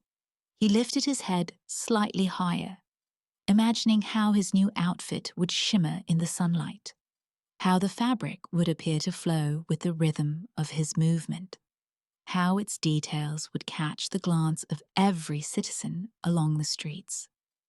Inside, he felt a quiet warmth of pride, mingled with an unspoken curiosity about the murmurs and smiles around him.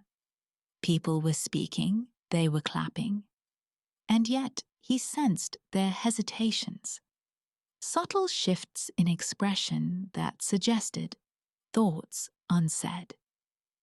And then, just as the gentle rhythm of the parade carried on, a small voice rose from the crowd. It was soft, simple, and unassuming, yet it carried through the calm air with the clarity of honesty. A child, perched on the shoulders of an adult, looked carefully at the emperor and asked aloud, in a tone of pure wonder, why the emperor seemed not to be dressed in the way others expected. The words were not meant to judge. They were not filled with mockery or sarcasm. They were innocent, truthful, and direct. Yet the effect was immediate. Those around the child paused in a subtle way, their expressions softening as they realized that the voice had spoken the truth they themselves had been too cautious to name. The simple observation spread like a quiet wave through the crowd, gentle but undeniable, reaching ears and hearts that had long been caught in the gentle tension of imagination and pretense. People began to feel relief. A small, soft acknowledgement passed through the streets. They could now see clearly in their minds that the emperor's outfit, while magnificent in description and intention, existed more as an idea than as something visible. A quiet shift in understanding unfolded, moving slowly but steadily, like sunlight breaking through mist. No one laughed harshly, no one spoke loudly. The recognition was gentle, calm, and full of human kindness. It was a moment of clarity carried not by judgment, but by honesty. The emperor, hearing the words, felt a soft pause in his own thoughts. He realized the child's voice had named what was already present in his mind, but unspoken. The cloth he had admired, the outfit he had imagined with such care, was not visible in the way he had expected. A stillness fell over him, not harsh or frightening, but reflective and profound. The music continued, the crowd remained in place, yet in that moment, the emperor's own mind opened to the understanding he had not yet faced. He saw in the eyes of those around him a gentle curiosity and recognition. They were not mocking him. They were noticing, quietly and sincerely, that the wonder he had pursued was an idea of beauty rather than a visible garment. And as he acknowledged the truth of the child's words, he felt a soft transformation within himself. Pride mingled with humility, and expectation softened into understanding. The crowd, sensing this shift, began to respond in kind.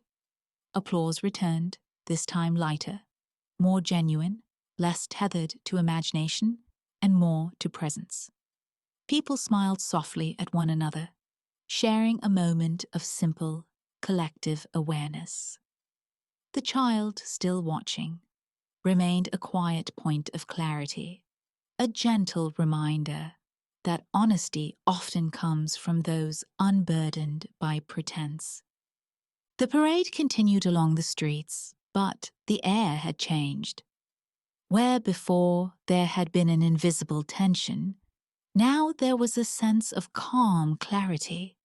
The emperor moved forward, carrying himself with a thoughtful grace, understanding that true admiration was not found only in grandeur or novelty, but in the quiet recognition of what was real. The city itself seemed to exhale in unison, moving forward with soft energy, a kingdom holding a small but meaningful truth together. Even as the streets buzzed with soft excitement, people began to talk quietly among themselves about what had been revealed. The focus shifted from the imagined colors and patterns of the fabric to something subtler: honesty, clarity, and the courage to speak the truth. Conversations spread, delicate and slow, through households, markets, and corridors. The lesson, gentle and unspoken until that moment, now began to ripple softly across the kingdom. And though the parade continued and the music played, the emperor's thoughts lingered on that small voice. He realized that the child's simple observation had created a space for everyone to see clearly, for a kingdom to breathe gently, and for the next steps of understanding to unfold. It was not a moment of shame or judgment, but one of reflection, and it quietly prepared the way for a time when the palace, the citizens, and the emperor himself could learn to value sincerity, humility, and the subtle power of truth. The emperor's steps carried him forward, the city alive with soft music, soft cheers, and the quiet murmur of people seeing what was real. And as he walked, he knew that what came next, beyond the parade, beyond the applause, beyond the gentle recognition, would be a time of reflection and learning for everyone in the kingdom, including himself. The story, delicate and unfolding, had reached a moment of clarity, but the journey was not yet over. The streets of the kingdom glowed with a new light that day, one born of honesty and gentle understanding, carrying with it the promise that the lessons of the parade would ripple outward, shaping the thoughts and hearts of people in ways both subtle and enduring. After the parade, the streets of the kingdom gradually returned to their usual calm rhythm, though the memory of that morning lingered like a soft, warm light. People went back to their daily tasks, but their energy in their movements had subtly changed. The children played in the squares with laughter that seemed lighter, carrying a quiet awareness of honesty and the courage to speak simply. Merchants arranged their stalls with a newfound attention to clarity, sharing their goods without exaggeration, describing colors and shapes as they truly were. Conversations in homes, marketplaces, and along the roads held a gentle undercurrent of reflection, a soft recognition of the value of truth spoken kindly. The emperor returned to the palace with the same quiet dignity he had carried during the parade, but something within him had shifted. His steps were measured, careful, not from hesitation, but from thoughtfulness. He thought of the child's voice, so simple and unassuming, yet so profound. He reflected on how that single moment had altered the understanding of everyone who had been present, how it had softened the gentle tension that had traveled quietly through the crowd. In that small, honest question, the emperor saw the strength of simplicity, the weight of truth spoken without pretense. Inside the palace, the tailors and servants moved quietly, preparing rooms and arranging garments as they had always done. But even they carried a sense of gentle reflection. When they spoke of the parade, it was not with boastful pride or excitement over the emperor's new clothing. Instead, their voices held a softness, a careful attention to the meaning of what had occurred. They understood, in a delicate way, that the day had been more than a celebration of artistry. It had been a lesson in honesty, in perception, and in the humility that comes with both. The emperor spent time in his private chambers, seated among the fabrics he so loved, examining the patterns and textures with a quieter eye than before. He considered the pleasures of beauty and novelty, yes, but he also thought about the value of sincerity, of genuine understanding, and of listening without the cloud of expectation. He realized that his admiration for beautiful things had sometimes led him to ignore what was truly present, to chase appearances rather than clarity. And he understood, in a gentle and lasting way, that this moment of learning was more valuable than any outfit, any parade, or any applause.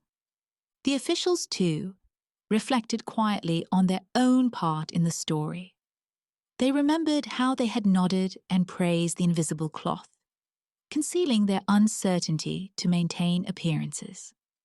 Yet now, in the gentle afterglow of the parade, they saw how the hesitation had been replaced by understanding. They could appreciate the lesson the event had brought without shame or discomfort. It was a tender acknowledgement that even small actions, like speaking truthfully or allowing uncertainty to be shared, could have a meaningful impact on the lives of many. Outside the palace, the citizens carried the lesson into the rhythm of everyday life. People found courage to speak with gentle honesty in ways they had not before. A baker described the texture of her bread without exaggeration. A craftsman explained the true qualities of his wares without attempting to impress. Neighbors conversed with one another more openly, aware that words could carry clarity as well as kindness. And children, inspired by the small voice that had started it all, learned that asking a simple, truthful question could be more powerful than long speeches or elaborate gestures. The kingdom as a whole seemed to breathe a little more freely after that day. The parade had been an event of delight, yes, but it had also been an invitation to reflection. People began to notice subtler details in their surroundings, to observe with care, and to speak with thoughtfulness. They recognized that wisdom did not always arrive in grand or visible ways. It could come quietly, in moments of observation, in questions, in honest acknowledgement of what was present. And because the lesson had been gentle rather than harsh, it settled comfortably into the hearts of those who had witnessed it. The emperor, walking through his gardens in the soft light of evening, reflected further on his own growth. He considered the role of beauty in his life, the joy it had brought him, and the delight he had felt in colors, patterns, and fine fabrics. Yet he understood now that the truest form of appreciation was not simply to admire the surface, but to notice the substance of what was real. He thought of his people, of the trust they placed in him, and of the quiet responsibility that comes with leadership. And he knew that humility, combined with the careful attention of honesty, was a treasure greater than any garment, more enduring than any parade, and more meaningful than any decoration in the palace. Even the weavers, whose clever plan had sparked this reflection, continued their work quietly. They did not boast of their success, nor did they reveal any secret in the cloth itself. Their presence became a quiet reminder that sometimes a gentle lesson is far more valuable than an elaborate display. People remembered them not for magic or trickery, but for the way their craft had created space for clarity, understanding, and growth. And in the quiet of the palace and streets, the kingdom learned that wisdom could emerge in the softest of ways, through patience, observation, and a willingness to see clearly. As weeks passed, the memory of the parade remained vivid in the hearts of the citizens. Yet, it no longer carried the tension of uncertainty. It had transformed into a source of calm reflection and gentle joy. The emperor's enjoyment of clothing did not diminish, nor did his appreciation for beauty fade. But he approached it with a new understanding, with kindness, and with thoughtfulness. He valued not only the artistry of garments, but also the clarity of perception, the courage to speak, and the grace to listen. In homes, markets, and public squares, people carried forward the lesson with subtle, lasting effects. They learned that a kind observation could reveal truth, that honesty could coexist with respect, and that the simplest voice sometimes held the greatest wisdom. The kingdom grew more thoughtful, not through punishment or scolding, but through reflection and gentle understanding. And in this thoughtful state, life continued, peaceful, calm, and enriched by the quiet awareness that had spread through every street, every household, and every heart. The emperor, seated one evening by the window, watched the soft glow of sunset over the kingdom. He felt a quiet pride, not for any outfit or parade, but for the awareness he had gained, for the lesson that had touched both himself and his people. He realized that leadership required more than taste or admiration. It required careful listening, honest observation, and the courage to embrace truth with kindness. And he knew, in that quiet moment, that the kingdom itself had grown wiser and gentler, shaped by an event that had begun with imagination, but had been fulfilled by understanding. So life in the kingdom returned to its gentle rhythm, enriched by reflection and softened by honesty. The streets, the gardens, the markets, and the homes all held traces of what had been learned.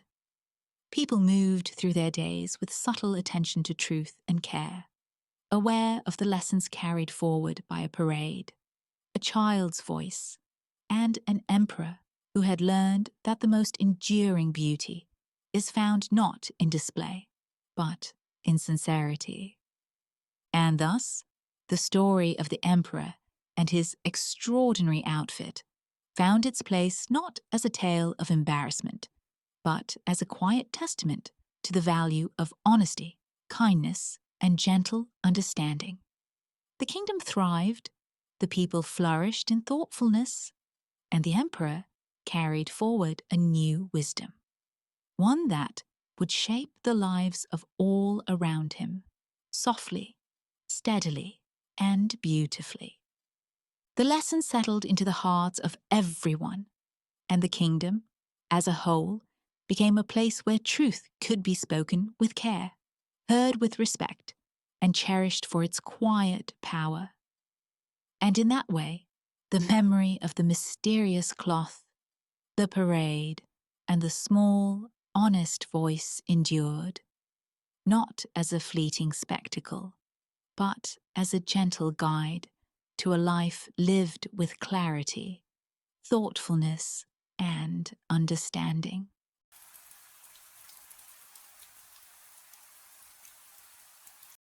This is the story of the Snow Queen, a being whose heart was colder than the sharpest ice, whose presence could silence the warmest laughter, and whose world was one of endless frost and haunting beauty. In her kingdom, winter stretched without end, and even the brightest sun seemed powerless against the chill. It is a story of frozen mirrors that shatter hearts, of journeys through lands of snow and glass, and of a boy and a girl bound by a thread that not even the fiercest cold could sever. This is a tale of courage and love, not the loud, heroic kind sung in songs, but the quiet, persistent force that can melt the most merciless frost. Step into the Snow Queen's realm, where beauty can be deadly, and warmth is the rarest treasure of all. Long ago, in a time when the world was still young and shadows had sharp edges, there existed a strange and terrible mirror. It was not made by hands guided by light or care, but by a demon whose mind delighted in the cruelty of reflection. This mirror did not show the world as it was, nor did it honor the brightness in the hearts of those who looked upon it. It magnified every flaw, every sorrow, every selfish thought, twisting even the kindest acts into something small and ugly. The laughter of children became a clatter of harsh noise. The gentle touch of a friend was reduced to cold indifference, and the warmth of love was turned to frost. The demon laughed at the mirror's power, for he knew that anyone who gazed into it would begin to see the world through eyes sharpened by cruelty. For a long while, the mirror lay in the demon's hidden place, and no one knew of its existence. Then, as happens with all things made in malice, the mirror broke. The crack started in one corner, a faint line that grew until it split the entire glass into 1,000 jagged pieces. The shards flew outward in a silent storm, carried by wind and shadow, scattering to the far corners of the earth. Some fell into forests, hidden among the roots of trees, where travelers would never suspect their presence. Some landed in the streets of towns, where people's feet would crush them without noticing. And some floated through the air, as if carried by invisible hands, until they lodged themselves in the eyes and hearts of those who wandered too near. The effect was subtle at first. A shard no larger than a grain of sand could twist a single thought, like a hidden thorn pressing against the mind. A small shard in the eye could make someone see a friend's smile as false, a parent's care as weakness, a world of beauty as something unworthy. And in the heart, even the tiniest piece could chill the warmth of love, making a person indifferent to the joys that had once stirred them. The world began to feel slightly colder, a little sharper, though few understood why. In a small town, nestled between gentle hills and a river that moved with lazy patience, there lived a boy named Kai. He was a child of ordinary curiosity, neither particularly brave nor particularly clever, but with a heart that noticed small things: a bird's nest, a song of a distant flute, the kindness of an old neighbor. At first, Kai's world was simple and full of gentle pleasures. He had friends with whom he laughed, parents who watched him with quiet pride, and days that passed without the weight of worry. But one morning, something changed. A shard of the broken mirror, invisible and light as air, found its way into Kai's eye. He did not notice it as it entered, and at first he did not feel its presence. Yet slowly, he began to see the world differently. The sun no longer seemed warm, its light harsh against his skin. The river, once gentle and playful, appeared murky and cold, its movement aimless and cruel. Faces of people he loved looked strange and distant, as if hidden behind glass, their smiles meaningless. Kai's thoughts, once simple and bright, began to twist. Small irritations seemed unbearable, and moments of happiness felt hollow. He did not speak of it, for he did not understand it himself. His parents noticed only that he was quieter than before, less eager to run outside with friends, and more easily frustrated by the smallest inconveniences. His friends, puzzled, began to keep their distance, not knowing why his laughter no longer matched theirs. Kai felt the subtle tug of separation, the invisible thread between himself and the warmth of the world loosening. The shard worked in secret, embedding itself further into his mind. When he looked at the sky, he saw only cold light, not the blue of noon or the soft pink of sunset. Flowers seemed fragile and pointless, and the songs of birds sounded sharp and unnatural. Even memories he had cherished began to feel distant, like pictures in a book someone else had written. He could not explain this change, and he feared that speaking would make it worse. The warmth of his own heart was fading, replaced by a quiet numbness, the first frost of something deeper. As the days passed, Kai's estrangement grew. His parents, worried, tried to reach him with gentle words, but their voices sounded flat and distant to him. Friends invited him to play, but he found little interest in their games, and when he joined, he felt as though he were moving through a fog. He began to withdraw into himself, noticing details that others missed, the way shadows stretched unnaturally, the sound of wind across rooftops, the sharp edges of the world that once had been soft and forgiving. Even the kindness of strangers appeared suspicious. Yet not all of Kai was lost. A small spark remained, hidden beneath the frost forming in his heart. Sometimes, when he glimpsed a bright star at night, or the unexpected kindness of a small creature, the shard would tremble, and the coldness would waver for a brief moment. These moments were fragile, easily covered again by the sharpness in his vision and the distortion of thought, but they hinted at a resilience that had not yet been extinguished. The shard's influence also began to affect his dreams. Night after night, Kai would wander through landscapes of ice and shadow, guided by no one, feeling both fear and fascination. He dreamed of a palace high in the mountains, its walls glinting like glass, its windows reflecting a world that seemed not entirely real. And in these dreams, there was a presence, cold, commanding, and beautiful, a figure that watched him with eyes as hard as ice. He did not yet know her name, nor the full power she held, but the feeling of being drawn to that place lingered even after he awoke. In the ordinary world, life continued with its rhythms, but for Kai, each day brought a greater sense of disconnection.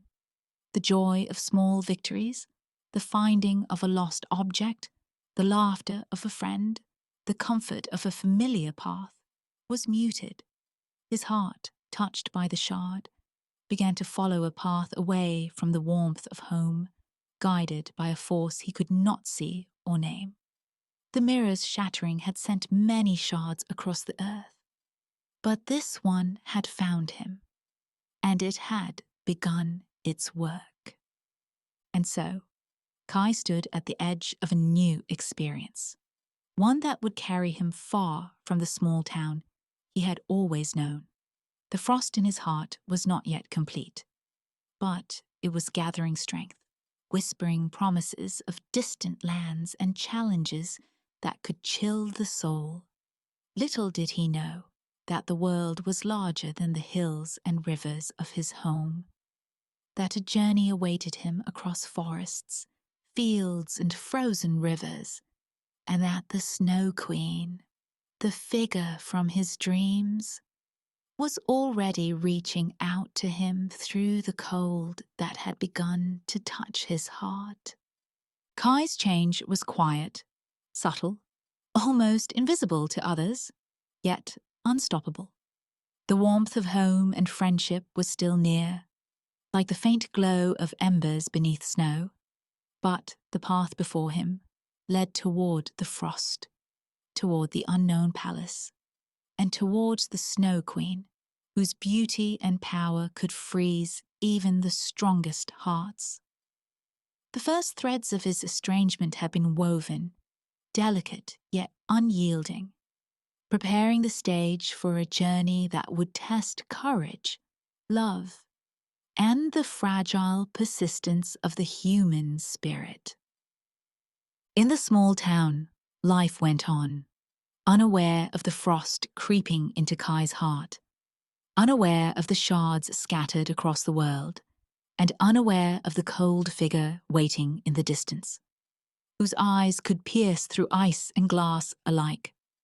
And so, the first chapter of a tale of winter, hearts, and mirrors came to its quiet pause, leaving Kai on the edge of the world he had always known, drawn toward a kingdom that promised beauty, danger, and a test of warmth against the coldest of forces.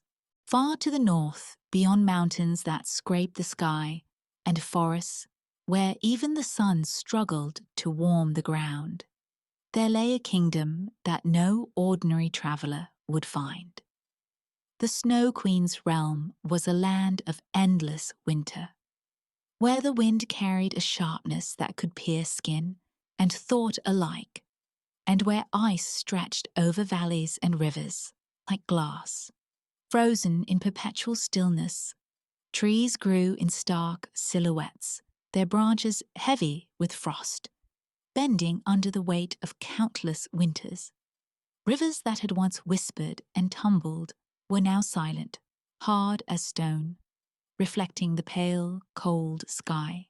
Snow fell without end, settling on the earth in layers so deep that the world seemed muffled, as though every sound was swallowed by the whiteness. Within this frozen kingdom stood palaces that rose like jagged mountains, their spires sharp and glistening, catching light from the sun and moon alike.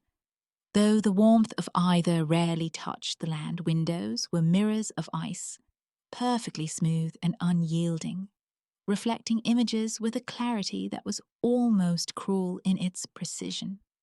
Every hall, every staircase, every chamber was sculpted from frost and crystal, the architecture at once magnificent and unwelcoming.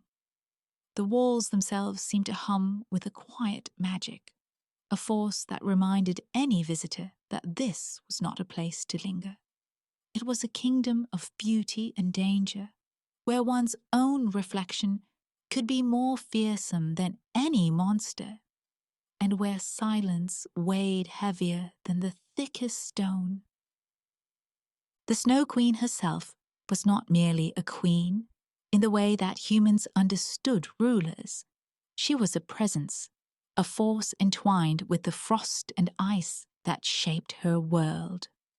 She moved like a shadow across the snowfields, her hair and robes shimmering with the cold light of the north, and her gaze as piercing as the shards that had scattered across the earth. Her power was absolute and quiet. It did not need proclamation, for the very world obeyed her. The snow fell wherever she lingered. The wind whispered her name even when no one spoke it, and the cold seemed to gather around her, as if drawn to her very being.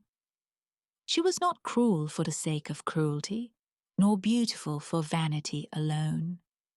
But her beauty and power were such that they could command fear, awe, and a kind of helpless fascination all at once. Kai, The boy whose heart had begun to harden under the influence of the demon's shard felt her presence before he could see it.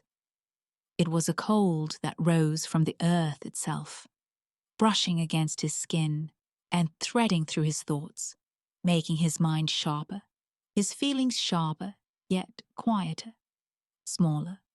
The warmth of his home, the gentle touch of his friends, the comfort of familiar voices, these began to fade like echoes through fog.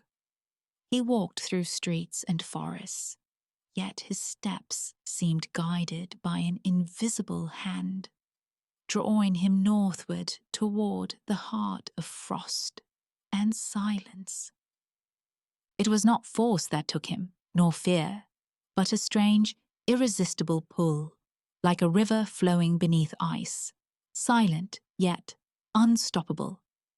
He did not resist, for part of him no longer remembered why he would, and the shard inside him whispered that the cold was truth, and that the world of warmth and laughter was fragile, fleeting, and unworthy.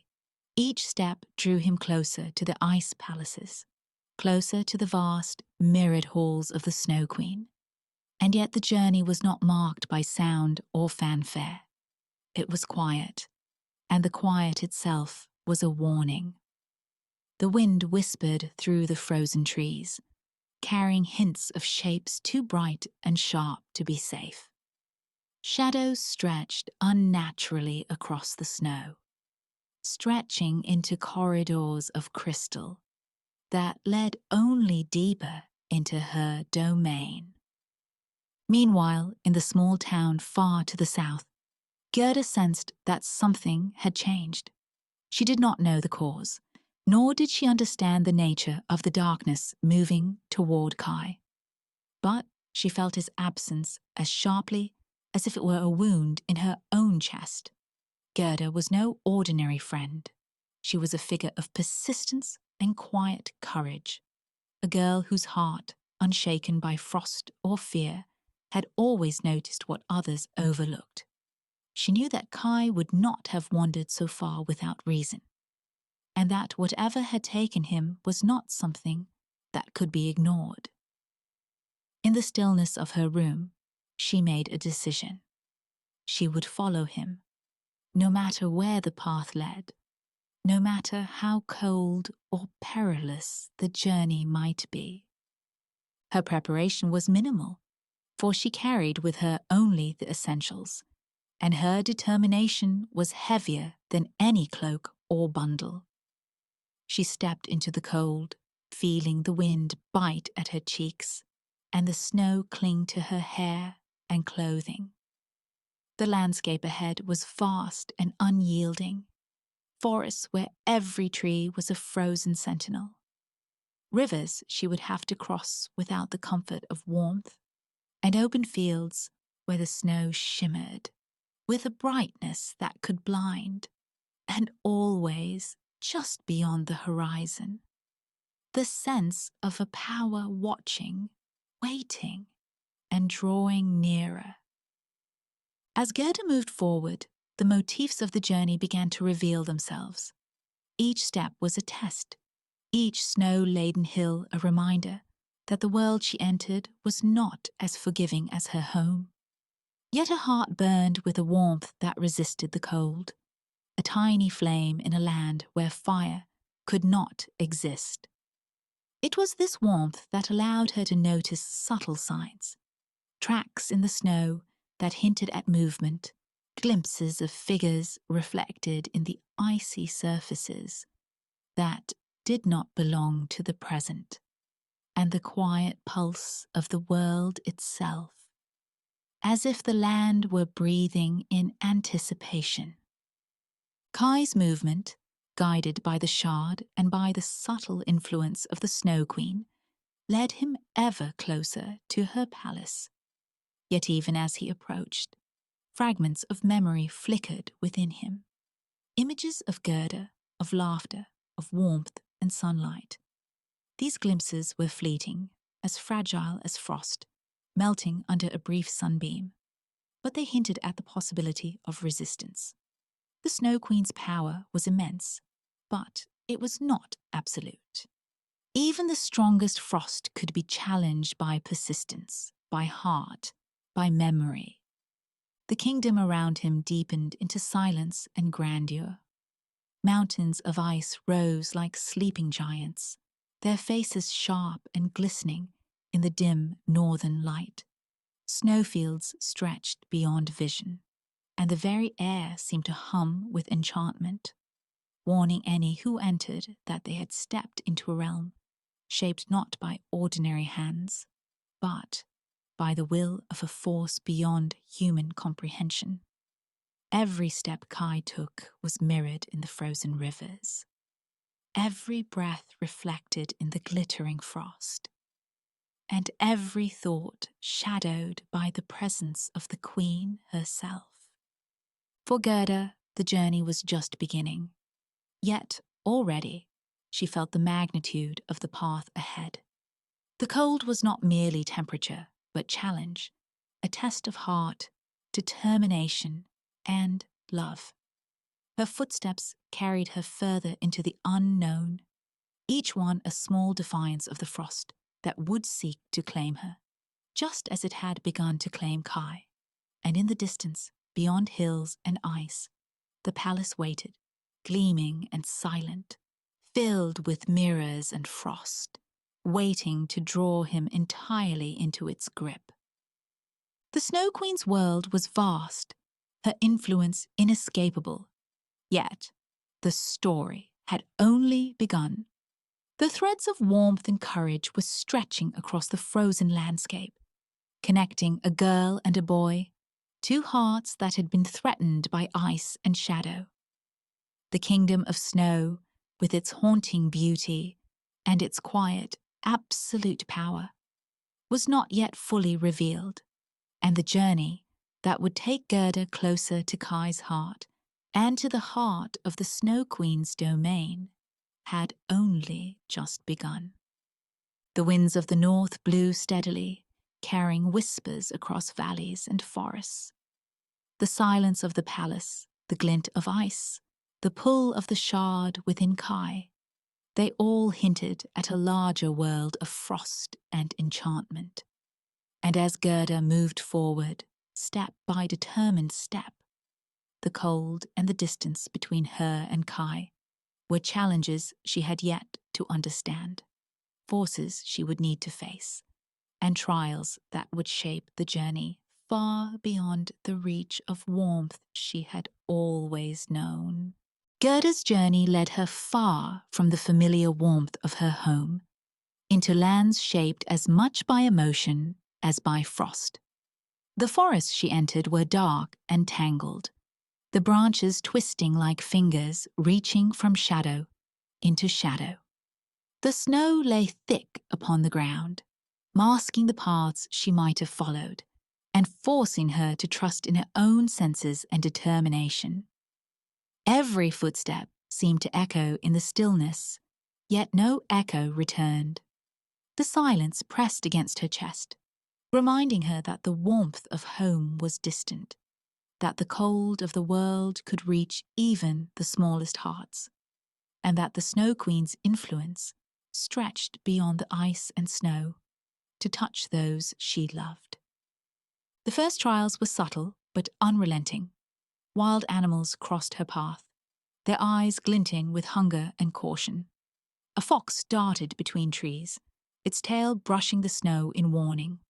A flock of crows circled overhead, their cries sharp and accusing, as if questioning her courage. She met these creatures not with weapons, but with stillness and observation, learning their rhythms, their needs, and their fears. Each encounter, though brief, became a lesson. The world was harsh, but it was not cruel beyond reason. There were patterns, there was patience, and there was a quiet way to endure that required more than strength. It required understanding. Fields stretched endlessly after the forests, barren and white, the snow packed firm beneath her feet. Here, the sun reflected off the ice in blinding brilliance, so much that she had to close her eyes at times to shield them from the cold clarity. The fields were silent except for the wind, which carried the faintest whispers of those lost or changed by the shards scattered across the world. Gerda felt these echoes as small pangs in her chest, realizing that the shard's reach was vast. She remembered Kai, the subtle change in his eyes, the quiet distance that had grown in his heart, and she understood in a new way that the shards could twist perception, harden hearts, and make warmth seem foolish or weak. Crossing a frozen river was the next challenge, a stretch of ice that reflected the grey sky and seemed to go on forever. Each step was careful, deliberate, and terrifying in its potential consequences. The river's surface shifted beneath her, groaning like a creature aware of its own fragility. The cold wind cut at her face, and the glint of ice reminded her of the shard's origin. How something small and sharp could change everything it touched. As she walked, she thought of those who had fallen to the shards, how the warmth of families, of friendships, of trust could be undermined by a single piece of fractured magic.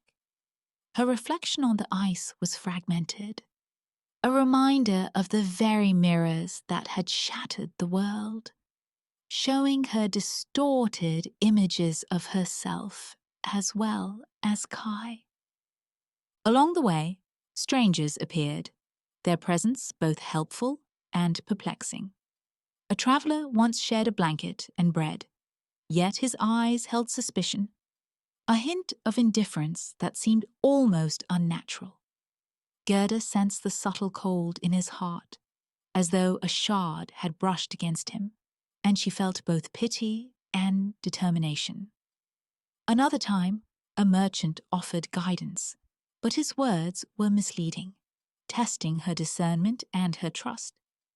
These encounters were trials not of strength, but of character, showing that the journey required her to navigate not only the snow and ice, but also the hearts and intentions of those she met.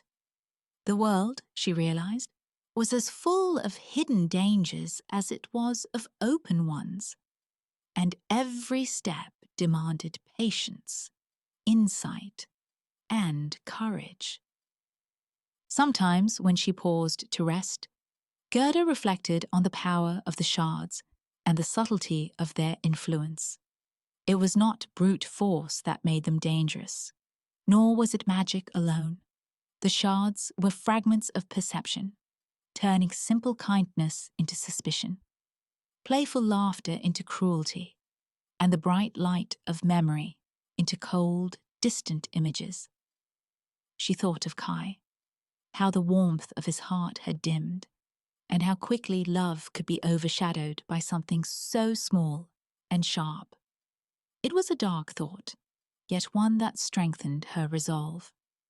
She understood that her journey was not simply to find him, but to confront the frost that had taken hold of him, and perhaps of many others, and to bring warmth back into a world that had begun to see only sharp edges.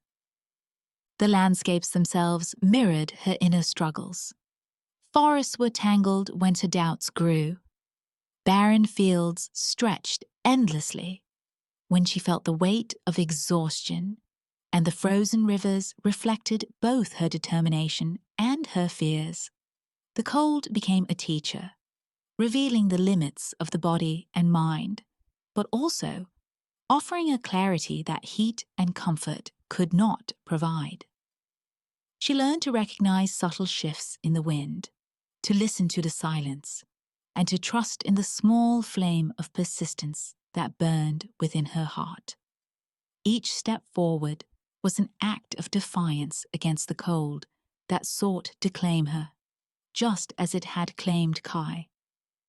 Time in this frozen world became both fluid and rigid. Days and nights blurred under the endless sky, the pale sun rising and falling with slow inevitability. Stars appeared in the evenings, bright and cold, guiding her path with a distant brilliance. The wind seemed to carry messages, whispers of encouragement and warning woven together, reminding her that the Snow Queen's domain was near, that the palace of ice and mirrors awaited, and that the final challenges would be unlike anything she had faced. The shard inside Kai, and perhaps others hidden across the lands, pulsed with unseen power, drawing the two hearts toward a confrontation that Gerda had not yet fully imagined, but that she knew would demand every ounce of courage she could summon. At times, she encountered signs of the Snow Queen herself, subtle shapes reflected in the ice, fleeting shadows that moved with impossible precision, a cold breeze that seemed alive with intention.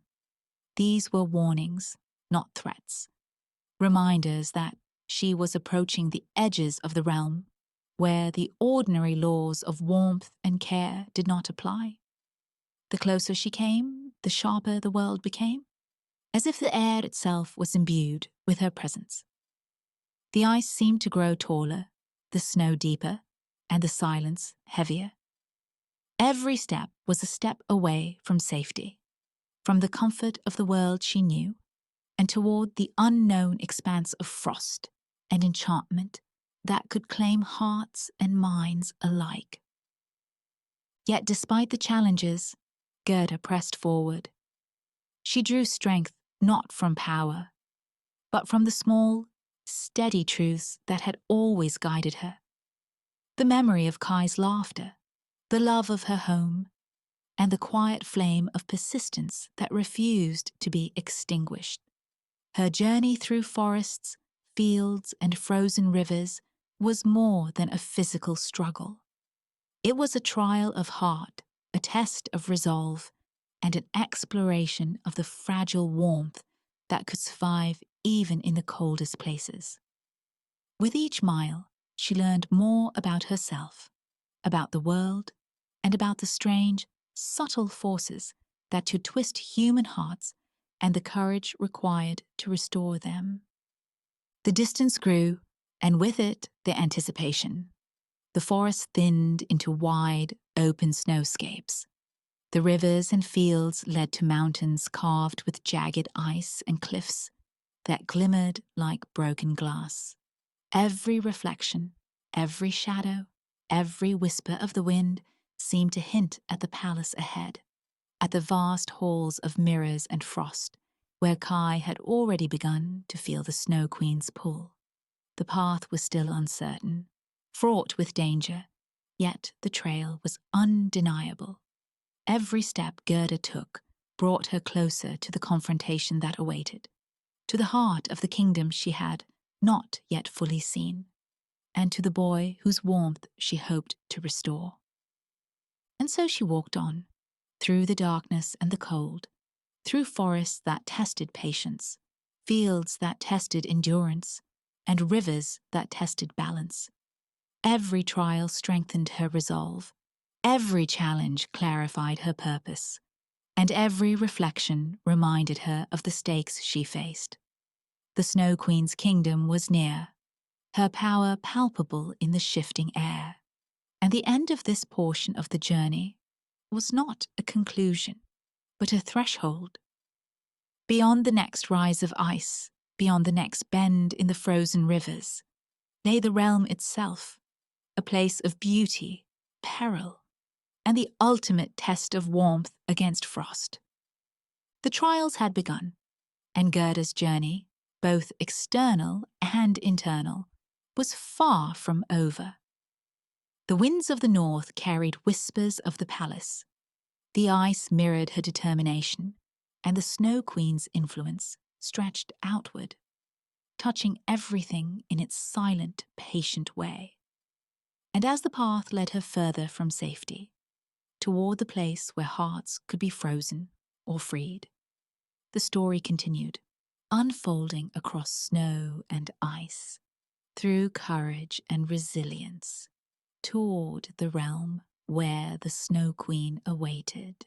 The palace rose before Gerda like a mountain carved entirely from the purest ice, its spires sharp against the pale northern sky, each one catching the light and scattering it in dazzling shards that danced across the frozen landscape.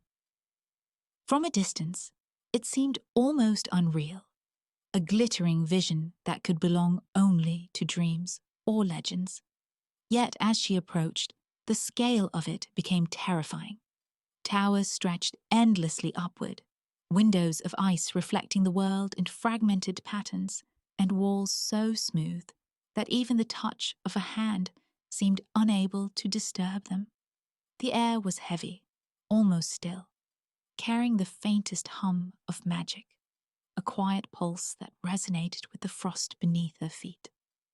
The silence was not peace. It was the presence of power, vast and unyielding, reminding every step that she was far from warmth and ordinary life. Mirrors were everywhere in the palace, not just in halls or chambers, but scattered along staircases, embedded in floors, and glinting like shards in unexpected corners. Some reflected her own image perfectly, and others distorted it, lengthening her limbs, shrinking her form, twisting her face in ways that were almost imperceptible. She realized with a quiet shiver that the palace itself was alive with enchantment, a trap woven of ice and reflection, designed to confuse, to slow, and perhaps even to trap those who dared enter. Yet Gerda did not falter. Each mirror she passed, each hall she entered, was met with steady footsteps, a heart that burned with warmth, and the memory of Kai's laughter guiding her forward. Inside, the corridors twisted like frozen rivers, branching endlessly, sometimes leading to chambers filled with glittering ice statues that seemed almost human, frozen mid-motion in gestures of dance, despair, or devotion. Some reflected moments of memory, images of people she had known, now caught in frozen tableaux that made her heart ache. The palace was more than architecture. It was a world of enchantment, designed to test, to confound, and to show the mind the beauty and cruelty of the frost. Every step she took was deliberate, every choice of direction a measure of courage and insight. Kai's presence was felt long before she saw him. He moved through the palace as if drawn by its power, the shard lodged in his heart giving him a strange clarity, yet clouding the warmth of memory and friendship. He walked corridors lined with mirrors that reflected only the coldest versions of himself. And in those reflections, he could see how far he had been drawn from the boy he had once been. The pull of the Snow Queen was immense, a quiet, persistent force that whispered of clarity, perfection, and understanding. Through frost and distance, the allure of ice, of a world untouched by weakness, pressed against his mind, and yet fragments of memory, a flicker of Gerda's smile, the warmth of her hand, the laughter they had shared, rose within him, fragile but persistent, hinting at a force stronger than the frost. Gerda moved closer, each step carrying a warmth that was almost tangible in the frozen halls. She reached chambers filled with icicles that hung like swords, and floors that reflected not only her own feet, but the paths she had walked in thought, in memory, and in courage. Sometimes she paused to breathe, noticing the subtle effects of the palace on her own mind, reflections that tempted despair, whispers that suggested futility, and the strange, cold brilliance of the mirrors that made her own heart ache for the warmth she carried. And yet, she pressed onward, feeling the heat of determination radiate through her. Each step weakening the silent grip the palace seemed to have over all who entered. Kai felt her presence as well, though the shard clouded his understanding. A warmth, distant yet familiar, moved through the halls like a stubborn sunbeam, breaking through endless snow. It stirred something deep within him, a small but unyielding resistance to the cold that had begun to dominate his heart. The images in the mirrors wavered, the clarity of the ice softened in subtle ways, and the pull of the Snow Queen, though immense, faltered ever so slightly in the face of a warmth that was relentless in its persistence.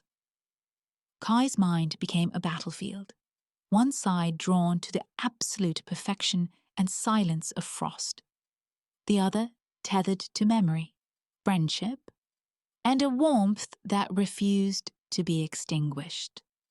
The palace tested Gerda in ways both physical and subtle. Staircases rose impossibly, twisting toward ceilings that reflected the northern sky, and floors dropped into mirrored depths that suggested endless falls. Ice bridges stretched across voids, fragile and shimmering, and the echo of every footstep was magnified, carrying both warning and challenge.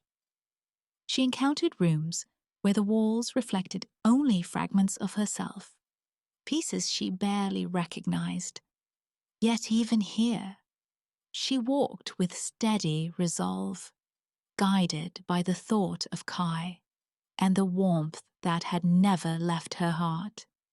Every chamber revealed more of the Snow Queen's magic. Ice statues moved slightly when not observed, shadows of their frozen limbs stretching as if alive. The mirrors reflected her, Kai, and the palace itself in endless patterns, creating the sense that the world within was vast, infinite, and subtly hostile. And yet, through the twisting halls and glittering corridors, Gerda moved with purpose, each step weakening the enchantments, just enough for her to see faint glimpses of Kai, distant and uncertain, moving through the same halls under the pull of the shard and the cold influence of the Queen. Kai's internal struggle deepened. He knew the comfort and warmth of memory, yet the absolute clarity of the Snow Queen's world was seductive. The ice whispered promises of understanding and safety, of a world without the imperfections and unpredictability that warmth brought. Yet every glimpse of Gerda, every faint memory of laughter or kindness, brought hesitation, a ripple in the ice that had held his mind captive. He felt the tension of two forces, one cold, absolute, and majestic, the other fragile, persistent, and human. His own heart, though shadowed by frost, still remembered warmth, still felt the tug of friendship, still longed for connection. Gerda's determination acted like sunlight against the frost. She moved with quiet courage, allowing no hesitation to root her in fear. The warmth of her heart radiated, touching the edges of the palace, seeping into cracks of ice and reflection. Mirrors shifted, statues seemed less rigid, and faint echoes of laughter and life began to permeate the halls. She did not confront the Snow Queen directly, for the Queen's power was absolute within the palace. Yet every step Gerda took weakened the subtle hold the Queen had on Kai, showing that persistence and love could pierce even the most silent and perfect frost. The palace seemed endless, yet each corridor, staircase, and chamber was a step closer to the heart of the Snow Queen's influence, and to Kai, the air itself seemed to hum with the tension of approaching confrontation. The magic of ice balanced against the warmth of human resolve. Gerda did not know what would happen next, nor how the struggle within Kai would resolve. But she knew that she could not stop, that the path through this kingdom of mirrors and frost was hers to follow, and that her own warmth was the only guide capable of navigating the Snow Queen's enchantments. And so, step by deliberate step, she moved through the glittering mirrored halls, deeper into the vastness of the palace. Kai's struggle continued silently, the shard in his heart pulling him toward perfection and frost, Gerda's warmth calling him back toward memory and humanity. The Snow Queen's presence lingered like a shadow over all, powerful, still, and patient. Yet the faintest crack of uncertainty had appeared in the perfection of her icy domain. The palace was magnificent and menacing, yet not invincible. The story of frost and warmth, of ice and heart, of Kai and Gerda, was nearing the threshold of revelation, but it was not yet complete. The final steps, the deepest chambers, and the ultimate challenge remained ahead, waiting in silence as the narrative continued, unfolding within the heart of the Snow Queen's frozen kingdom. The final halls of the Snow Queen's palace stretched endlessly before Gerda, their walls of ice reflecting her determined figure in countless fragments. Mirrors that had once distorted and confused now began to tremble in the presence of warmth, subtle and unrelenting. Every step she took carried more than weight. It carried persistence, memory, and a pulse of human emotion that the palace, with all its frost and magic, could not fully absorb. She felt, before she saw him, the pull of Kai's presence ahead. A presence not entirely lost, yet caught in a web of ice and distant thought. Kai stood before a great mirror in the palace's central hall, the largest of all. The shard lodged deep in his heart and eye had long since cast him into a state between memory and frost. His gaze was distant, sharp, and cold, reflecting the perfection of the Snow Queen's enchantments. Yet there was a flicker within him, small and fragile, like a candle struggling against a wind. That flicker was Gerda, the warmth of her heart, her relentless pursuit, the memories of friendship, laughter, and shared days, all reaching across the frozen expanse that had claimed him. Gerda stepped forward, her voice unspoken, but resonating in every motion, in every heartbeat. The ice beneath her seemed to shiver at her presence. She did not demand, nor plead. She simply moved closer, and the warmth she carried touched the edges of Kai's frozen heart. The palace, magnificent and impervious in its crystalline grandeur, responded subtly. At first, mirrors rattled, reflecting his image with slight distortions. The rigid lines of frost in the hall softened, and the air, once sharp as knives, carried a faint hint of something warmer, something familiar and human. Kai felt it before he understood it. The warmth brushing his mind did not attack or force, but reminded him of something he had not realized he had missed, the feeling of being seen, of being loved without condition. Memories rose like small lights behind the shards that had clouded his perception. Gerda's laugh, the quiet comfort of home, the ordinary kindness of friends, and the small, ordinary joys that had once filled his days. The shards quivered in response, as if sensing their grip weakening, and the cold that had seemed eternal began to soften, just slightly, around the edges of his heart. The Snow Queen's presence, while vast and silent, did not vanish. Her gaze, ever watchful, recognized the shift. The ice around Kai's heart was not melting from force, but from persistence, from the purity of a warmth that refused to yield. Each heartbeat, each memory stirred by Gerda's presence, loosened the shards, unseating them from their lodged positions. It was a gradual process, almost imperceptible, yet unstoppable. The frost that had seemed eternal began to fracture, not with violence, but with subtle and quiet dissolution, as if acknowledging that the coldest heart could still respond to the smallest flicker of love. Kai's struggle was internal and profound. Every fibre of him had been shaped by the shard, by the Queen's influence, and by the perfection of frost.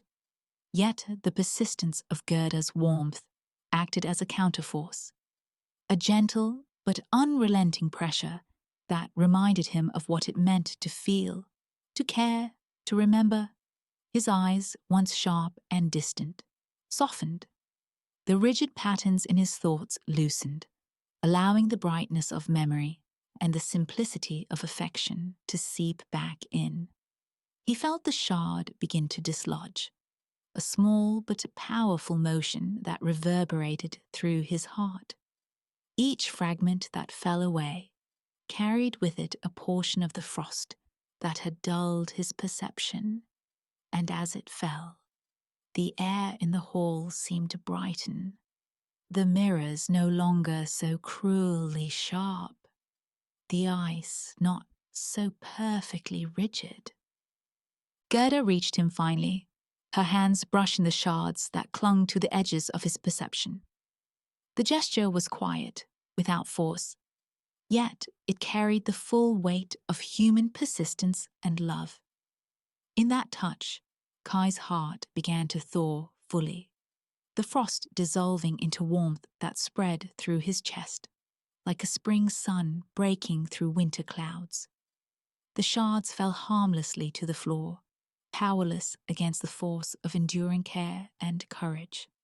In the center of the palace, amidst spires of ice and walls lined with mirrors, the quiet miracle of thawing occurred, subtle yet absolute, reshaping the hall in the glow of restored humanity.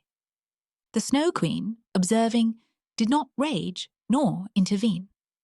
Her presence remained magnificent and chilling, yet even she recognized that the frost she commanded could not claim a heart fully committed to warmth and courage.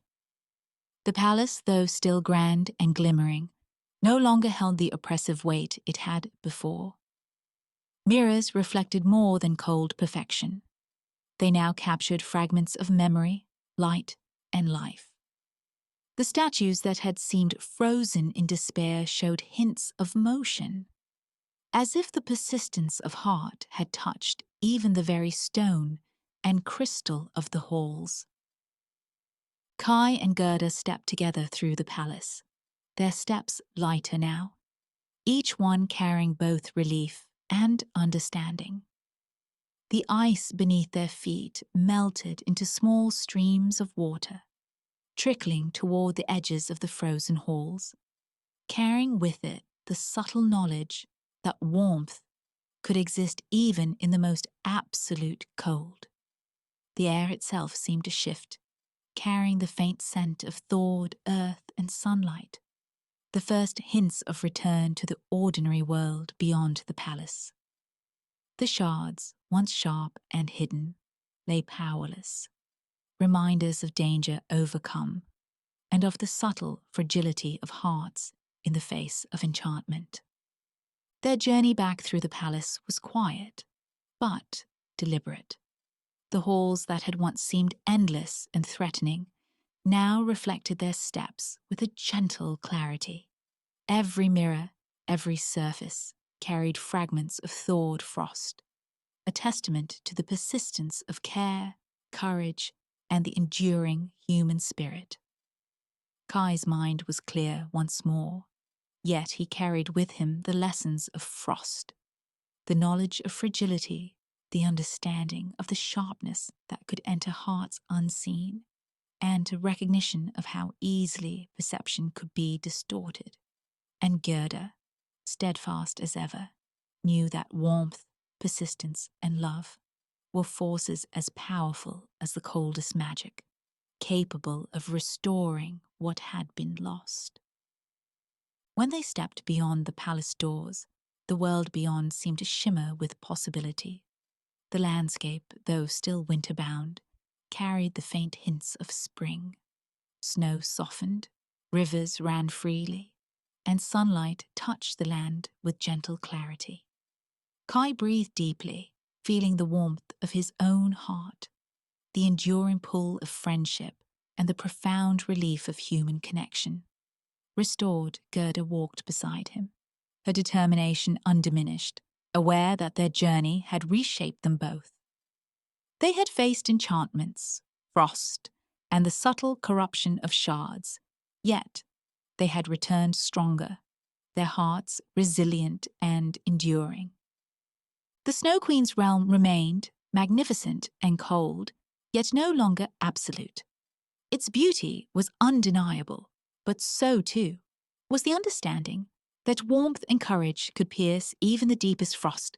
Kai and Gerda returned to their own world, changed but whole, carrying with them the knowledge that hearts, though fragile, could endure, and that love and persistence could confront even the darkest and most absolute enchantments.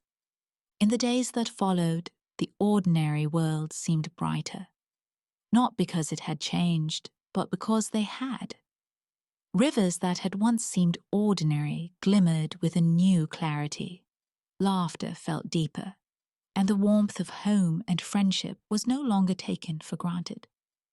The shards, though scattered elsewhere, were powerless in their hearts, reminders of danger and of the resilience required to preserve connection and trust.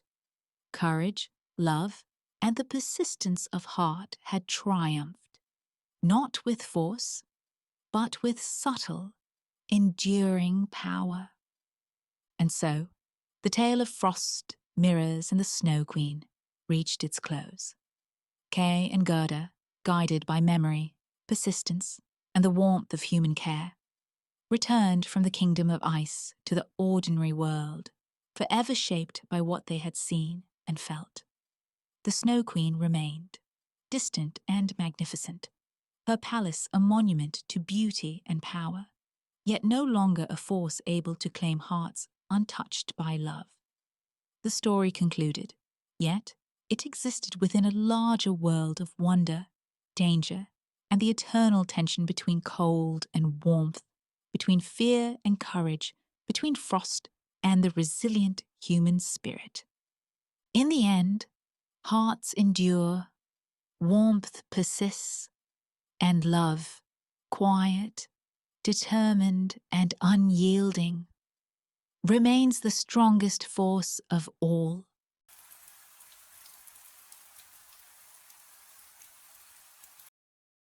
There are stories meant to comfort, and then there are stories meant to warn, and The Red Shoes has always lived in the second category.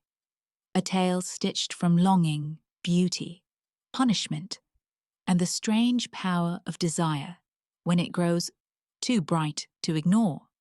In this retelling, the world of Karen's shining shoes becomes broader and deeper, a place where temptation moves like a quiet river beneath every choice, and where every step carries its own shadow. It is a story about wanting something so much that it begins to want you back, about the thin line between freedom and obsession, and about how even the loveliest dreams can become chains when worn too long. If you follow this journey to the end, you will find not just the fate of one girl, but the echo of every heart that has ever chased something glittering without seeing the cost beneath the shine. Karen's earliest memories lived in a world shaped by quiet corners, worn floors, and the soft weight of days that looked almost the same. She grew up in a small village where fields stretched out like open pages, and homes were simple and tired, carrying the marks of many seasons. Her mother did what she could with what little she had, and though love warmed their days, it could never completely soften the hardships that pressed in from every direction. Karen learned very young how to make herself small, how to accept the things that could not be changed, and how to find brightness in places where others saw only grey. She watched other children run freely with ribbons in their hair and boots that hardly showed their age, and she felt a quiet tug inside her chest, a quiet wish that she, too, might have something lovely to call her own. The feeling grew the day she saw a pair of finely made red shoes worn by a visiting girl from another town. They were bright like berries in summer, catching the sunlight in a way that made them look almost alive. The shoes did not belong to someone special or noble, but they still had a shimmer that made Karen's feet feel bare in comparison. She looked down at her own worn shoes, patched many times, faded from long use, and felt a longing she didn't know how to name. It wasn't envy, exactly. It was a simple desire for beauty, for something that would let her feel like she belonged in the world she watched from the edges. That night, her mother noticed the way Karen's eyes followed the memory of those shoes, even after hours had passed. She gently asked what was on her mind, and Karen described the red shoes, not with expectation, but with a kind of shy wonder. Her mother listened, and though she had nothing to spare, she carried that small wish with her. She thought about it while working, while mending, and while sorting through scraps of fabric left from older times. The idea settled in her heart like a quiet promise. Weeks later, her mother gave Karen a surprise. It was a pair of red shoes, handmade, simple, and uneven, but unmistakably red. The color came from bits of dyed cloth pieced together as carefully as her tired hands could manage. They were not perfect, but they were beautiful to Karen, in a way nothing else in her life had been. The shoes carried a warmth that came from the effort behind them, and Karen held them as if they were treasures from a distant world. For the first time, she had something that felt like it belonged only to her. When she wore them, the shoes made her feel taller, lighter, and almost brighter.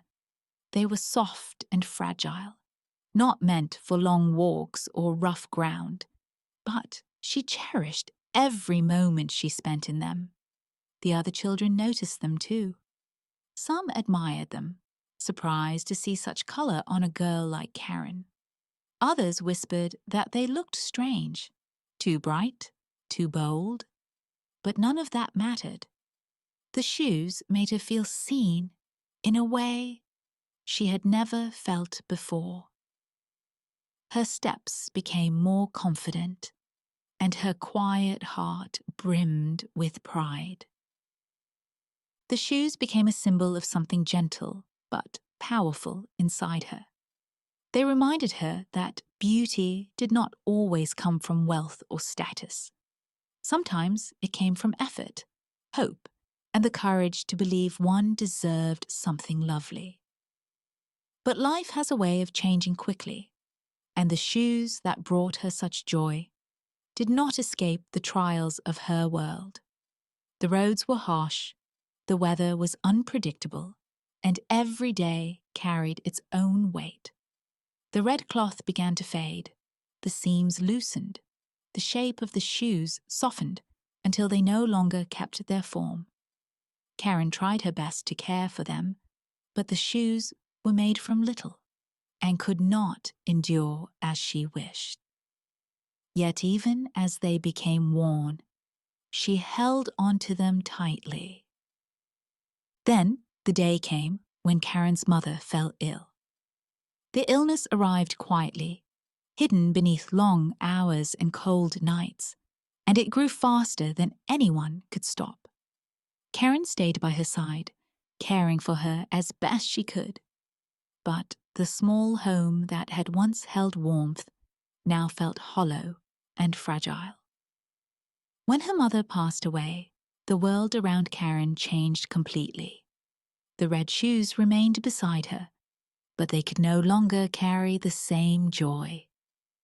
They became instead a memory, a reminder of love, effort, and everything she had lost.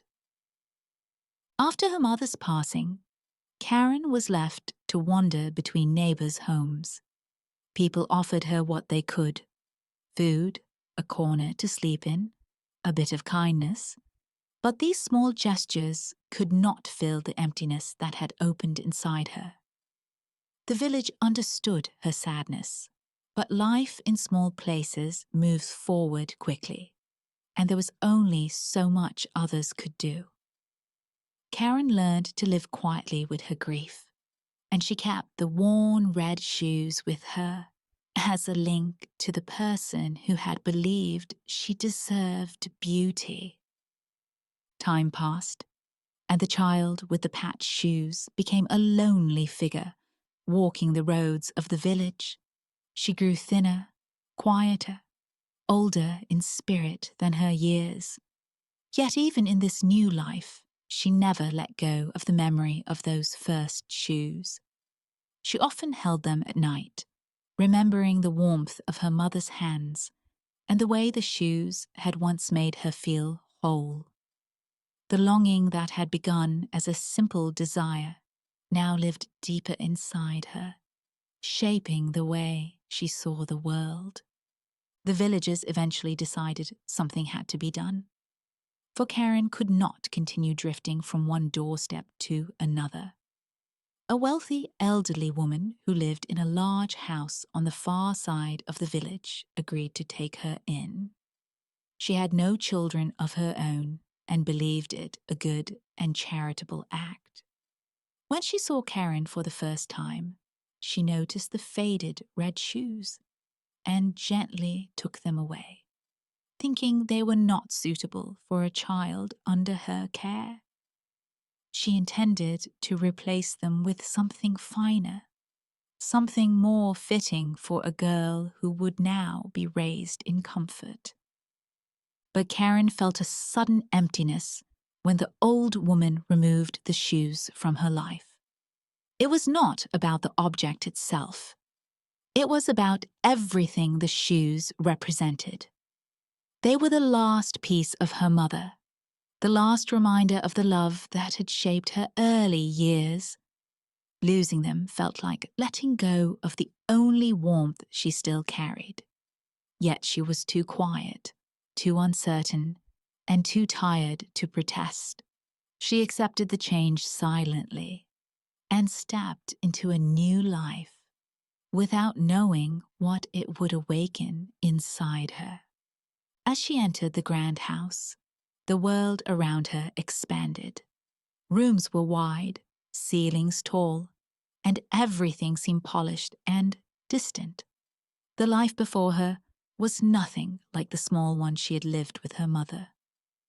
It should have felt like safety, like a blessing. But something inside her remained unsettled. She felt out of place, wrapped in comfort she had never asked for, and she found herself longing not for luxury, but for a piece of her old life, a piece held in the memory of red shoes. The red shoes, worn and faded, had been taken from her hands, but the longing they awakened did not fade. It rested quietly inside her, waiting. And though Karen did not yet understand it, that old longing would follow her into this new home, growing stronger as she tried to live the life that had been chosen for her. It would take shape again in ways she could not imagine, pulling her toward a future woven with shine, desire, and the restless beat of something she had once believed belonged only to her. And it was this quiet, growing longing that would lead her toward the next pair of red shoes. Shoes far more beautiful, far more powerful, and far more dangerous than the ones her mother had made with love. The wealthy woman who took Karen in lived in a house that felt like an entire world on its own. Its walls rose high, holding paintings, clocks, and polished wood that caught the light in a soft, golden way. Every object had weight and history, and every corner seemed to whisper that it had been chosen with care. Karen had never stepped inside a place so well cared for. There were no patched floors, no worn blankets, no quiet signs of struggle. The house felt as if it had never known hardship, and Karen walked through it like someone unsure if they were allowed to breathe too deeply.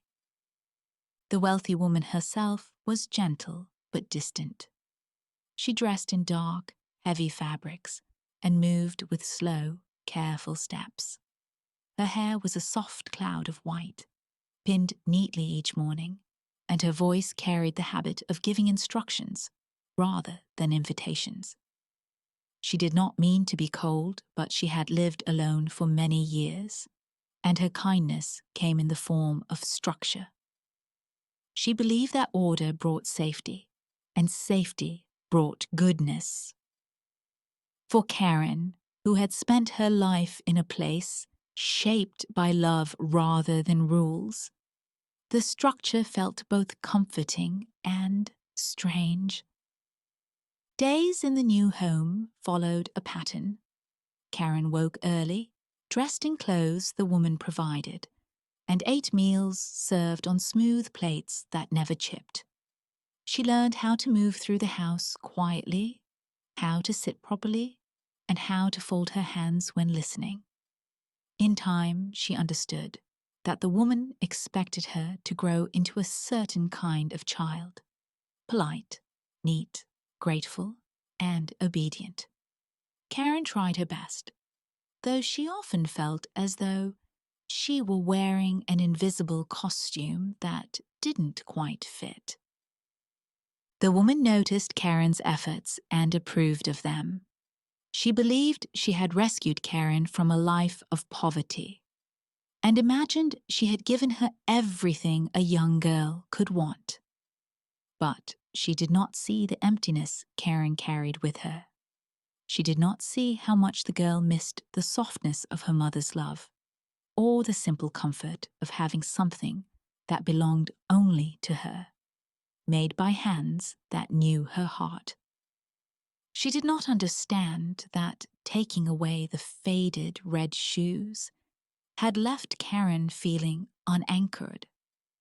In place of the handmade shoes, the wealthy woman provided sturdy black shoes, well-fitted and polished. They were practical, respectable, and exactly the kind of shoes a proper girl should wear. Karen tried to appreciate them, but they felt heavy on her feet. They did not glow with meaning. They did not carry love stitched into them. They did not belong to her story. When she wore them, she felt like she was trying to step into a life that had been chosen for her, rather than one she had chosen herself. Still, the woman cared for her. She provided lessons in reading, writing, and deportment. She hired a seamstress to make Karen new dresses, all in calm, muted colors. She ensured Karen had warm meals, clean rooms, and a bed soft enough to lull her into sleep each night. Karen knew she should feel grateful, and part of her did. But comfort can sometimes feel like a stranger when it replaces something familiar, even if that familiar thing was smaller and harder. Karen found herself drifting between appreciation and a quiet ache she could not set aside. One day, as the wealthy woman prepared for an important outing to the church, she decided it was time for Karen to have a pair of shoes that matched her new appearances. The black shoes were acceptable for daily use, but not for something as respectable as a church gathering. She believed that every girl should present herself properly, especially under the watchful eyes of others. So, she called for the shoemaker to bring his finest collection. Karen watched as boxes were opened in front of her. Pairs of shoes in brown, white, black, and soft gold. They all looked neat and clean, but none of them stirred anything inside her. She tried to focus on what she was supposed to feel, but every pair left her indifferent. Then the shoemaker opened a box containing a pair of red shoes. They were brighter than anything she had ever seen in her life, gleaming with a color that seemed to breathe with its own warmth. The leather was polished, smooth, and perfectly shaped. They were red in a way her mother's shoes had never been able to be, rich, deep, and alive. Something moved inside Karen, something old and familiar. The memory of her mother's handmade shoes rose to the surface, and with it came a longing that felt sharper than before. She reached out without thinking, drawn to the shine of the red. The wealthy woman frowned, thinking the shoes too bold, too flashy, too inappropriate for a young girl. But the shoemaker praised them so highly and insisted they suited Karen so well that the woman reluctantly agreed to purchase them. Karen could hardly focus on anything else. The shoes felt like a dream reborn, shimmering with a possibility she had not felt in years. When Karen tried them on, they fit as if they had been made for her alone. They hugged her feet with a gentle firmness, and she felt an unfamiliar thrill run through her. The shoes were more than beautiful. They were freeing. They awakened a spark inside her, the same spark she had felt as a child when her mother had made that first pair.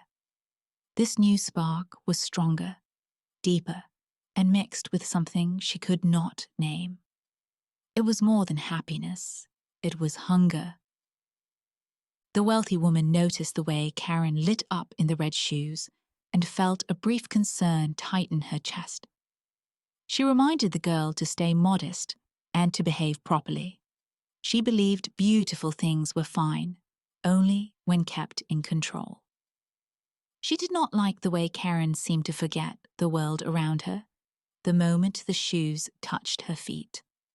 But the decision had been made, and there was nothing left to do but accept that the shoes were now part of Karen's life.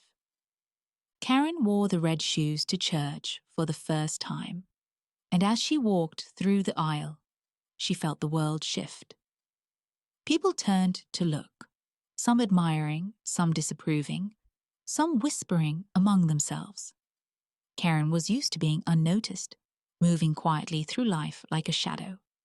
But in those shoes, she felt visible. She felt vivid. She felt like she existed in a way she never had before. The sensation was intoxicating. After that day, Karen found herself thinking about the red shoes constantly. When she wasn't wearing them, she imagined the way they shone in sunlight. When she put them on, she felt a shiver of delight, as though the shoes carried a magic she could almost feel humming through her. She began to crave that feeling, to want it more than she had ever wanted anything. The shoes, once an accessory, started becoming the center of her thoughts. The wealthy woman noticed her growing attachment and tried to limit how often Karen wore them. She insisted they were only for special occasions, not for daily use. but limits only deepened Karen's longing.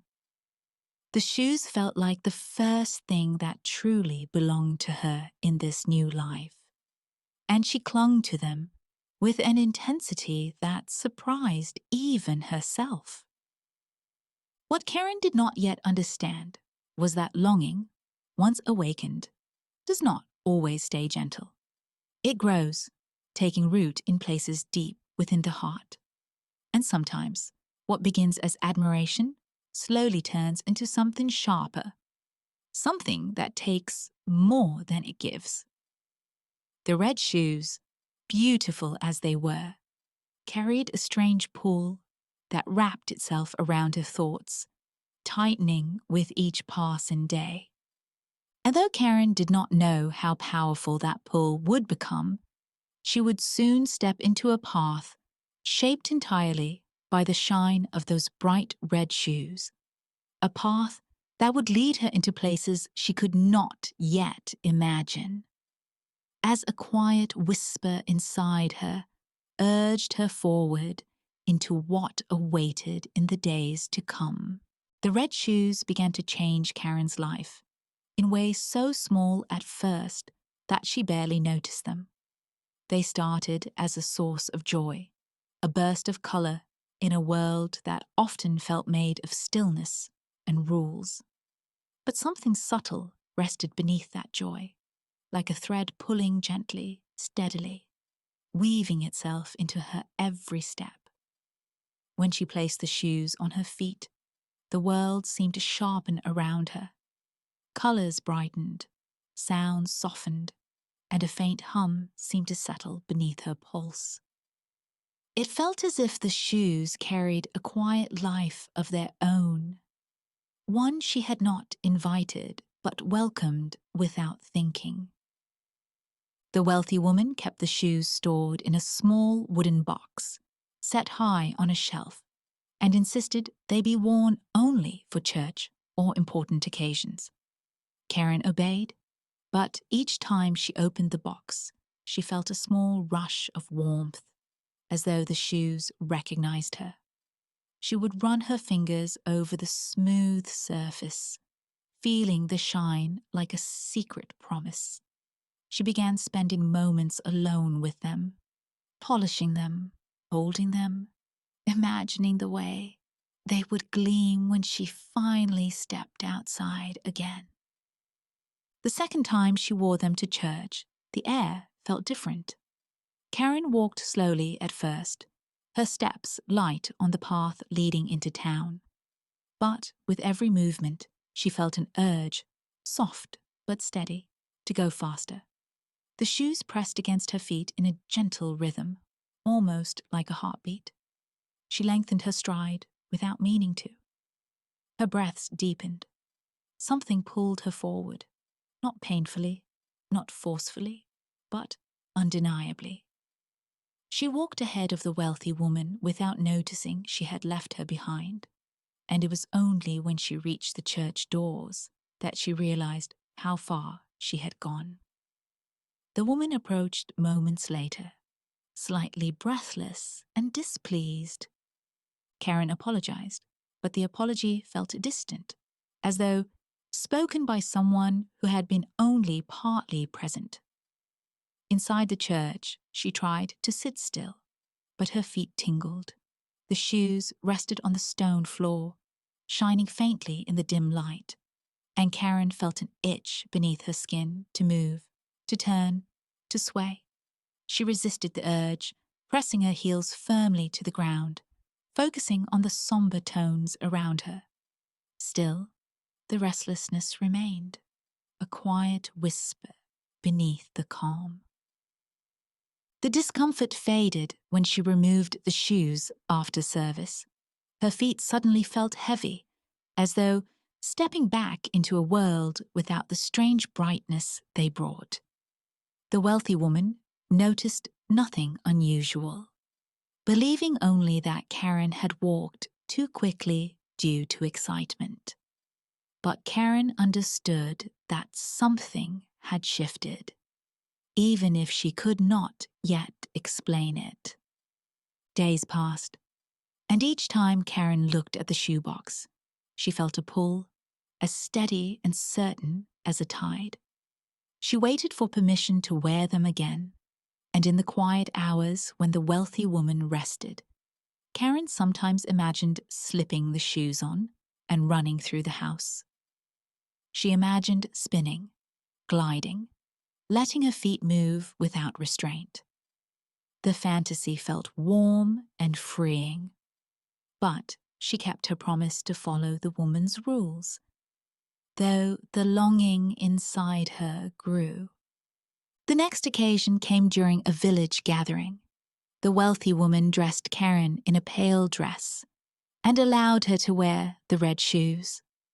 As Karen stepped outside, the shoes gleamed under the sunlight, and the world around her seemed to open wider than before. She felt lighter, almost as if the shoes carried part of her weight. When the gathering began, she found herself drifting to the edges of the crowd, her steps slow and smooth, as though guided by an unseen rhythm. Music played from one corner of the village square. It was soft, simple music, meant for entertainment rather than dancing. Still, Karen's feet responded, as though the notes were a command. She swayed slightly, then stepped forward, then shifted again. Her movements were small but noticeable, and a few villagers watched her with confusion. The wealthy woman frowned and called her back sharply. Karen stopped, startled by the woman's voice, and took a step toward her. But even then, she felt the shoes hesitate, as if reluctant to change direction.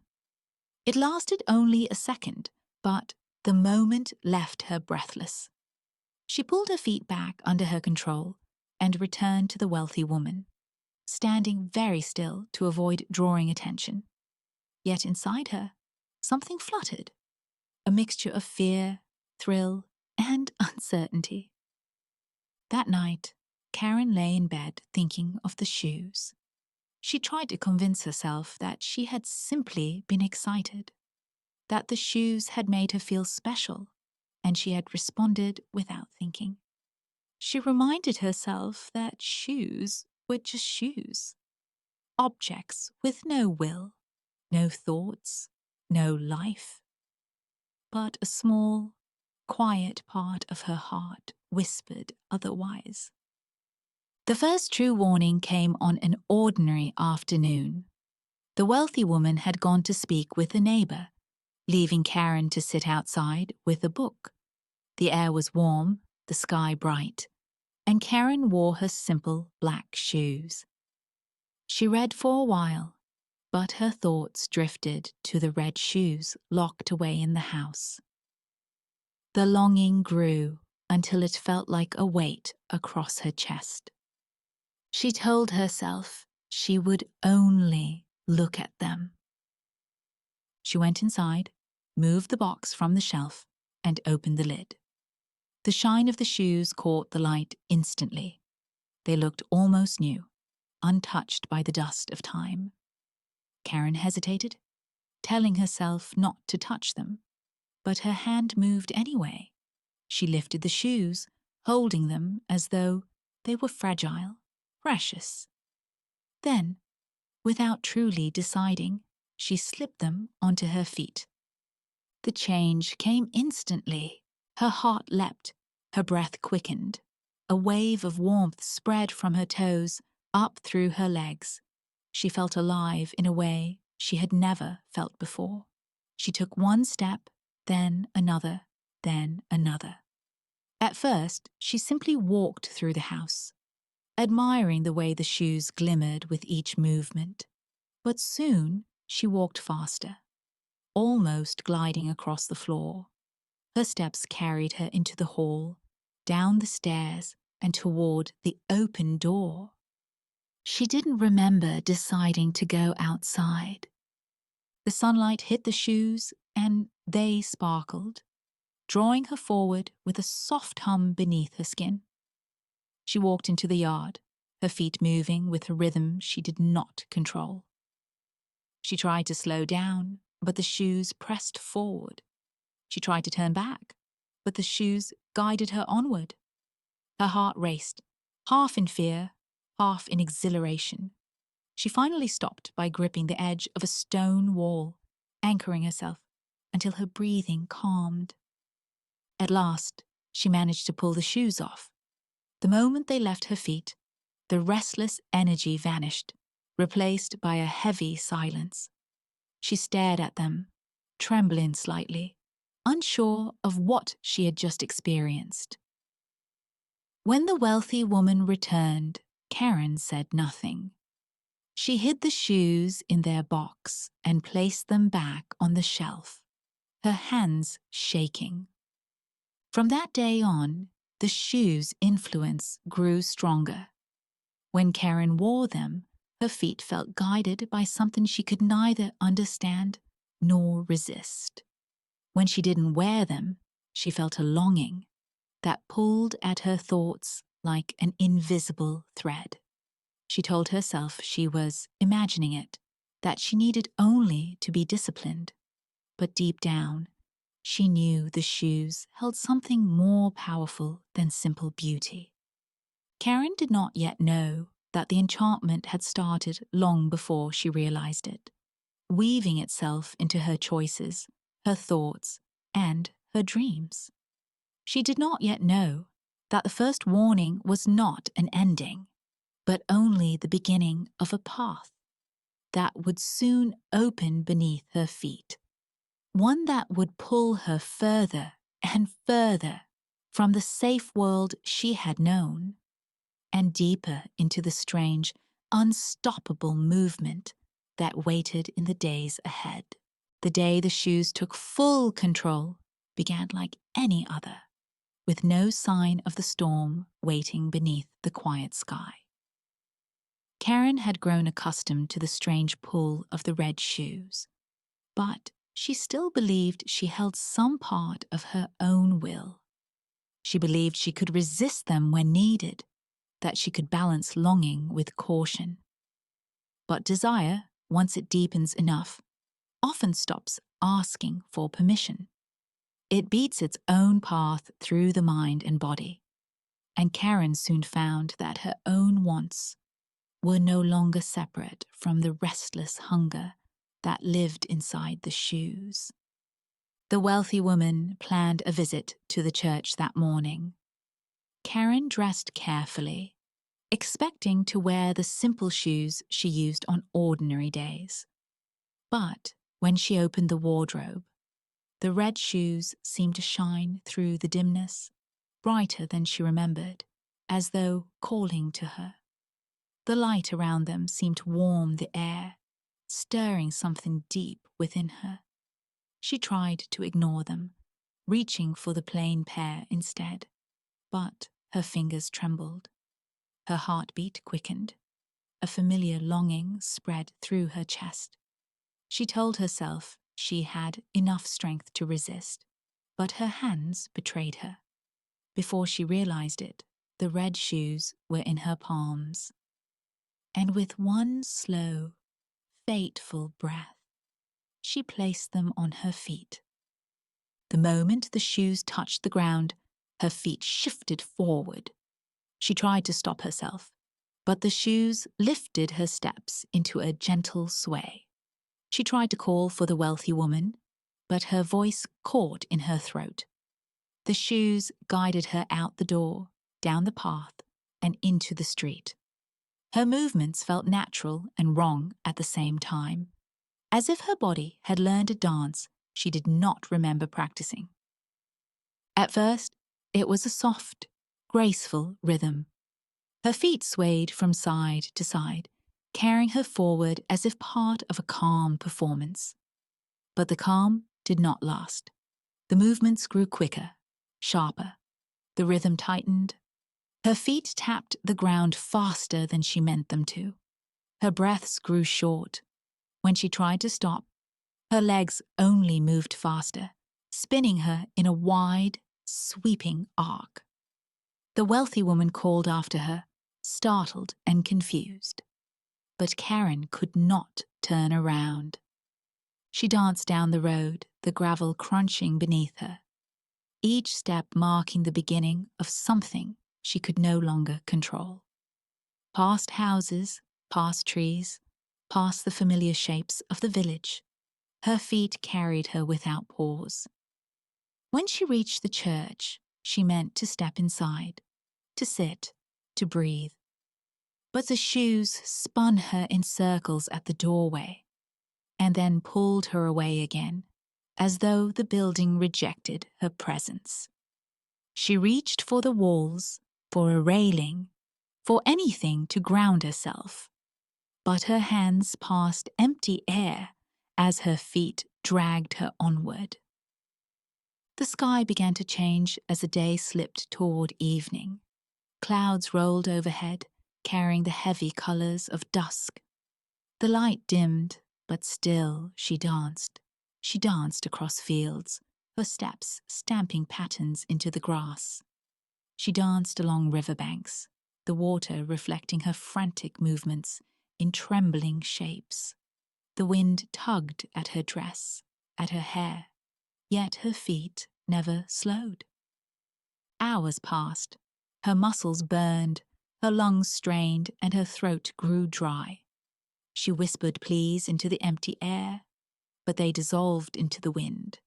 She tried again and again to pull the shoes off, bending down mid-step, clawing at the straps. But each time her hands slipped, and her body spun back into motion.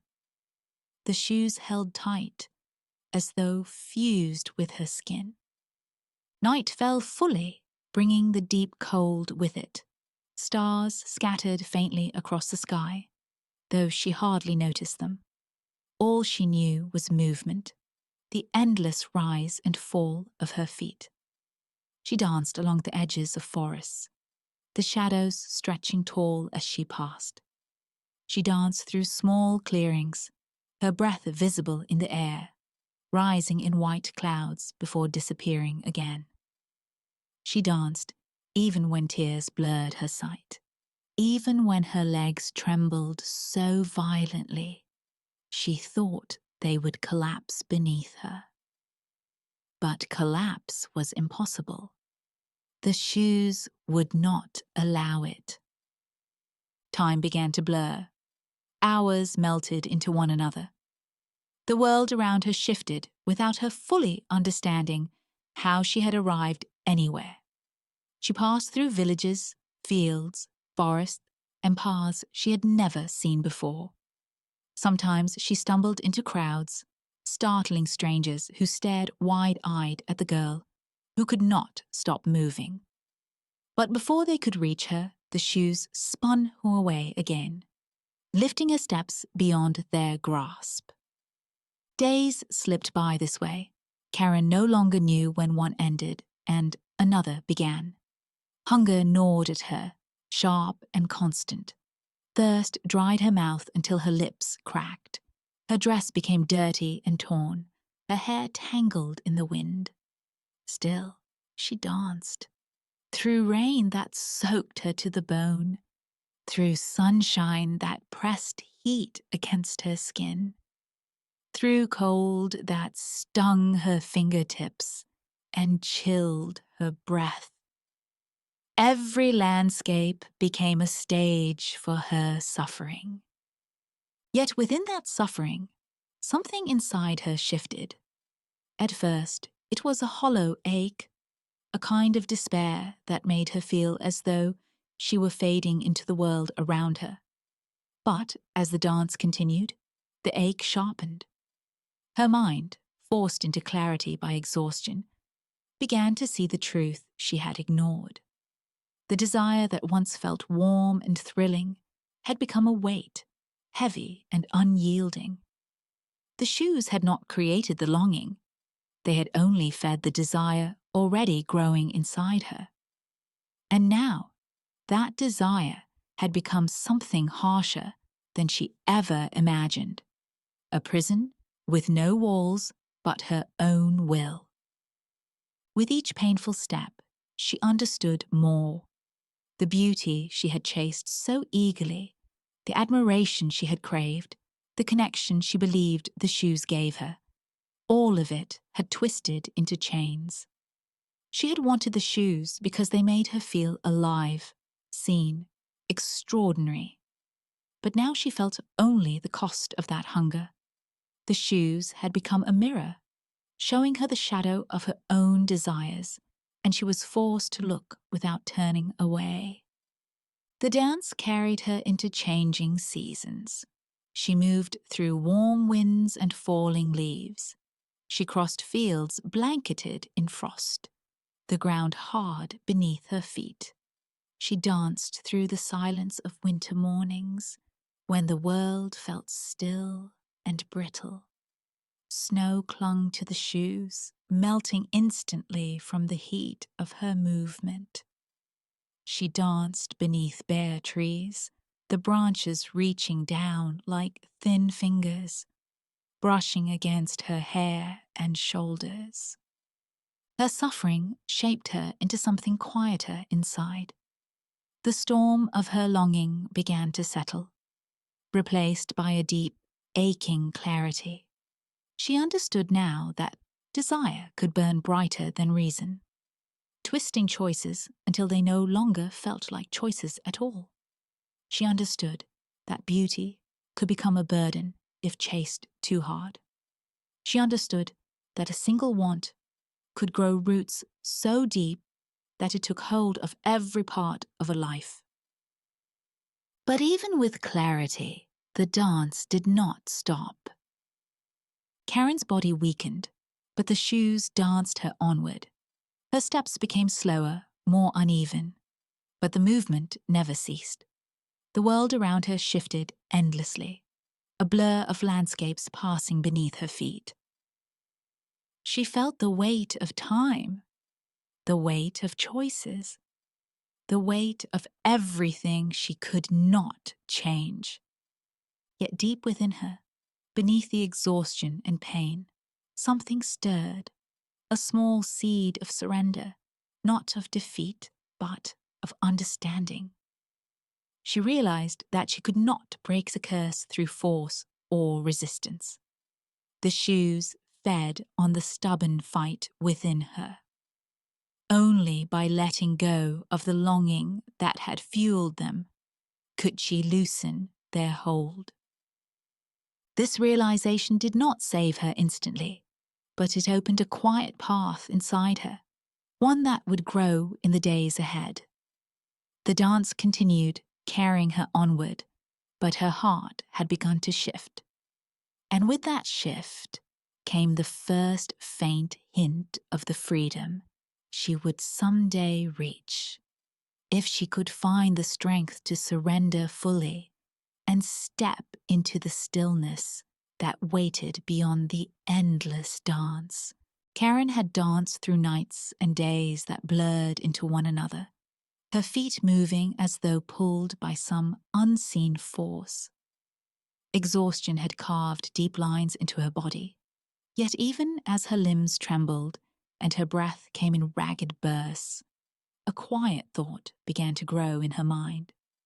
It was small at first, fragile, almost laughable in the face of everything she had endured. What if the shoes did not hold power over her because they were magical, but because she had given them power? What if the endless steps, the spinning and swaying, the exhaustion itself, existed only because her desire had never been measured, never been questioned? At first, she tried to push the thought away. Longing had been her companion for so long that imagining life without it felt impossible. The red shoes had been more than shoes. They had been hope, brilliance, attention, and love. At least the kind she believed she could take from the world. Yet now, standing, or rather spinning, on the edge of fields blanketed in snow, listening to the wind tug at her hair and skirt, Karen felt a flicker of understanding. The shoes had carried her desire outward, beyond control, beyond time, and beyond herself. and perhaps they had done this to show her what desire, unchecked, could become. The first steps towards surrender came slowly. She began to notice her own breath, the rhythm of her heart, the way the cold pressed against her skin. Each time the shoes urged her forward, she pressed her feet against the earth and whispered quietly to herself that she did not need to move, that she could let the shoes carry her no longer. At first, it was impossible. Her legs jerked in contradiction to her will, her feet spun, and her body resisted. But the more she repeated the intention, the more the rhythm began to slacken. The shoes glimmered still, bright as before, but they no longer pulled her same insistence. As Karen slowed, the world around her shifted. The colors of the field softened, no longer blurred by the motion of her spinning steps. The wind stilled its urgent tug, leaving a gentle whisper through the grass. Birds perched quietly, watching her without alarm. She breathed in deeply and realized that she had not felt the air fill her lungs with such richness for days, weeks, or perhaps months. For the first time in what felt like forever, she felt the weight of stillness as something alive and comforting, rather than empty and oppressive. In the quiet, her mind began to trace the moments that had led her here. The first handmade shoes, the bright red pair that had reawakened longing, the slow pull of fascination, the unstoppable dance. Each memory revealed the same truth. Desire itself was not wrong, but her unwillingness to see its shape, to acknowledge the boundaries between want and need, had allowed it to grow into a chain. It had chained her body, her heart, her mind. The shoes were only the mirror of that desire, reflecting what she had carried inside all along. Karen knelt on the frozen grass, her hands pressed against the earth, her red shoes still shining, but resting quietly beneath her weight. She imagined letting them go entirely, setting them down without thought, without regret. She realized she did not need to wear them ever again to feel her worth, her beauty, or her place in the world. The longing that had given them power could be released, and with its release, the shoes would be powerless. Slowly, carefully, she removed them, setting them side by side on the ground. They gleamed in the sunlight, as brilliant and alive as ever, but they no longer pulled at her heart. And when she stepped away, it felt like a new kind of walking, one shaped by her own weight, her own will, and her own quiet strength. The steps were steady, deliberate, and for the first time, fully hers. With each movement, the exhaustion that had plagued her body began to lift. Her shoulders, once tense with the weight of the endless dance, eased. Her chest, once heavy, with a longing that refused release, grew light. The world itself seemed to expand, to open in ways she had never noticed, as if it had been waiting for her to step freely. The journey back to the wealthy woman's house was slow, but unhurried. Karen noticed details along the way that had been invisible in the rush of the endless dance. The delicate frost clinging to tree branches, the muted sound of the wind through tall grass, the small footprints of animals that had moved across the fields. Each sight reminded her that the world continued to move, quietly, in its own rhythms, without the urgent push of desire. It reminded her that life could exist in the balance between movement and stillness, between longing and acceptance. When she returned to the house, the wealthy woman was waiting, anxious and puzzled by her absence. Karen removed her coat and set the red shoes aside. She did not speak at first, for words seemed inadequate to describe the quiet transformation she had undergone. The wealthy woman approached, hands outstretched, but Karen only smiled softly and shook her head, indicating that the shoes no longer needed attention. The woman studied her with concern, but Karen's calm, measured presence carried a weight the woman could not challenge or undo. It was not rebellion. It was understanding, deep and quiet. Karen placed the shoes in a corner of the room, not as punishment, not as a warning, but as acknowledgement. They would remain there, a part of her story, but no longer a part of her life. She had learned to see beauty without letting it dictate her every movement. She had learned to desire without being consumed. She had learned, finally, that freedom was not the absence of want, but the choice to step lightly even when temptation called. Days turned into weeks, and the peace Karen had found deepened. She walked through the halls of the wealthy woman's house without haste, feeling the solidity of her own steps rather than the pull of something outside herself. She attended gatherings, observed church services, and moved through the village with calm awareness. The world did not lose its luster, nor did the memories of longing fade, but they no longer demanded her surrender. She had learned to carry them lightly, like soft fabrics that brush the skin without binding it.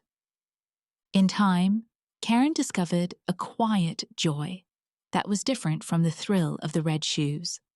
It was joy rooted in understanding rather than possession, in presence rather than distraction, in the gentle clarity that comes from embracing what is real and possible. She noticed the beauty of a simple meal, the warmth of a friend's conversation, the soft hush of evening as it fell over the village. These were the treasures of life that had always existed, unnoticed, beneath the glare of desire. The red shoes remained in their corner, gleaming faintly in sunlight that slipped through the windows. They were no longer a threat, for their power depended on the energy Karen had once given them. Without her longing, they were objects again, beautiful yet silent. She could glance at them and remember what she had endured, what she had learned, without feeling fear or compulsion. They became a quiet testament to the transformation she had undergone, a symbol not of punishment but of understanding. Karen's life moved forward with a steady, soft rhythm. She cared for herself and for others, aware of the fragility and beauty in each moment. She had learned humility, not as defeat, but as awareness of her place in a vast world. She had learned acceptance, not as resignation, but as the strength to release what she could not control. And she had learned stillness, not as boredom, but as a space where clarity and freedom could grow. The red shoes, once instruments of obsession, now rested quietly, powerless without the longing they had once fed. Karen stepped into the days ahead with a calm heart, each step her own, each movement an affirmation of the freedom she had claimed. And in that freedom, she discovered a peace that no desire, no enchantment, and no longing could ever again take from her. For the first time in her life, Karen walked fully in her own presence, unbound by the brilliance of red shoes, unchained by longing, and entirely at home in herself. She had danced through suffering and emerged into understanding, and that understanding carried her further than any bright and shining desire ever could. The story of the red shoes ended not with pain or punishment, but with quiet triumph. The triumph of choice, awareness, and the deep, steady joy of living fully in one's own steps. Karen no longer needed them to feel alive. She had discovered something far stronger: the freedom to step softly, clearly, and entirely into her own life.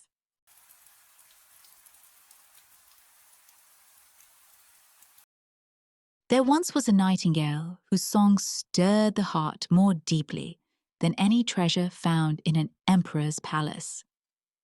It was a song that did not seek applause, yet it changed those who listened. This story travels into that quiet space where beauty lives unnoticed until the world grows desperate for it.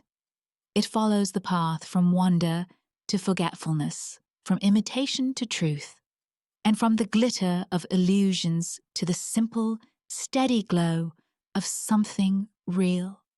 As the palace grows louder, the voice of the nightingale grows softer, and the fate of an emperor begins to depend on which one the world decides to hear. This is a tale about the cost of neglecting what is alive and the strange comfort of what is not, and how one fragile song can carry a kingdom through darkness. The emperor's kingdom stretched so far that even the most skilled mapmakers struggled to capture its true size. Mountains marked its distant borders, and long rivers curled across the land like silver threads. Villages, towns, and cities sat along these waters, filled with people who took pride in the greatness of their ruler. Everywhere one looked, there were signs of beauty and perfection, because nothing in the kingdom felt complete unless it shone brightly enough to reflect the emperor's pride. The palace at the heart of the land rose above everything else, with walls built of smooth stone and gardens designed with such careful detail that even the smallest flower seemed placed with intention. It was a place where everything existed to impress, and nothing was left to chance.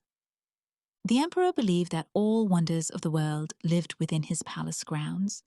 He collected jewels from faraway lands, paintings that captured scenes he had never seen in person, and silks dyed in colors richer than the sunsets over his kingdom.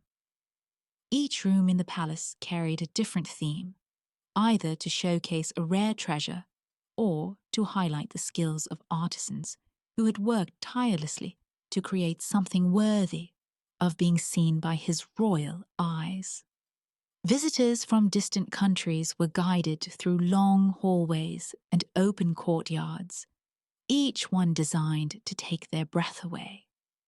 And whenever the emperor noticed their awe, he felt certain that nothing could surpass his collection. But the truth was that beauty also lived beyond the palace walls, untouched by the emperor's hands and unmeasured by the standards of his court. A forest lay just outside the edge of the gardens, separated only by a thin stream and a line of stones. Most people at the palace rarely crossed into it, believing it held nothing of value. It was simple and quiet, with tall trees that swayed gently in the wind and moss-covered paths that softened footsteps. Sunlight filtered through the leaves in soft shapes, and wildflowers grew in patches, unnoticed by anyone except the creatures who lived among them. It was a world so peaceful and humble that it rarely drew attention. Yet in this quiet place lived the nightingale, a small bird easily overlooked by anyone passing by. Its feathers were plain, and its size was nothing special. There was no bright color to catch the eye, no unusual shape to make people pause. But when the bird opened its wings and began to sing, the forest transformed. Its song carried a clarity that seemed to touch the heart directly. The sound moved through the trees like a soft breeze, lifting the air with each delicate note. Animals paused to listen. Leaves shivered as if stirred by the melody. The forest became a different world whenever the nightingale sang, as though something sacred had awakened. Travelers who wandered through the forest during their journeys often stopped in wonder the moment they heard the song. Many had traveled across continents, seen palaces, climbed mountains, and crossed deserts. Yet nothing compared to the pure, effortless beauty of the nightingale's voice. Scholars, poets, and philosophers returned home speaking of the extraordinary bird hidden deep in the emperor's land. They described the song in their writings, telling stories about the way it brought tears to even the most hardened listeners. Some said it reminded them of memories long forgotten. Others said it felt like a promise of peace. And still, others believed the song had the power to heal the quiet sorrows that lived inside the human spirit. As these stories spread, the nightingale became famous in faraway places, long before anyone in the palace had heard its name. Travelers wrote letters that praised the bird with such passion that people who had never seen the kingdom now wished to visit only to hear the song themselves. It became a secret treasure, known to everyone except those who lived closest to it. And because the palace officials never ventured into the simple forest, they remained unaware of the precious jewel resting just a short walk away. Inside the palace, life continued in its usual pattern of ceremony and display. Musicians played songs created by the finest composers, and dances performed in grand halls lit by hundreds of lanterns. Every performance was carefully rehearsed, every movement polished to perfection. Attendants hurried from room to room carrying fresh flowers, while caretakers brushed dust from delicate porcelain pieces imported from distant lands. The palace shone brighter than ever, each day filled with noise, formality, and admiration. No one imagined that something greater than all of this existed just beyond the garden walls. One day, a traveler arrived at court and began to admire the palace, just as many visitors did. However, instead of praising the jewels or the gardens, this traveler mentioned the nightingale. He spoke of its voice with such deep respect that it surprised everyone listening. He described how its song rose above the sound of the wind and settled into the deepest part of the human heart. The officials stared at him, puzzled, for they had no idea what bird he spoke of. They prided themselves on knowing every treasure the emperor possessed. Yet this one seemed to have escaped their notice entirely. Soon, other travelers confirmed the same story. Letters arrived containing poems inspired by the nightingale's voice. Scholars praised it in their works. Even distant rulers, who had never stepped foot in the kingdom, sent messages expressing envy that such a miracle lived so close to the emperor's palace. Slowly, the palace officials began to feel embarrassed. How could the whole world know of a wonder found within their own land when they themselves had never heard it? Their pride felt shaken, and their confidence in their knowledge weakened. Whispers spread through the halls, and soon the emperor heard of the bird. He listened with growing curiosity, as his attendants repeated the traveler's stories. The idea that something so beautiful lived near his palace, yet remained unknown to him, stirred a feeling he rarely experienced: uncertainty. If such a treasure existed, he believed it must belong to him, or at least be celebrated under his rule. The thought that it lived freely in a simple forest beyond his control felt almost impossible to accept. Without even hearing its song, he began to imagine the nightingale as another jewel, waiting to be added to his collection. This desire grew stronger each day as more stories arrived. Some said the nightingale's song sounded like the purest crystal.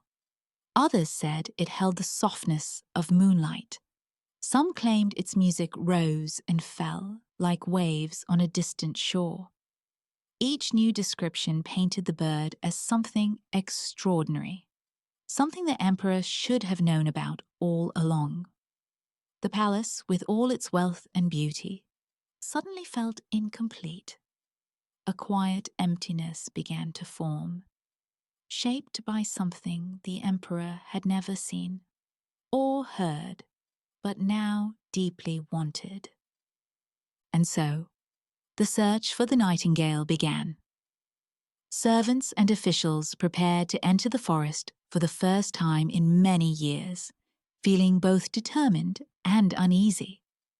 They expected to find a bird as magnificent in appearance as the stories described in sound. They imagined rare colors, shimmering feathers, or a creature unlike any they had seen before. The forest, which had always been ignored, now became a place of interest. But while they prepared, the nightingale continued to sing in its quiet home, unaware of the great change coming its way, a change that would soon transform not only its own life, but the life of the emperor himself. And as the forest listened to the gentle notes rising from the small bird perched among the leaves, the palace prepared for something it had never truly understood. Something living, something free, and something far more delicate than any treasure it had ever held. Once the emperor learned that the nightingale lived so close to his palace, he became filled with a restless longing. He imagined its song filling his grand halls, echoing through chambers lined with silk, and rising above the sound of fountains in his gardens. The idea of owning such a marvel grew in his mind until it overshadowed every other thought. He could not understand how something so precious had been allowed to remain hidden for so long. His desire sharpened into a command, and everyone in the palace felt the urgency of his wish. The order spread quickly. The nightingale must be found and brought to the palace at once. Attendants rushed to the forest with a blend of fear and determination. They carried lanterns even though the sun still hung in the sky, as if expecting the light to reveal something more extraordinary than the bird itself. They stepped carefully between trees, pushing aside branches and listening for any sound that resembled the beauty described by travelers. The forest, which had always been quiet and unnoticed, now trembled with the presence of so many unfamiliar footsteps. It was as though a peaceful world, long protected by solitude, was suddenly exposed to curious eyes and hurried hands. Deep within the forest, the nightingale continued its simple routine, unaware of the excitement growing in the palace. The bird lived freely, resting on branches that swayed gently beneath it, and singing when it felt the moment was right. Its song drifted peacefully across the forest floor, bringing calm to small animals and lifting the heavy air of afternoon. But when the attendants reached the place where the sound flowed through the trees, they stopped, overwhelmed by the very beauty they had come to capture. They listened with wide eyes and unsteady hearts, realizing at last that the travelers had not exaggerated. This small bird carried a power none of them could have imagined. Although the attendants admired the nightingale's song, they also feared returning to the palace without fulfilling the emperor's command. And so, with careful hands, they moved closer, hoping not to startle the bird. The forest seemed to hold its breath as the nightingale was taken from its branch. The moment was quiet, yet it carried the weight of something lost.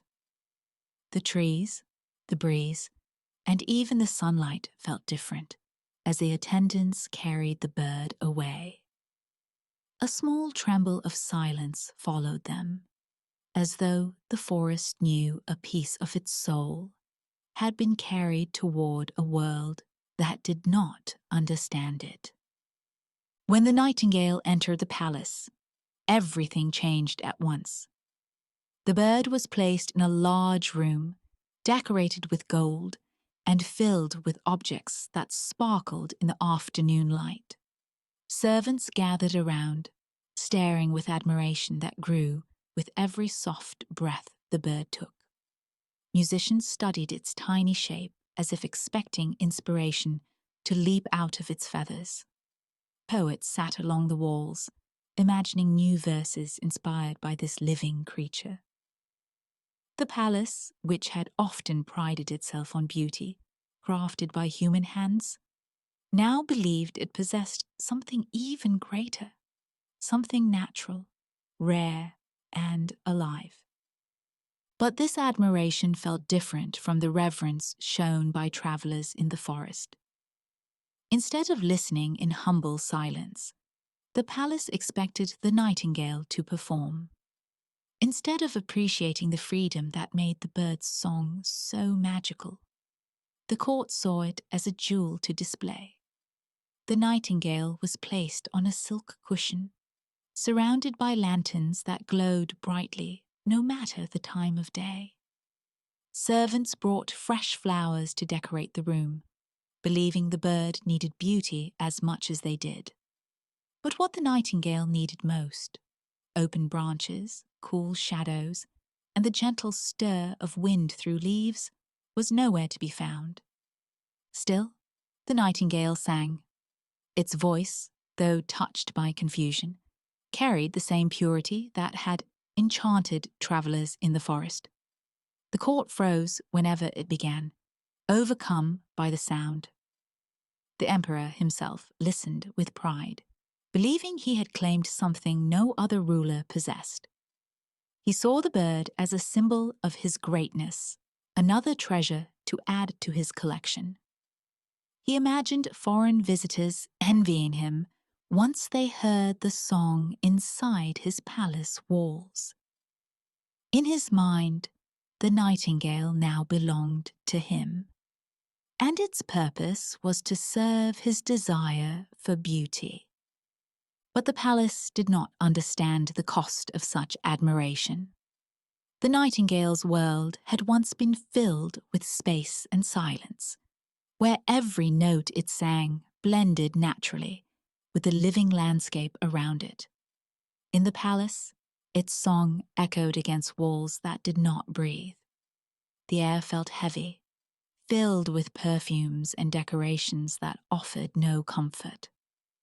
The bright lights pressed too close, and the constant attention felt like a cage, even though no bars surrounded it. The bird sang because it was expected to, not because the forest stirred its heart. Day after day, the court praised the nightingale, calling it a miracle, a jewel, a divine wonder. But with every word of admiration, they added another invisible thread of expectation that wrapped tightly around the bird. They wanted the same song again and again, believing the nightingale could not change or grow tired. They did not see how its feathers seemed less vibrant, or how its breaths sometimes shook with quiet exhaustion.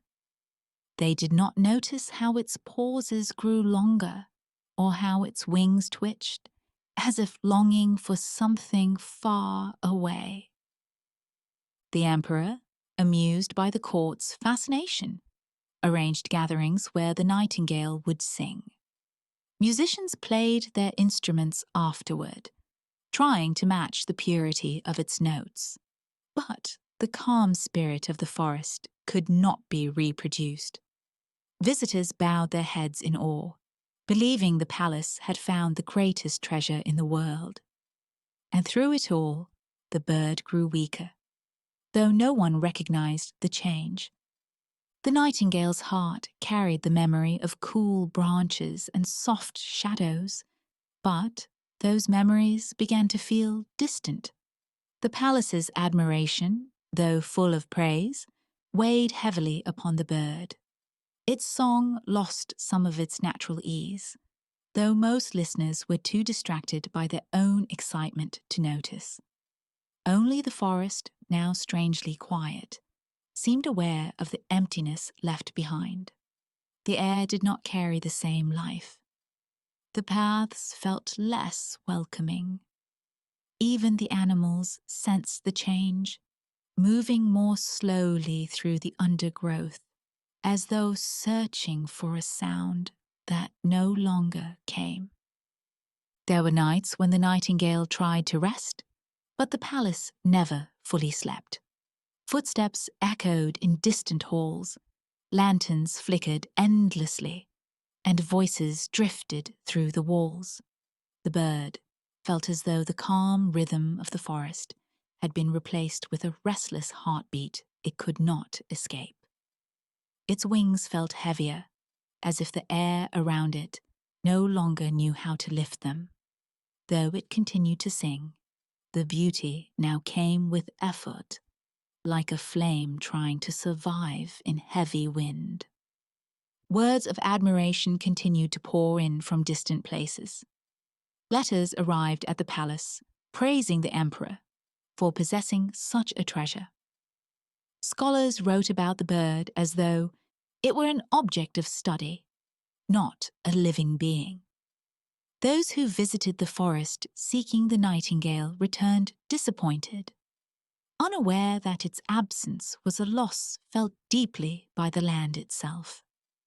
The emperor, pleased by the attention, believed that the nightingale's place in the palace was perfect. But deep inside, the bird felt a quiet ache growing. Its longing for the forest grew stronger each day, spreading through its body like a soft but persistent whisper. The palace had become an ornate cage, wrapped in gold and praise, yet lacking the simple freedom that once allowed its song to rise effortlessly. This ache would soon push the bird toward a decision that would change the palace forever. And far beyond the palace walls, something new was already making its way toward the emperor. A creation of jewels and gears crafted by human hands, promising a beauty without burden and a song without life. Soon, the nightingale would no longer be the only marvel in the palace. The day the mechanical nightingale arrived at the palace, excitement swept through every hall like a sudden glittering wind. It was sent by a distant emperor, accompanied by messengers who carried it with great care, as though it were a sacred treasure. The box that held it was lined with silk, and when the lid was lifted, gasps filled the room. There it stood, a jeweled bird shaped with such precision that every feather seemed carved from precious metal. Its wings shimmered with tiny gemstones, and its eyes sparkled with a cold, perfect shine. It was everything the palace loved, bright, delicate, expensive, and crafted for admiration. Servants carried it into the grand hall, where most wonders of the palace were displayed. Musicians gathered around it, studying its form with curiosity. Artisans examined the fine details, amazed at the skill required to create something so intricate. Scholars whispered about the mechanics hidden within its body, guessing how gears and springs might work together to produce sound. The emperor watched with growing delight, already imagining how the jeweled bird would impress visitors from distant lands. It was a treasure that reflected his wealth and the reach of his influence, for only the greatest rulers exchanged gifts of such value. When the mechanism was wound for the first time, a small sound clicked within the bird's body. Then the music began. The song rose into the air, clear and bright, each note perfectly shaped and perfectly timed. It echoed through the hall with a precision that amazed everyone present. The musicians listened in awe, marveling at how clean and flawless the melody sounded. The bird's beak opened and closed with each note, and its wings moved in gentle patterns, sparkling under the lantern light. The court stared at the mechanical marvel, as though nothing in the world could rival its beauty. Whispers spread quickly. People praised the new bird for its consistent song, its sparkling feathers, and the way it never tired. Unlike the real nightingale, the mechanical one could sing the same tune endlessly, always with the same strength and clarity. There were no pauses, no moments of stillness, no signs of emotion or fatigue. It simply performed whenever someone wound the key, filling the palace with a familiar melody that demanded no understanding of nature or heart. It was perfect in the way the court understood perfection, predictable, controlled, and adorned with jewels. Slowly, the attention that had once surrounded the real nightingale shifted toward the artificial one. The court became fascinated by the idea of beauty that required no care. They admired the mechanical bird's reliability, its ability to perform without hesitation. They enjoyed knowing exactly what to expect each time it sang. They praised its creators, calling them geniuses capable of crafting something equal to or even greater than nature. With every performance, they grew more enchanted with the glittering imitation. In the midst of this excitement, the real nightingale stood quietly near a window, unnoticed by most of the court. Its feathers looked plain beside the jeweled wings of the mechanical bird. Its soft breathing seemed almost invisible in a room filled with clicking gears and polished metal. As the artificial melody filled the hall, the nightingale felt a deep ache that spread through its small body. It recognized that the palace no longer heard its song. The beauty it offered, shaped by the forest and carried by its living heart, had been replaced by the cold shine of a crafted tune. The nightingale did not understand the ways of the palace, nor the values of those who lived within it, but it understood silence, the kind that grows when admiration fades. It understood longing, the kind that stirs when the heart feels out of place.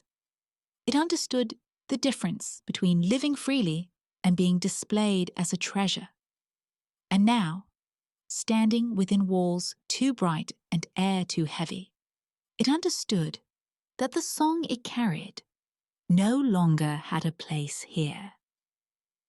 Quietly, the nightingale opened its wings.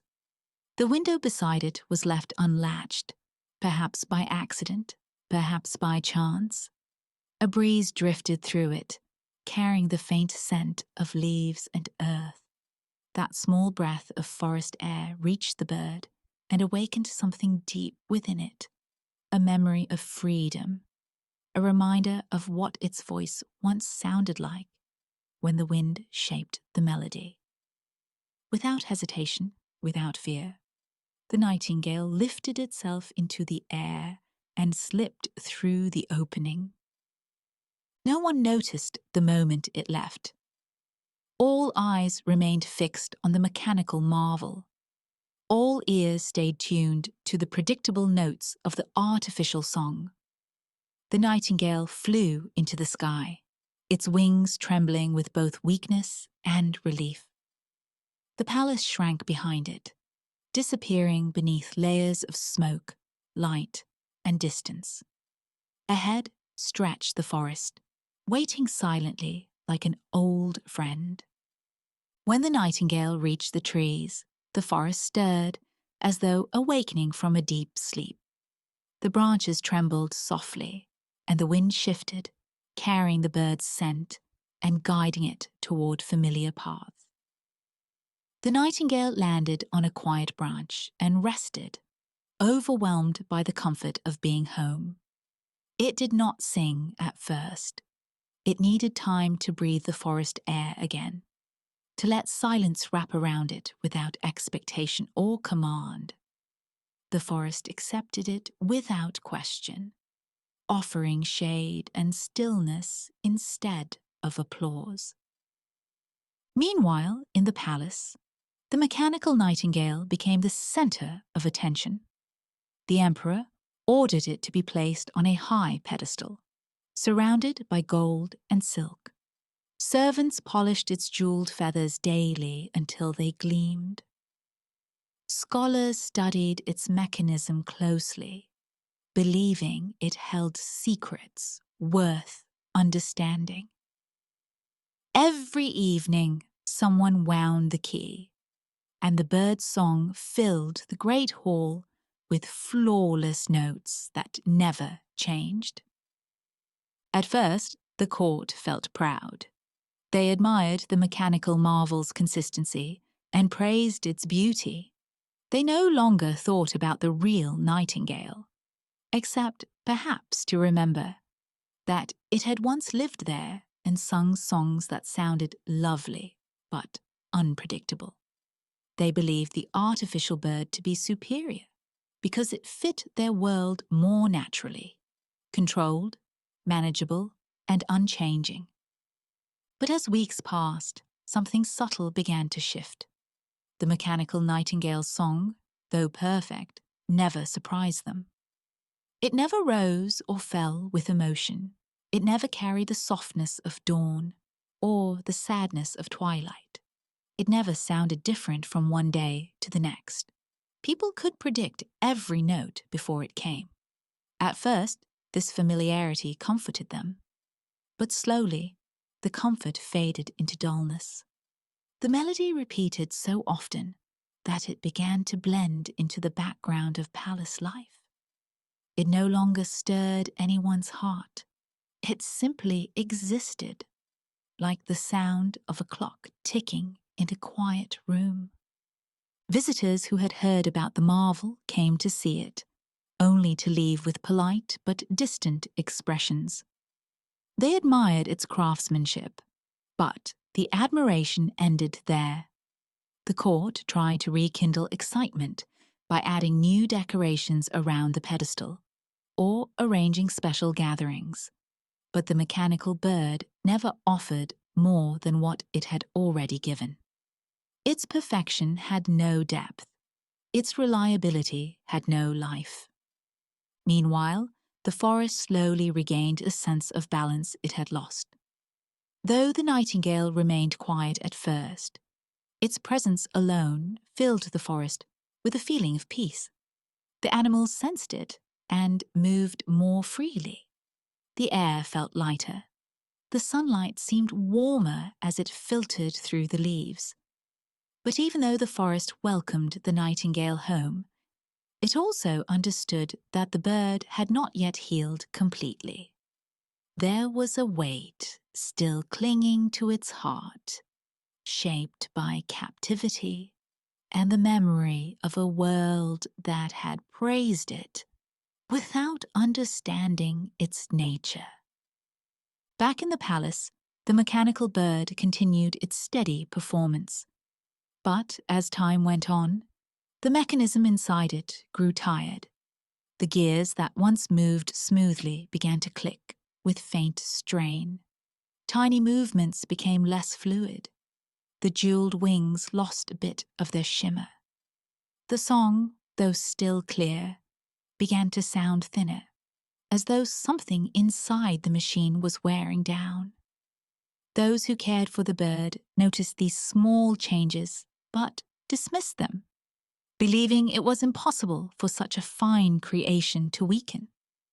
They continued to wind the key day after day, unaware that the bird's body held limits that were slowly approaching. The palace carried on with its artificial beauty, unaware of the silence gathering outside the mechanical melody. The forest carried on with its quiet healing, unaware of the palace's growing emptiness.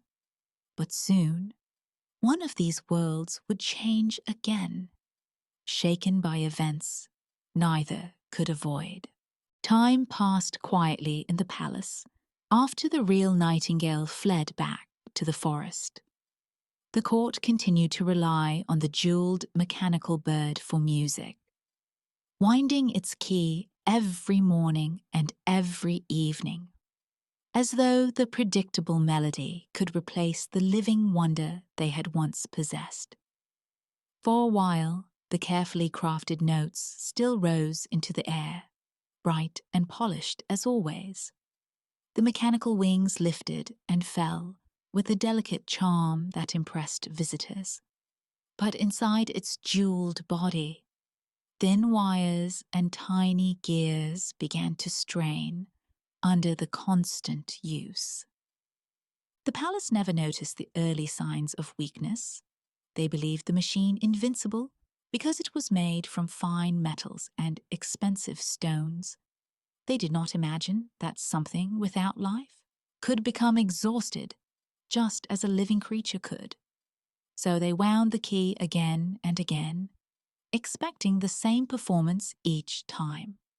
The mechanical bird obeyed, its movements slightly stiffer, its song a little thinner. The change was too subtle at first, hidden beneath the echo of the familiar tune.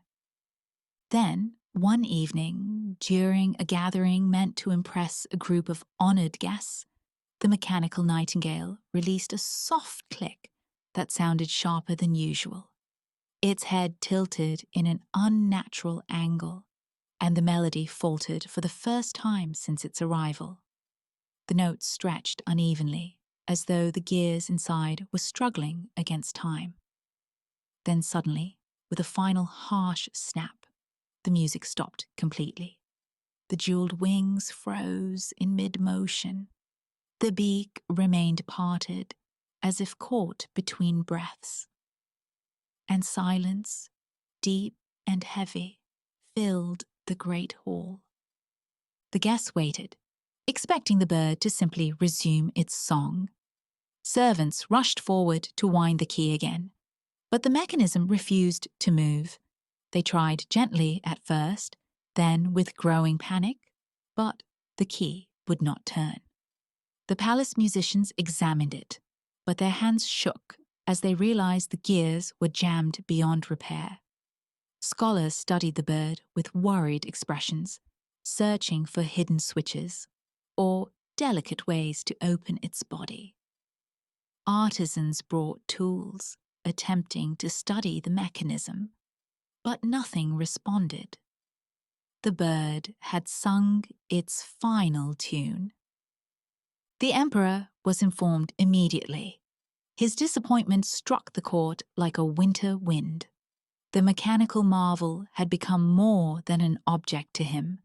It had become a symbol of his power, his taste, and his ability to command beauty. Now it sat motionless and silent. The emperor ordered the finest mechanics from every corner of the empire, to come to the palace and examine the device. They arrived with tools, knowledge, and great caution. But the more they studied, the more they realized that the bird's delicate parts were worn down beyond recovery. The gears had ground together for too long. The wires had stretched in ways that could not be undone. No amount of skill or wealth could bring its song back. The emperor felt the loss deeply. Silence filled the palace in a way it never had before. Without music, the grand halls felt colder, as though the air itself had forgotten how to move. The fountains sounded too loud. Footsteps echoed as if they carried sorrow. Even the lantern light appeared weaker, unable to warm the empty spaces left by the missing melody. The emperor walked through his palace with a heavy heart, feeling a strange emptiness he could not name. Not long after the mechanical bird broke, the emperor fell ill. It began with a weakness in his limbs and a heaviness in his chest.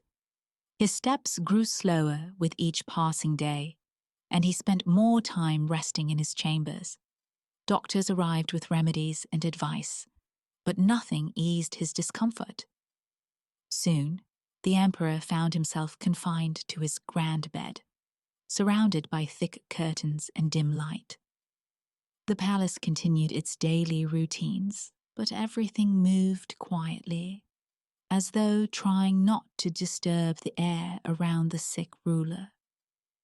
The emperor lay in his bed, feeling the vast emptiness of his palace pressing against him. The silence that filled his chambers felt almost alive, gathering like shadows around his bedposts and stretching across the floor. At night, when the lanterns flickered softly, the silence grew even deeper. The emperor felt as though something heavy rested on his chest, pulling him toward a darker place where breath came slowly and thoughts drifted like fading smoke.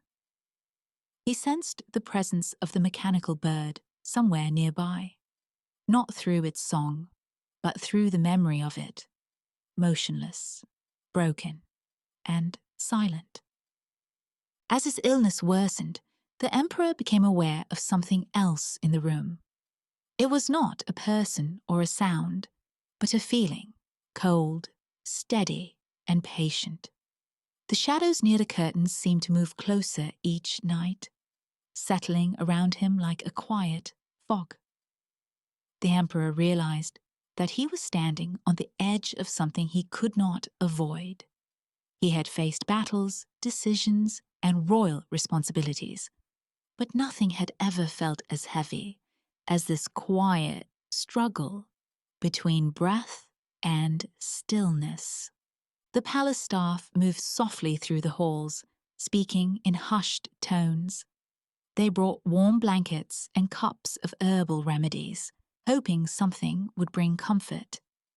But nothing reached the emperor in the place where he now drifted, halfway between waking and fading. The silence wrapped around him, deepening each night until even the sound of his own breathing felt distant. Without music, the palace had become hollow, a vast shell filled with echoes. And then, one night, something shifted in the darkness. Far beyond the palace walls, the nightingale rested in the forest. It had healed slowly, finding comfort in the familiar breeze and the quiet strength of the trees. Yet the forest could not erase the memories it carried. The bird lived peacefully, but a part of its heart remained tied to the emperor. It remembered his pride, his desire, and his command for beauty. But it also remembered the moment he had listened, not to control, not to own, but simply to hear. That small memory lingered like a gentle echo. On the night when the emperor lay closest to the edge between life and death, The nightingale felt a pull in its heart, a soft, unexplainable tug. Something in the air felt wrong, heavy and cold. The nightingale sensed the emperor's struggle without needing to see him. It lifted its wings and flew through the dark forest, guided by something deeper than memory alone. The path to the palace felt familiar, though it had been gone for a long time. When the nightingale reached the palace, it found a quiet window left slightly open. The bird slipped inside, its wings brushing against the still air of the emperor's chamber. Shadows clung to the walls. The emperor lay motionless beneath heavy blankets, barely breathing. The silence around him felt thick, as though the whole room waited for something. The nightingale landed near the foot of the bed. For a long moment, it simply watched. The emperor did not move. His face was pale, and his chest rose with slow, fragile breaths. The nightingale felt the darkness pressing toward him, inching closer with each passing heartbeat. Then the bird began to sing. The first note was soft and gentle, like a small light placed in a dark room. The sound reached the emperor's ears, pushing back the heavy silence. The shadows trembled at its touch. The nightingale's voice grew steadier, rising and falling with living warmth. It did not sing for admiration or praise. It sang because the emperor was alone, because the palace had forgotten what real music felt like, and because something deep inside the bird could not leave him to face the darkness unaccompanied. The melody filled the room slowly, brushing against the cold air and weaving through the shadows. With every note, the darkness loosened its grip on the emperor's chest. His breath softened, growing a little steadier. His fingers moved faintly beneath the blankets. His eyes opened only slightly, unfocused, but aware that the room was no longer empty. He could not move. He could not command. He could only listen. The nightingale's song wrapped around him gently, clearer and more comforting than he had ever remembered.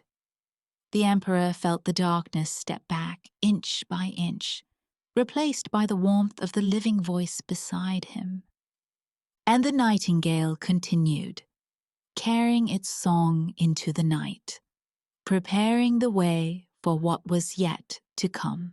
The emperor awoke the next morning, with a weakness still clinging to his limbs. Yet the heavy shadow that had pressed over his chest for so many nights seemed lighter. It did not vanish completely, but it felt thinner, as if something had finally made room for breath again. When the light slowly crept through the tall windows and spread across the room, he realized he had not woken to silence. The faint memory of the nightingale's song hovered in his mind, soft and steady, like threads holding him together. It was the first morning in a long time that did not begin with fear or dread. He lay quietly, letting the fragile feeling settle inside him. The attendants entered as they always did, though now their steps were gentler, as if afraid that too much noise might shatter whatever miracle had occurred. They brought the usual warm cloths and medicines, but the emperor asked them to wait. He did not command them in the sharp tone he once used. Instead, his voice carried a softness shaped by exhaustion and clarity. Though they did not yet understand what had changed, they sensed that something unspoken was guiding him differently. As the day unfolded, the emperor found himself drifting between rest and thought. The palace continued its routines, Though without the mechanical bird's presence, the halls seemed strangely bare. For years, the artificial nightingale had filled the grand chambers with its bright but shallow notes. Without them, the walls felt honest for the first time, quiet, cold, and empty. This emptiness might once have unsettled the emperor. But now it reminded him of the night. It reminded him of the living song that had come to him out of kindness, without orders or demands. The thought made him breathe a little easier. The nightingale did not return during the day. It stayed hidden among the branches of the forest, where the sun warmed the leaves and the small creatures moved softly around its resting place. The bird had never been a creature of schedules or royal expectations. It came when it chose and left when it wished. Yet as the sun fell behind the trees and a steady blue darkness spread across the sky, the nightingale felt the faint pull of the palace once again. Not a chain, not a command, but a memory. It lifted into the cooling air and flew a familiar path toward the emperor's window. When night settled fully, the emperor waited with a kind of quiet hope, though he did not allow himself the pride of certainty. He had learned enough humility in his illness to understand that a living creature owed him nothing. Still, when the soft flutter of wings reached the stillness of his chamber, he felt a warmth rise inside him. The nightingale perched near the window, letting moonlight rest on its feathers, and then its song began. It was gentler than the previous night, as if easing him slowly away from the edge he had hovered on for so long. Its music wound through the air with patience, never rushing, never showing off. It held a truth the emperor had never valued before: the beauty of something that came freely. Each night the bird returned, and each morning the emperor felt his strength quietly grow. His recovery was slow, shaped by rest and the steady presence of a comfort that did not belong to him but chose to visit. The attendants began to notice the change as well. They saw how the emperor's eyes brightened little by little, how his breaths became easier, how his hands trembled less. They spoke in whispers about the creature they sometimes glimpsed at the window, unsure whether it was real or part of the emperor's dreams. Yet the gentle mood that spread through the palace left no doubt that something living had touched the emperor's spirit. In time, the emperor began to walk again. He no longer demanded courtiers to entertain him or ordered spectacles to distract him. Instead, he moved slowly through the palace, noticing things he had never cared to see.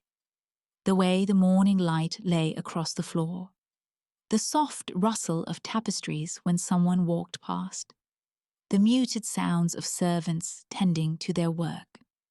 He understood now that much of what he once considered beneath him was the very heart that kept the palace alive.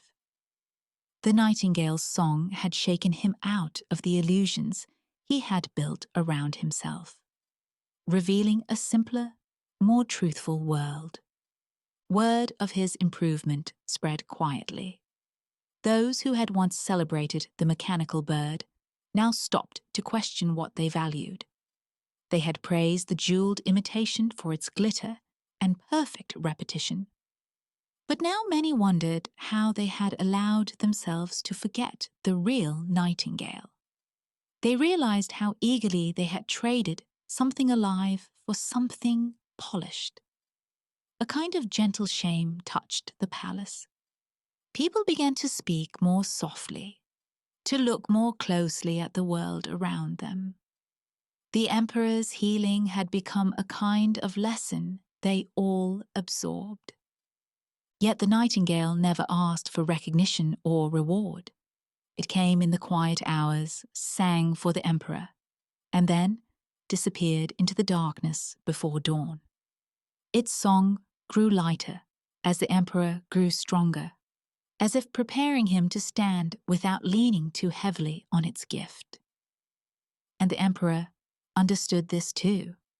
He did not try to keep the bird longer or make promises he could not uphold. He simply listened, night after night, with a gratitude that needed no words. Eventually, the emperor's strength returned enough for him to stand beside the window where the nightingale perched. He watched it in the moonlight, marveling at how small it was compared to the power it carried. He knew he could never repay the nightingale, nor should he try. What mattered was the understanding it had given him. Real beauty did not shine because someone demanded it, and true wonder could not be stored or controlled. The forest, meanwhile, welcomed the nightingale back each morning. The trees held its song in their branches, and the small creatures moved with a soft excitement whenever it returned from the palace. The nightingale belonged to them as much as it belonged to itself, and it carried no resentment for what had happened. The forest did not question why it flew to the emperor each night. It simply accepted the cycles of compassion that guided all living things. One night, as the emperor listened to the song that had once pulled him from the shadow of death, he felt a calm settle over him. It was different from the fragile peace of his early recovery. This was the calm of someone who understood something essential. When the nightingale finished its song and turned to leave, the emperor did not reach out or call for it to stay. He bowed his head slightly in respect, offering the quiet acknowledgement of a man who had learned how to see. The nightingale paused only a moment before lifting into the air. Its wings shimmered in the moonlight as it flew out into the open night. The emperor watched until it disappeared among the distant branches of the forest. He did not feel abandoned. He felt complete. From that day on, the emperor carried the nightingale's song inside him, not as a performance to display, not as a treasure to guard, but as a reminder that life was delicate and precious. A reminder that no jewel, no golden machine, no perfect imitation could ever replace something real. A reminder that beauty grew where freedom was allowed to breathe, and that gratitude was quieter but stronger than ownership. And though the palace continued to shine, it no longer chased the empty glitter of artificial wonders. Its people walked with a softer step. They listened more than they spoke. They looked towards the forest with respect rather than dismissal. The nightingale was seldom seen, but its presence shaped the kingdom in ways no one could measure. Each dawn it returned to the forest, its home, its refuge, its truth. And each night, somewhere deep in the palace, the emperor sat quietly, carrying in his heart the living memory of a song that had once saved his life. The story ended not with a celebration, but with understanding, not with possession, but with freedom, not with commands, but with gratitude. And so, the nightingale remained what it had always been, a fragile voice in a wide world, choosing to sing not because it belonged to anyone, but because it was alive.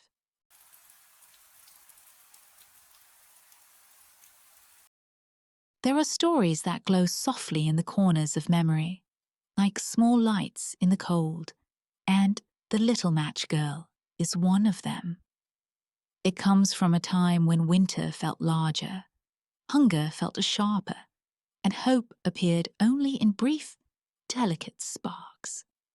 She walks among the crowd, carrying nothing but a bundle of matches, her small body fragile against the icy wind. Her life becomes a quiet journey through cold streets, fading dreams, and the thin line between suffering and wonder. The streets of the city were cold and grey, the snow unevenly scattered, pressed into ice by the hurried feet of those who passed without thought. The wind cut through the narrow alleys and open squares alike, finding every thin coat, every exposed neck, every child walking alone with bare fingers and shivering toes. The girl moved through this winter world, small and fragile, with a bundle of matches clutched in her hand, a weight that was both her livelihood and her responsibility. Her feet left light impressions in the powdery snow, quickly erased by the next gust that blew down the street, and the soles of her shoes were worn thin, letting the cold creep in with every step. The city itself seemed indifferent to her presence, bustling with people wrapped in furs, carrying parcels, laughing with warmth she had never known. She was part of the world, yet separate from it, an observer more than a participant, moving in the spaces where no one looked too closely. The day had begun hours before with the grey light of a winter morning, thin as paper across the rooftops, and the air had carried the faint smell of smoke and coal from chimneys, along with the sharper tang of wet stone and damp clothing. Each house and shop she passed held something she did not have: warmth, food, bright lights, and laughter spilling out of windows as if the people inside were breathing life itself into the air.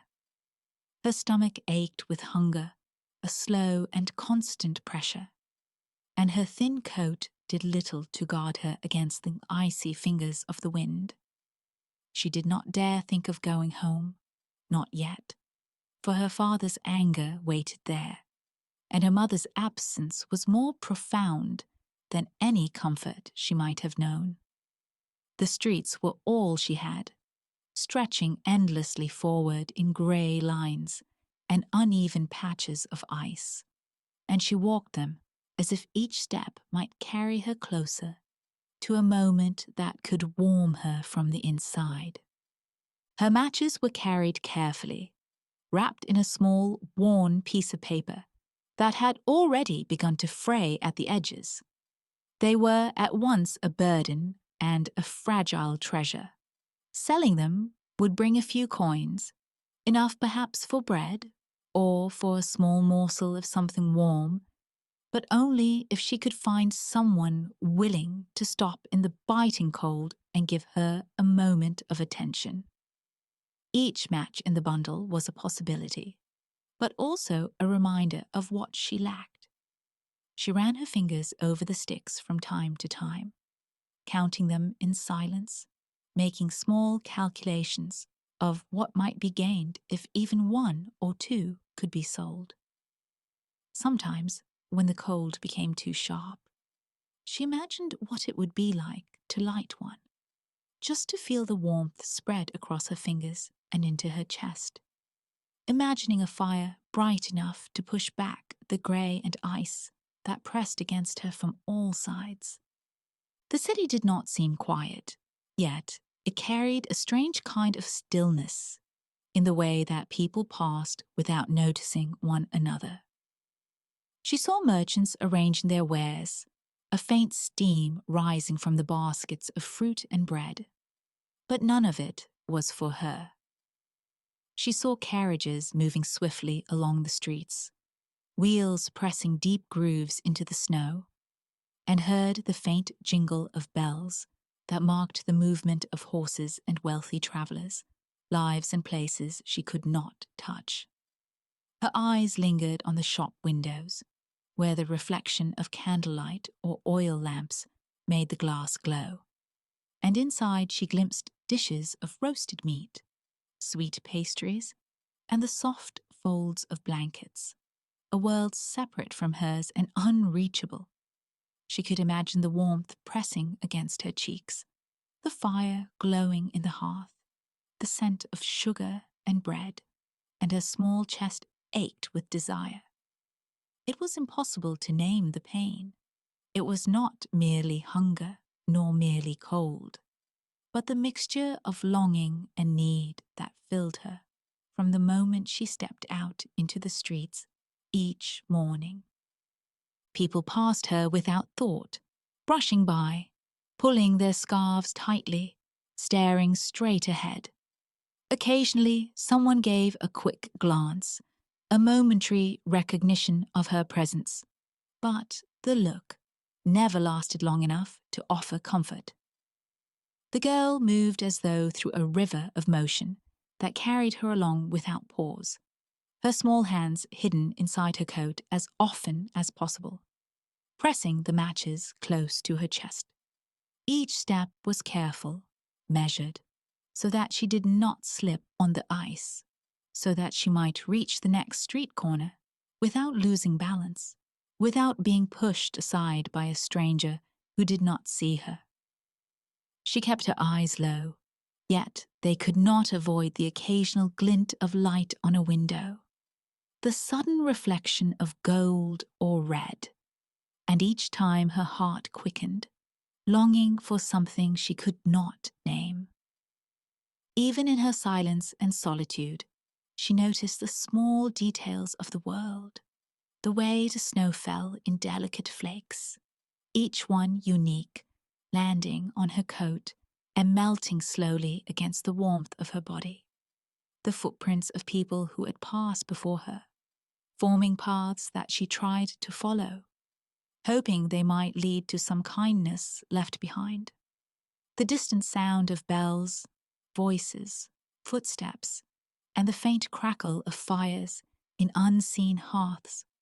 Her senses were sharpened by hunger and cold, noticing everything because everything touched her, either painfully or with the slightest spark of longing. She moved like a shadow that could only exist at the edges of the day, unnoticed but ever present, always aware of the small impossibilities that made her life what it was. The afternoon dragged on, slow and unyielding. Her feet ached with each step, the shoes worn so thin that the cold seemed to press into her very bones. Her stomach protested with a low, constant rumble.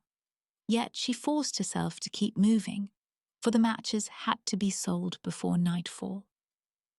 Each corner she rounded, each street she passed, seemed to stretch further than the last, the grey buildings closing in, the icy wind intensifying, and the world offering nothing in return.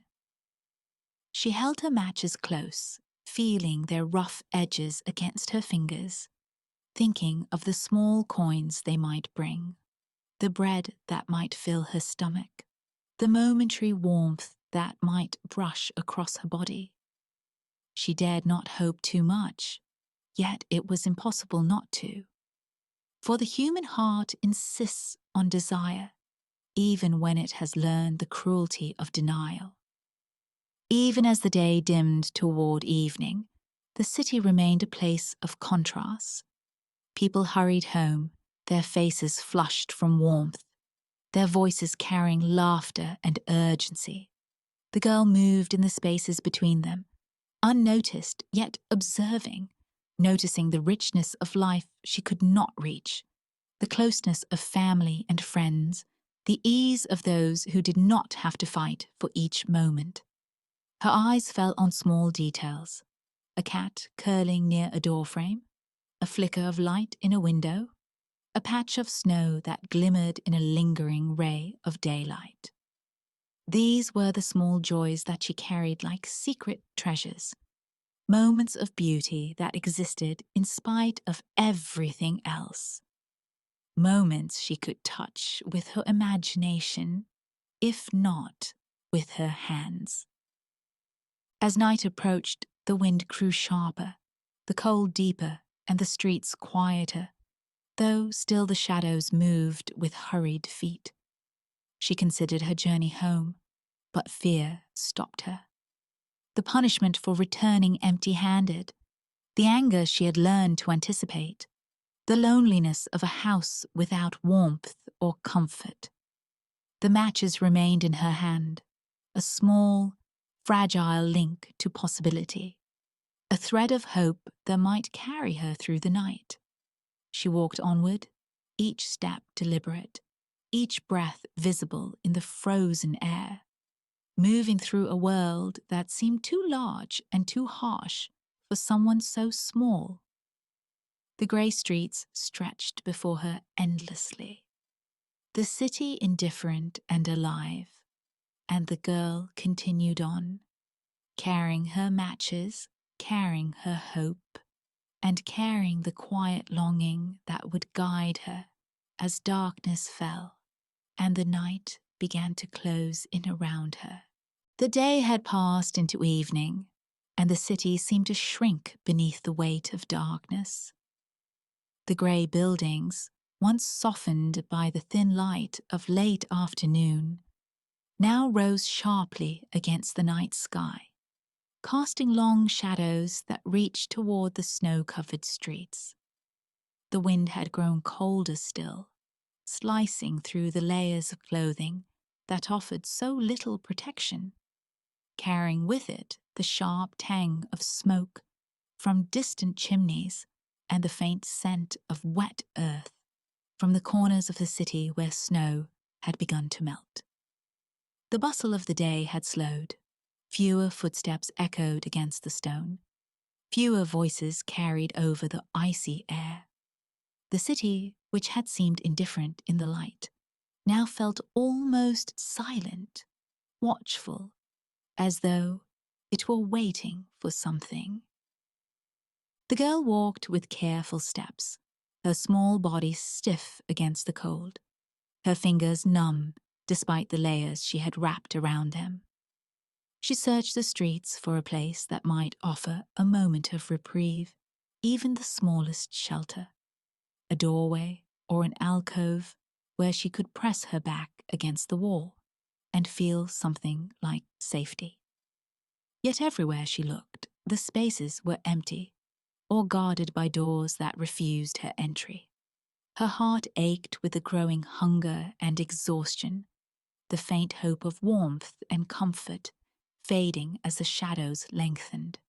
She moved like a whisper, a delicate shape slipping through the night, unnoticed but fully aware of the world pressing around her. Her thoughts drifted in the quiet, weaving between memory and longing. She remembered faces she had seen long ago, moments that seemed like light in her mind, even if the city offered none. She remembered the warmth of a room that was not hers, a fleeting smile, a hand that might have touched hers once, though time had blurred the details. Her mind returned often to the smell of bread baking, to the soft glow of candlelight in windows, to the rare and gentle voices that had spoken to her with kindness. These memories were fragile, like frost on the edge of a window pane, yet they persisted, warming her in ways that the cold could not touch. The bundle of matches in her hand felt heavier now, a weight of possibility. She had been too cold, too wary, and too uncertain to light one before. She feared that a single flame might burn out too quickly, might reveal her to someone who would drive her away, or might vanish before offering any comfort at all. Yet the ache in her body and the emptiness in her stomach pressed against her chest, urging her to try. She struck one match against the rough surface of the package, the friction flaring a small, trembling light. The flame flickered and shivered, a thin golden thread against the darkness, and the warmth it gave was immediate, gentle, almost startling in its suddenness. For a moment, the world held its breath. The street seemed less cruel, the shadows less oppressive, as if the single spark had carved a tiny sanctuary in the night. And in that light, something impossible appeared before her eyes. It was not a physical object, nor a figure she could touch, but a vision that wrapped around her mind like the softest blanket. She saw a warm room, a table covered with food, the faint glow of a fire in a hearth, and the quiet presence of someone who cared. It was not a memory in the ordinary sense, nor was it entirely imagined. It was something between thought and reality, a place her mind could enter, though her body remained outside, frozen on the street. The flame of the match danced in the night, and with it, the vision expanded slightly, revealing colors she had never noticed in the world around her. The deep red of a burning log, the golden light reflecting on a polished table, the rich brown of bread fresh from the oven. She breathed in the imagined warmth, her small hands pressed close to the flame, feeling its heat seep slowly through the numbness. Hunger and cold still pressed against her, but they were softened, made distant by the small miracle of this single, flickering light. For a moment, she allowed herself to believe that the world could be gentle, that kindness and comfort were not entirely absent, that something could exist beyond the grey streets and the indifferent crowd. Her mind wandered further, reaching for the shapes and scents of the vision. She saw dishes of food, carefully prepared, the soft steam curling upward, carrying the faint sweetness of sugar and fruit. She imagined warmth in her toes and fingers, a feeling she had almost forgotten, and a sense of fullness that was both physical and emotional, as though her small body could rest entirely in that imagined room. The match burned steadily in her hand, a delicate bridge between the harsh reality and the sanctuary her mind had created. She was aware of the cold pressing against her back, of the distant clatter of carriages, of the muffled voices of passers-by. Yet they seemed to belong to another world, one she did not fully inhabit in this moment. Memories surfaced in waves, faces she had never known well, yet remembered faintly, a neighbor's kindness that had lasted a moment too brief to change her life, a warm gesture that had meant everything, a smile that lingered in her mind. She thought of days long past when warmth and food had existed in abundance, though they had slipped away, leaving her with only fragments and echoes. The matchlight brought them closer, making them tangible, almost reachable. For a moment, she let herself linger in the memory, feeling its warmth spread through her chest, like the glow of the tiny flame. Time moved strangely. Seconds stretched and contracted, as if the match held not only light, but also the ability to bend the edges of the world. She pressed her hand closer to it, feeling its fragile heat, knowing that it could not last, that the fire would soon die, and with it the vision would vanish. Yet she did not fear its passing. She savored it, allowing the brief miracle to exist fully, to fill the spaces where cold and hunger pressed too tightly.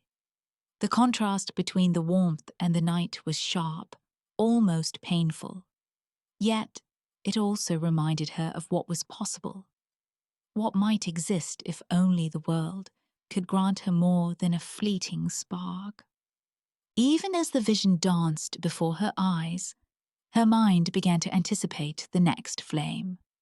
The match would burn out, and the light would fade, leaving her again in the empty streets, small and fragile against the night. Yet the thought of another match did not bring fear. It brought a quiet, persistent hope. She imagined the next vision, the next glimpse of warmth, the next moment when the cold could be held at bay, if only for a little while. Her hand hovered over the remaining matches, counting them silently, not in calculation of profit, but in anticipation of the life each could briefly bring. The first match sputtered and dimmed, the vision dissolving slowly, like mist evaporating in the sunlight. The warmth retreated from her fingers, leaving the chill pressing against her bones once more. And yet, the memory of that light, the taste of comfort and the shadow of care, remained in her mind, a small ember that would not be extinguished entirely. She gazed down at the bundle, feeling its weight, and her chest lifted slightly with quiet determination. Another match, she thought, would bring more. Another flame would carry her further, into the visions she so desperately longed for, into a space between cold and warmth, between hunger and fulfillment, where the world felt just a little less cruel.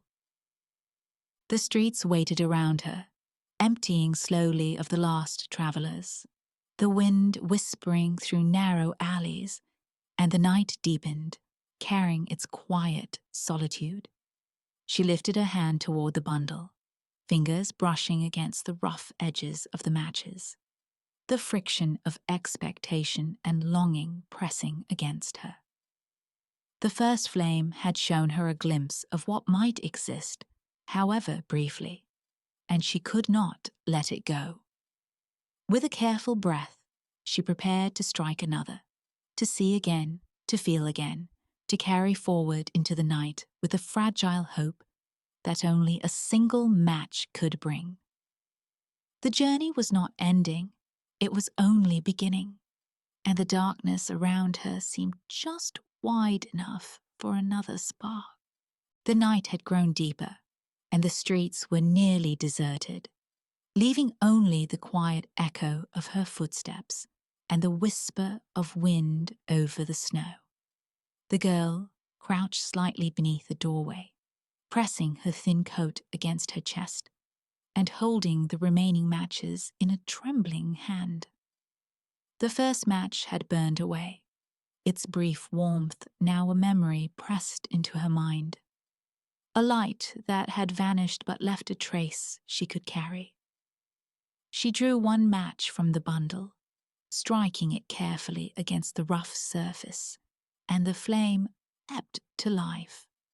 The heat touched her fingers instantly, tiny and insistent, a reminder that even the smallest spark could hold a world.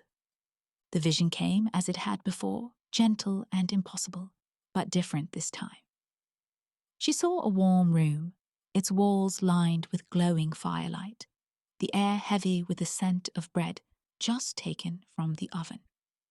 The table was set with dishes she could never afford, with fruits that glimmered in their freshness, with meats roasted to perfection, golden and steaming.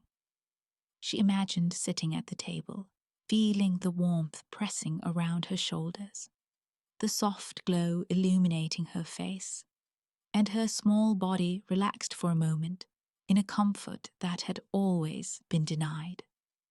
She reached toward it with her mind, stretching into the vision, savoring the smells, the heat, the fullness that filled the imagined room.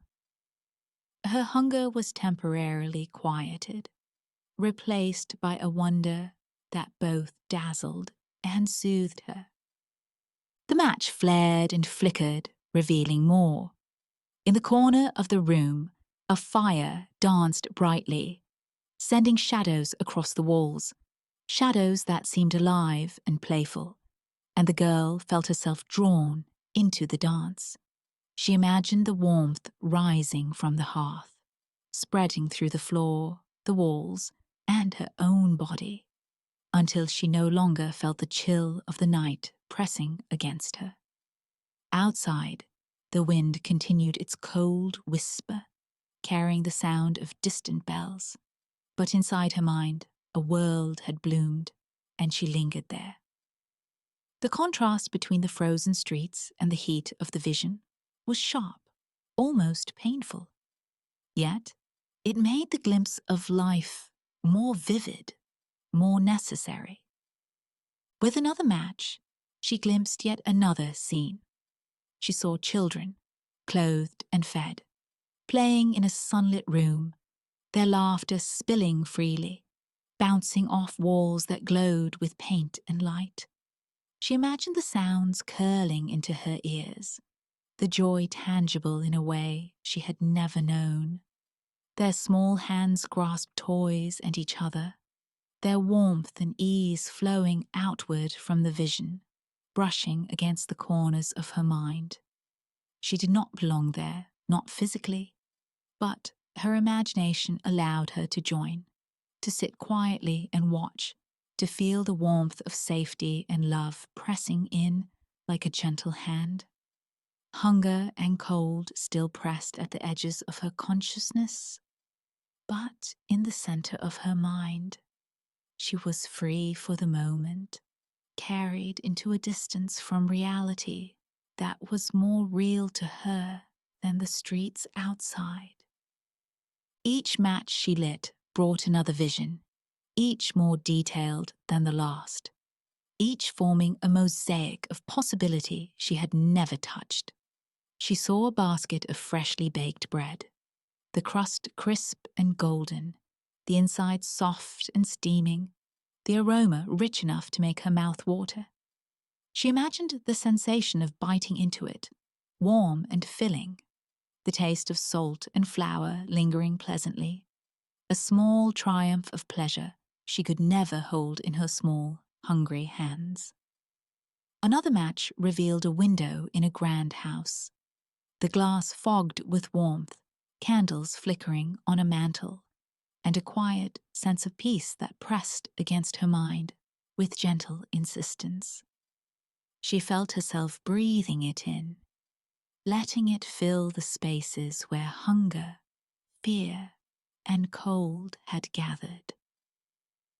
Memory mingled with imagination, blending past and possibility. She recalled times when someone had smiled at her, times when hands had brushed gently against hers, times when warmth had existed in fleeting measures, always too brief, always leaving an ache when gone.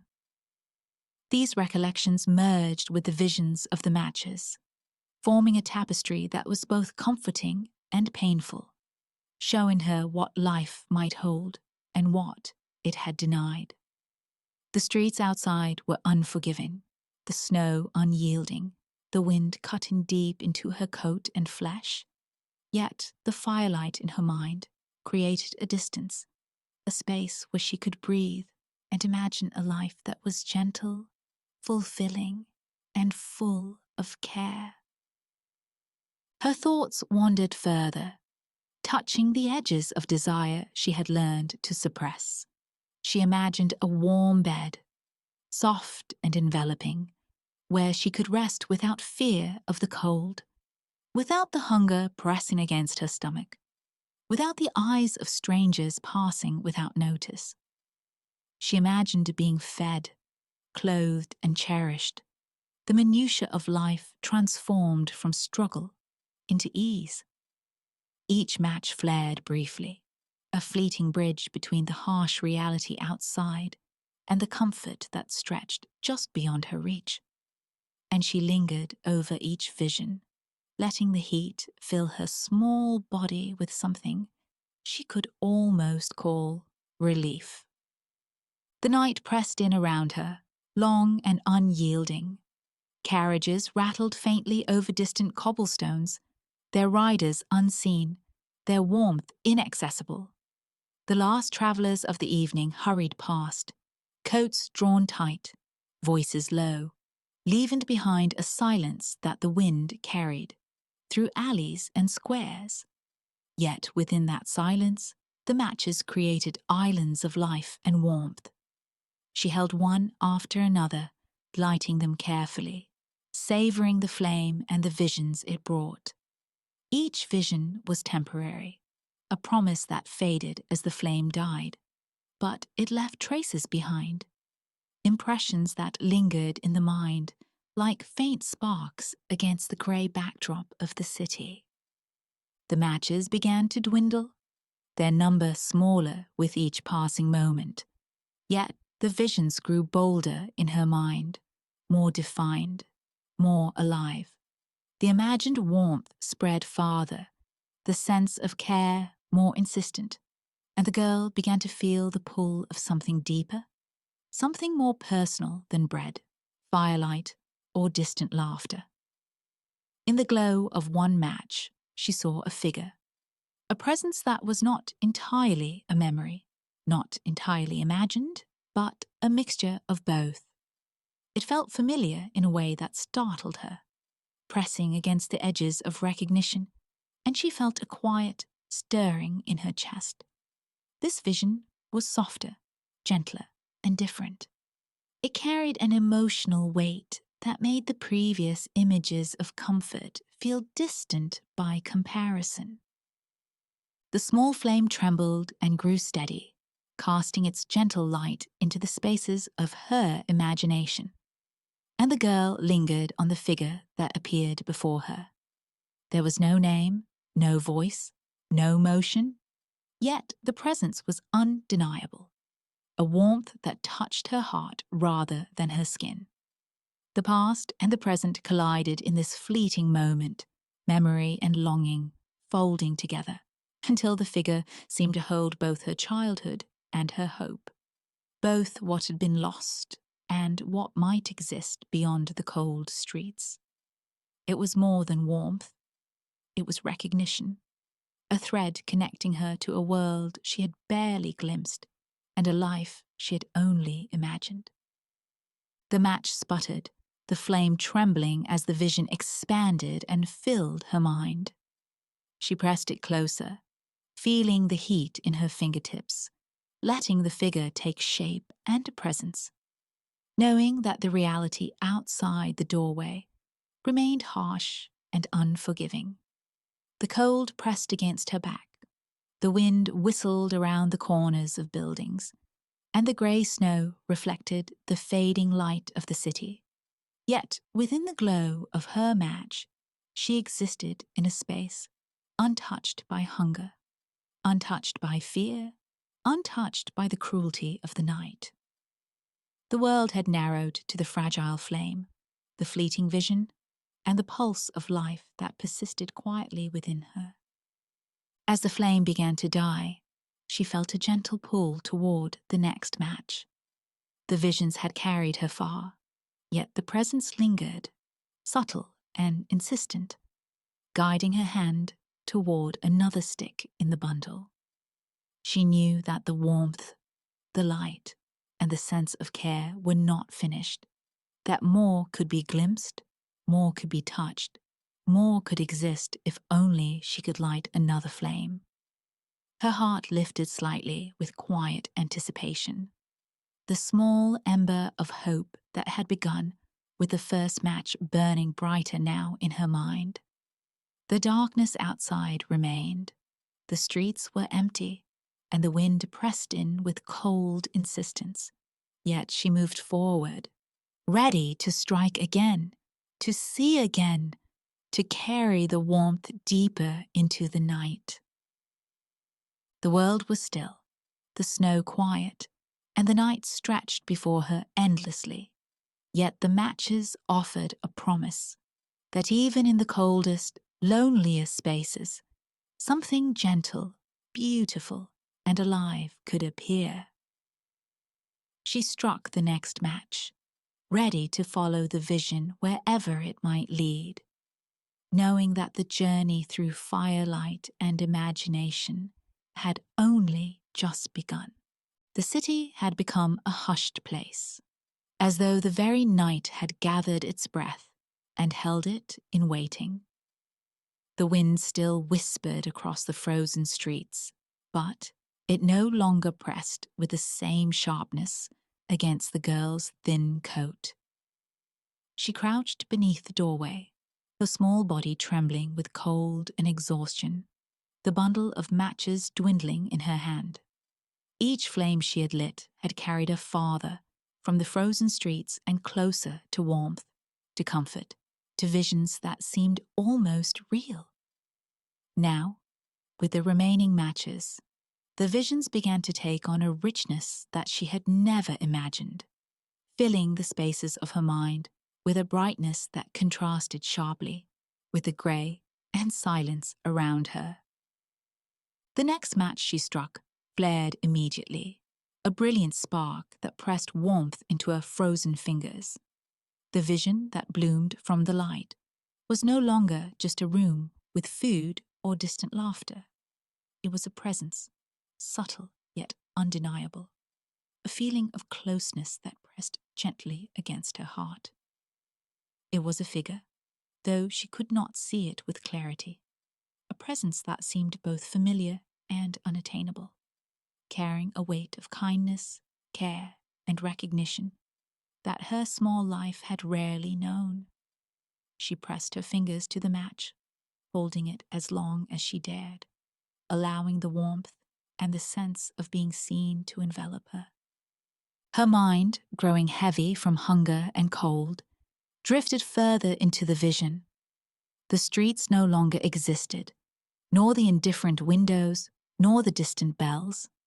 Only the flame and the figure remained, a tether between her body and a world of quiet peace. She imagined the figure moving toward her, not in a way that could be touched, but in the gentle way that memory and longing often merge. A presence felt in the chest's soft beat, in the warmth that spreads through the mind, rather than the skin. Her small body leaned into it, pressing against the imaginary embrace, the sensation so vivid it seemed to occupy space around her. The fire of the match burned steadily, its glow illuminating the corners of her mind. The visions had become more than fleeting images of warmth and food. They were a world in themselves, a reality as tangible as the street beneath her feet, yet more forgiving. She felt the texture of soft fabrics, the scent of gentle perfumes and wood smoke, the subtle press of a familiar presence beside her. Her body, weakened by hours of wandering and hunger, trembled. Yet the warmth of the vision filled her with a sense of security she had never known. Each flicker of the matchlight pressed the figure closer, until it seemed to move within the very air around her. A silent, unseen companion whose presence alone was enough to banish fear. She lit another match, the flame sputtering for a moment before blazing steadily. The figure became more distinct, though still intangible, a quiet force of comfort and recognition that seemed to hold within it all she had longed for.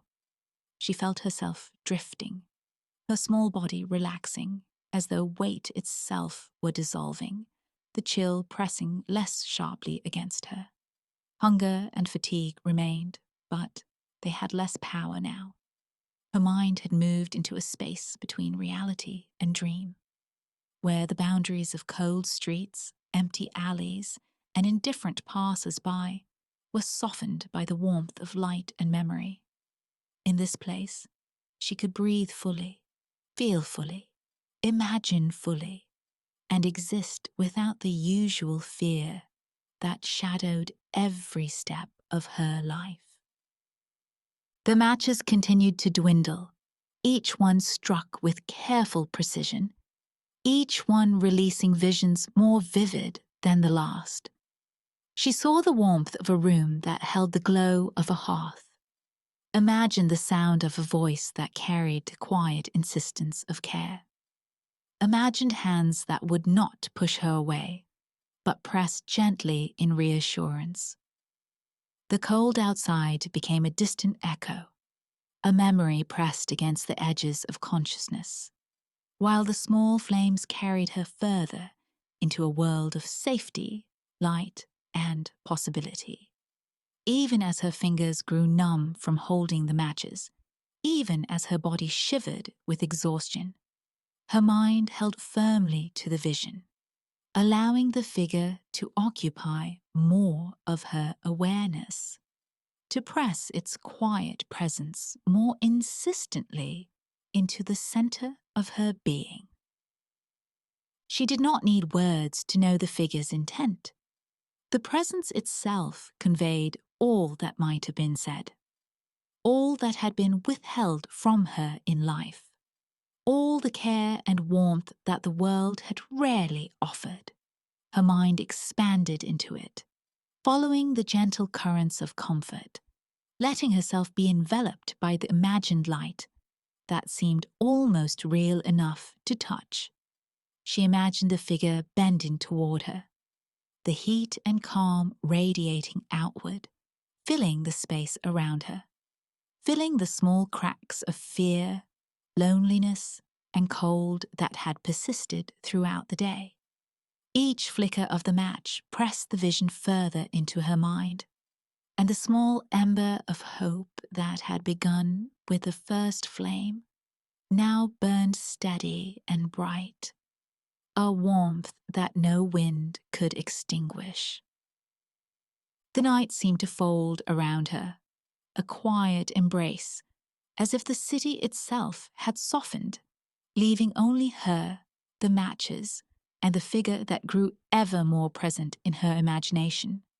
Each match she struck brought her further from the harsh streets and closer to a state of being that felt unbroken by hunger or fear. She felt herself floating between the edges of sleep and wakefulness, her body exhausted, her mind luminous with warmth.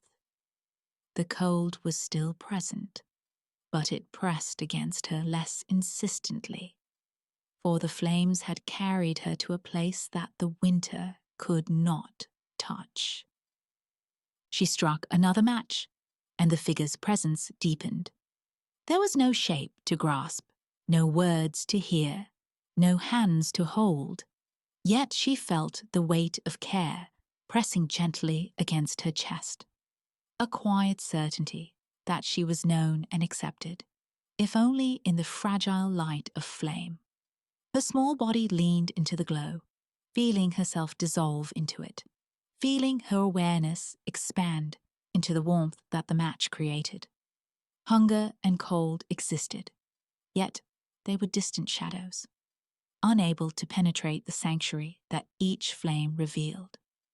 Time itself seemed suspended, measured only by the brief duration of the matches, each one a universe of its own, each one carrying the gentle insistence of presence into the depths of her mind. The matches continued to grow smaller, and with each strike, the girl felt her body weaken further.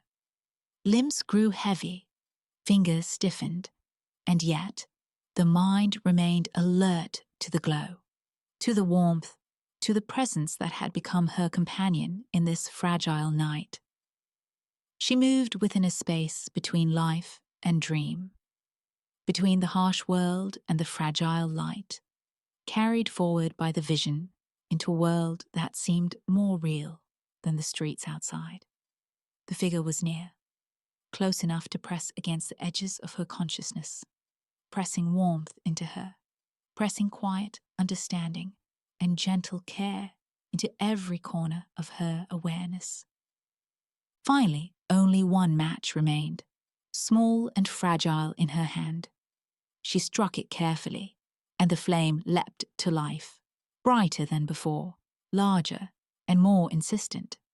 The figure filled her mind completely now, no longer distant, no longer blurred by imagination alone. It pressed into her with a quiet insistence, a warmth and recognition that was absolute. Her body shivered once, then relaxed, pressing into the flame as though it could carry her weight, her fear, her exhaustion. The streets, the cold, the hunger, the indifferent city, all of it faded into the background. The final match burned steadily, illuminating the world of warmth, presence, and quiet fulfillment that had been building through each preceding flame. And yet, the night continued outside, indifferent and unchanging. The glow from the final match pressed against the darkness, a fragile but undeniable light. The girl's body had grown weaker with the hours, but her mind drifted, full of vision and warmth, ready to follow where the flame might lead next.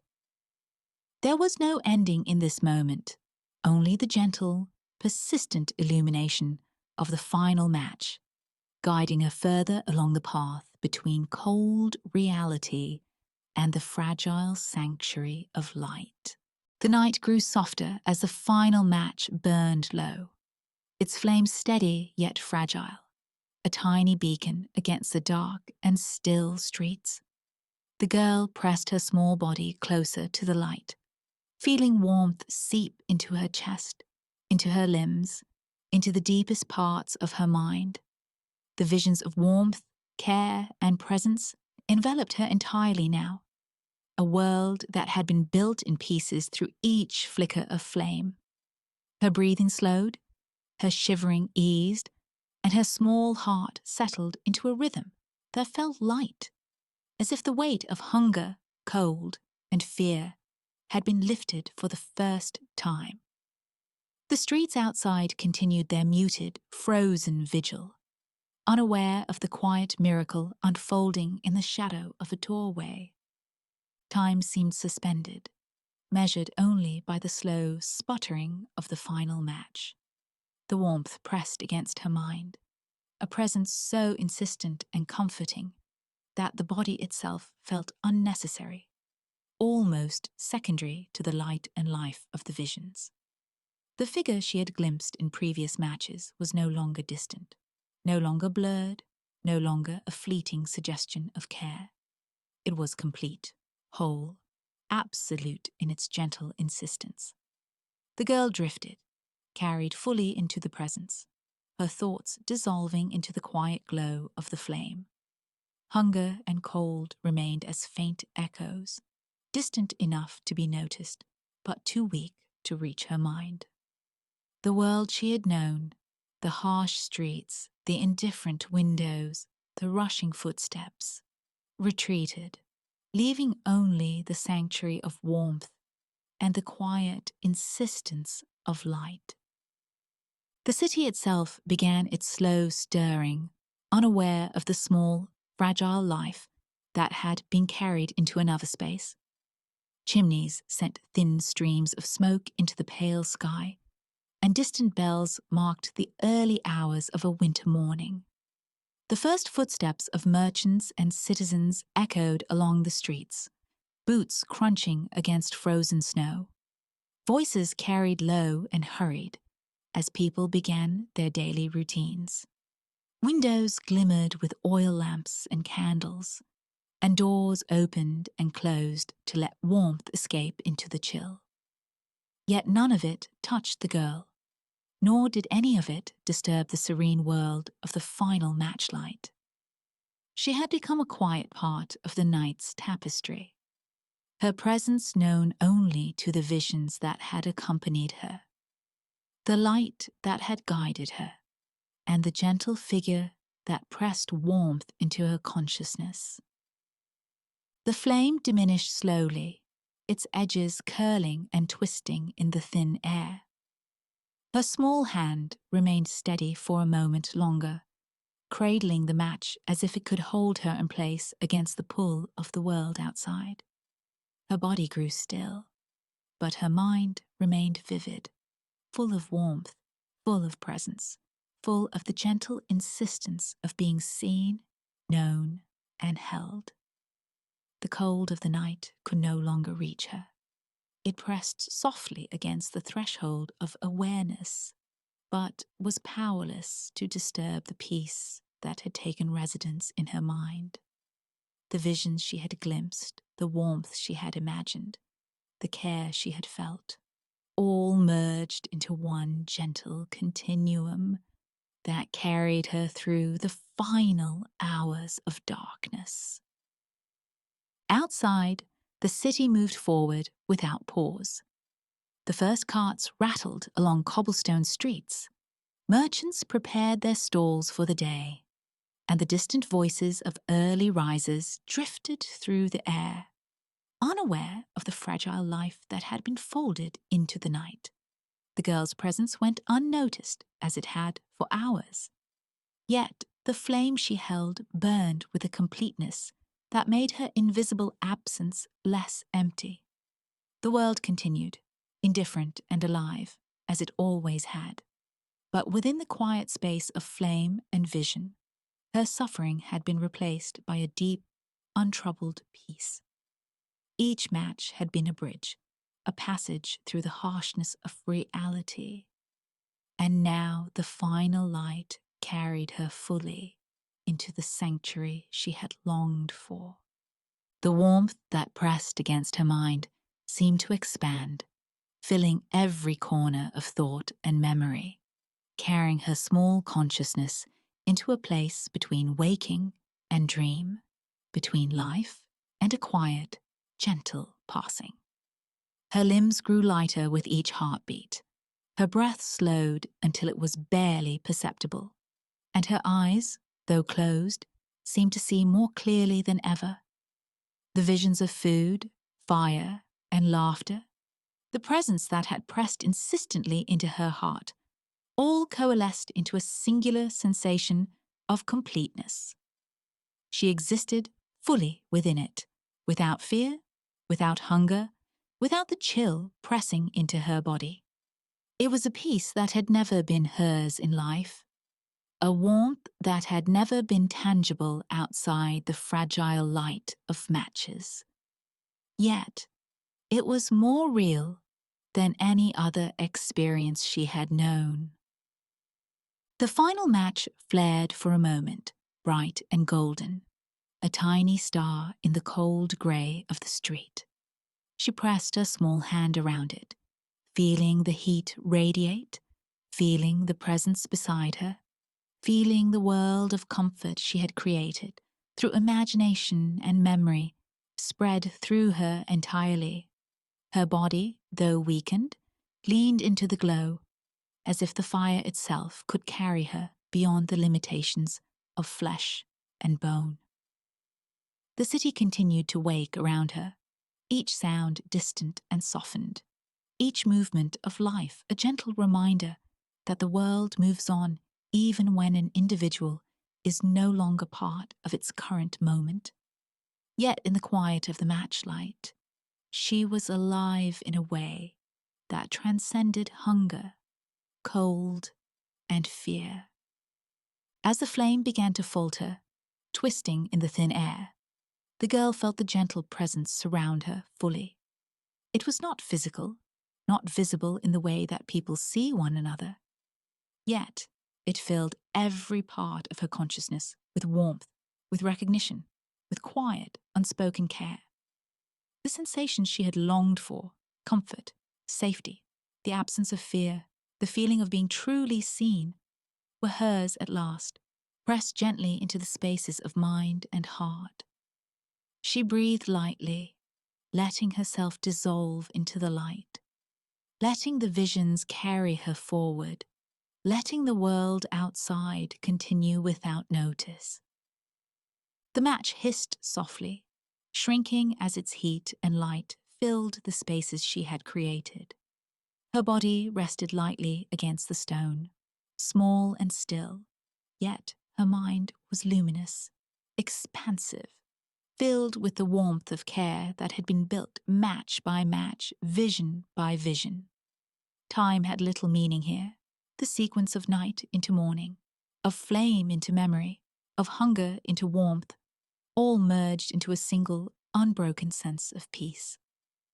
She drifted, neither fully in one place nor another, but carried entirely by the light and presence she had summoned, fully alive in the most essential sense, beyond cold, beyond fear, beyond suffering.